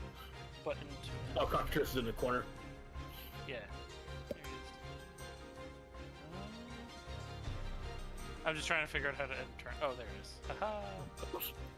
And right before we go, I'm going to apply the damage real quick. So, this fight, I guess, is essentially your guys' tutorial. Magic damage bypasses armor. Oh hell yeah! So that you just did 6 damage. 5 damage. 5 damage. Okay. That 5 damage just completely negated the armor. Nice. That's sick. Magic's good. Yeah, magic is Magic's good, nice. but also remember that magic damage also bypasses your guys' armor. So bear that in mind. Yep. And then you need a.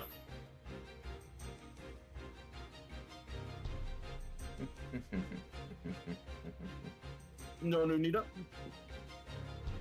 No. Sorry, I didn't realize I was on mute. I'm just gonna grab Busby, and this looks a lot closer, so I'm not gonna measure it. I'm just gonna move 5, on over 10, 15, 20, 25. It's like 25 feet. Damn. there.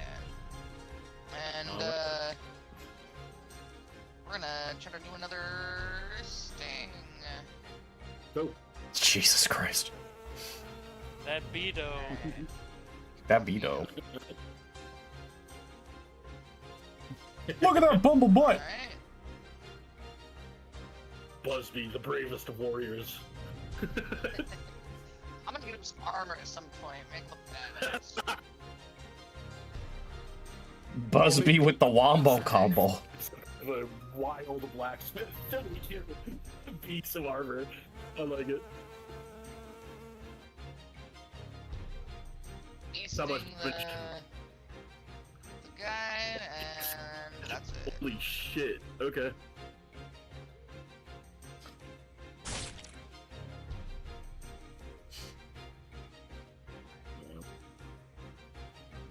I don't know if that cockatrice is getting out of that corner. That was not supposed to be Baba. That was supposed to be Biz. That Does is the- not Does the cockatrice get a turn or no? We have his a turn. Yeah, everybody is gone other than Ezran, but it doesn't look like the cockatrice is in the initiative for some reason. It knows it's about to die. Yeah, Ezra can kill it. Off Ezran. Roll off a d6 with me. Alright, then Cockatrice is going to go now. I don't know why. It's not shown. It's Yeah. because it skipped Yeah. my turn because I believe Busby has its own initiative. I see. So I'll think on that. I'll see if I can figure that out. But yeah, Cockatrice. We are rolling. It's pretty scared. And blind, and bleeding, and cornered. Yeah. And blind and burn. And moonbird. It has a moonbird. Alright, so we got to 2d6. And we need, if we get higher. Actually, I'm not gonna tell you. Okay, it does get higher than that. Yeah, this Cockatrice takes off running. Attack of opportunity? There is no attack of opportunities, and Vagabond, I believe there are perks that do give you attack of opportunities. I am going to invest in them. Hell yeah. Good shit, though, you guys. I mean, the fact that you were able to spy on them first definitely, obviously, helped you out in the combat. But now you And then it have was the corpse Joe of blowing up a. Cockatrice. And then it was Joe blowing the fuck up a bird. We need to scavenge their parts. Yeah. Mm-hmm. So With what's much left of better- it. You did Mhm. much better against this bird than you did against the ducks, it seems. Say I have favorites. Interesting. To be fair, the ducks ran away almost immediately. Oh. I see. I don't get it. I thought I was supposed to be turned into stone. Well, it didn't bite you. Oh, I thought it was like it just looks at you and or something. No. That's what it's okay. If you had listened to the story I was It's not telling a Gorgon. Ezran and- yeah, if you had listened to the story I was telling Nono and Ezran, you would have heard that, I'm sorry. I was drifting away into a fire, and then I got flashbanged. What? Oh. Right. She takes out a second rock and looks at Jugo and she's like, "You mean this?" As I bang. Immediately. Ah. Very good. I cannot move. I am petrified. So yeah, you now have We're the also locked. choice of, do you want 22 days worth of rations from this cockatrice, or 22 times 5 amount of silver? I think the material. Yeah, that would I'm gonna be. say the material. What's the conversion rate silver to material. gold? Is it 10? It's 100 silver is a gold, so it would be 1 gold, 10 silver. That's not awesome. bad. Very good. Yeah, let's do That you either sell to a trader or use to craft. Which, for your posterity, I did switch out medicine for craft. Nice. Because I think everything else just came from Magus, so that's the only way I got that. Who is the one harvesting up this cockatrice? What do we need to roll for that? Oh, you don't need to roll anything. Just Oh. for Yeah, just imagine the for RP. hunterman. Yeah, I can do it. Yeah, go for it. So, I guess I should put them in my inventory then. Yep. Do it. What part of this cockatrice do you think is the piece of value, Joy? Are we going for rations or No, materials. materials? Then probably. I helped dissect it with him, and I tried to point out where the petrification gland is within the. Okay. Okay. I like that. Yeah, so you guys, I guess, spend the rest of your night carving up a cockatrice, and then getting a bit more shut eye before the coming morning. Wait, so total crafting cost right now we have is 1 gold and how many silver again? 10 silver? So cockatrice is 1 gold, 10 silver. And then plus And that the is 5 material. silver, so 15. Okay. Yeah. Yep. To victory.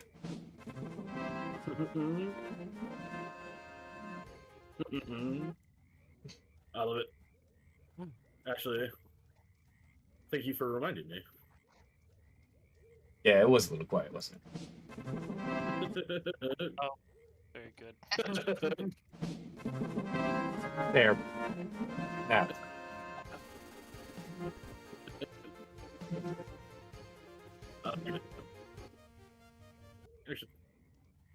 Should have this one here. Hey, there we go. I was gonna use the Final Fantasy one, but I was like, there is a lot of good victory fanfares out there. There is. Oh, yeah. Yeah. That was good. Okay. All right. All right, cool. So then we go back to camp? So, yep, back to camp. Deep night happens. You guys, I imagine you spend the rest of the night carving up the cockatrice and trying to get some nice shut-eye before daybreak. So now with daybreak, you guys already marked off. I guess you didn't need to mark off a day's worth of rations because of no Nunita. And Oh, we're still in combat, by the way. Yes. Oh yeah, I'll turn that off here. So yeah, you don't need to mark off days worth of rations from yesterday, but you guys do need to mark off a day's worth of water. Okay. Water.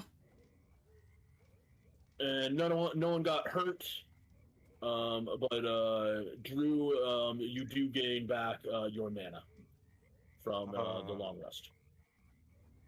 Nice. Oh, I may have actually goofed up. My innate ability, is that per combat I can use it once, or is it per day? Oh, shit. You can use that as many times as you want. Oh, okay. Okay, cool. Yeah. All right. So yeah, you guys come on back. You guys get your cockatrice. You take it out. We still have the quest ahead of us. But it has now 4.5 hours past our gameage. That's Would you guys crazy. like to That's crazy. Yeah, it's wild. Would you guys like to continue to game, or would you like to put a pin in this for the next time? I would prefer to put a pin in it because I gotta get ready for work soon. Oh, you do? I gotta Okay. get some dinner stuff going for later. Okay. Okay. Good place to stop. Yeah, we'll be heading into the forest next time. Yep. I wanted to go. It's a great place to start up our next game. In fact, I am going to move that over right now as our spawn level. I just titled this "Welcome Home." We all need to do the refresh thing, right? Or the. Oh yeah, the cache. Yeah, everyone clear your cache before you leave. I'm gonna do that right now. And, yeah. User settings. And then user settings and. Yep. I'm stupid. Where's user settings? Top left-hand corner where the emblem is. Little purple symbol is. Ah, thank you. Well, I hope you all enjoyed yourself. I know it was a little steamy in the beginning there, but you know, It was good to feel it out. It was good feeling it out, honestly. Oh yeah. Well, I will post up our poll in the Zenvara Discord.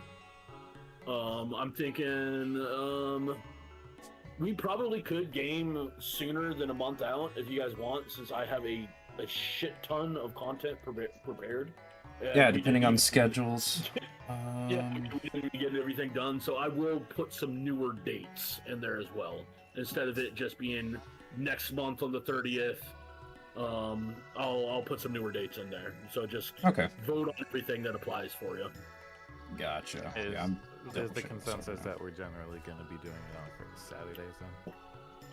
Yeah, Saturday is once a month is a general consensus.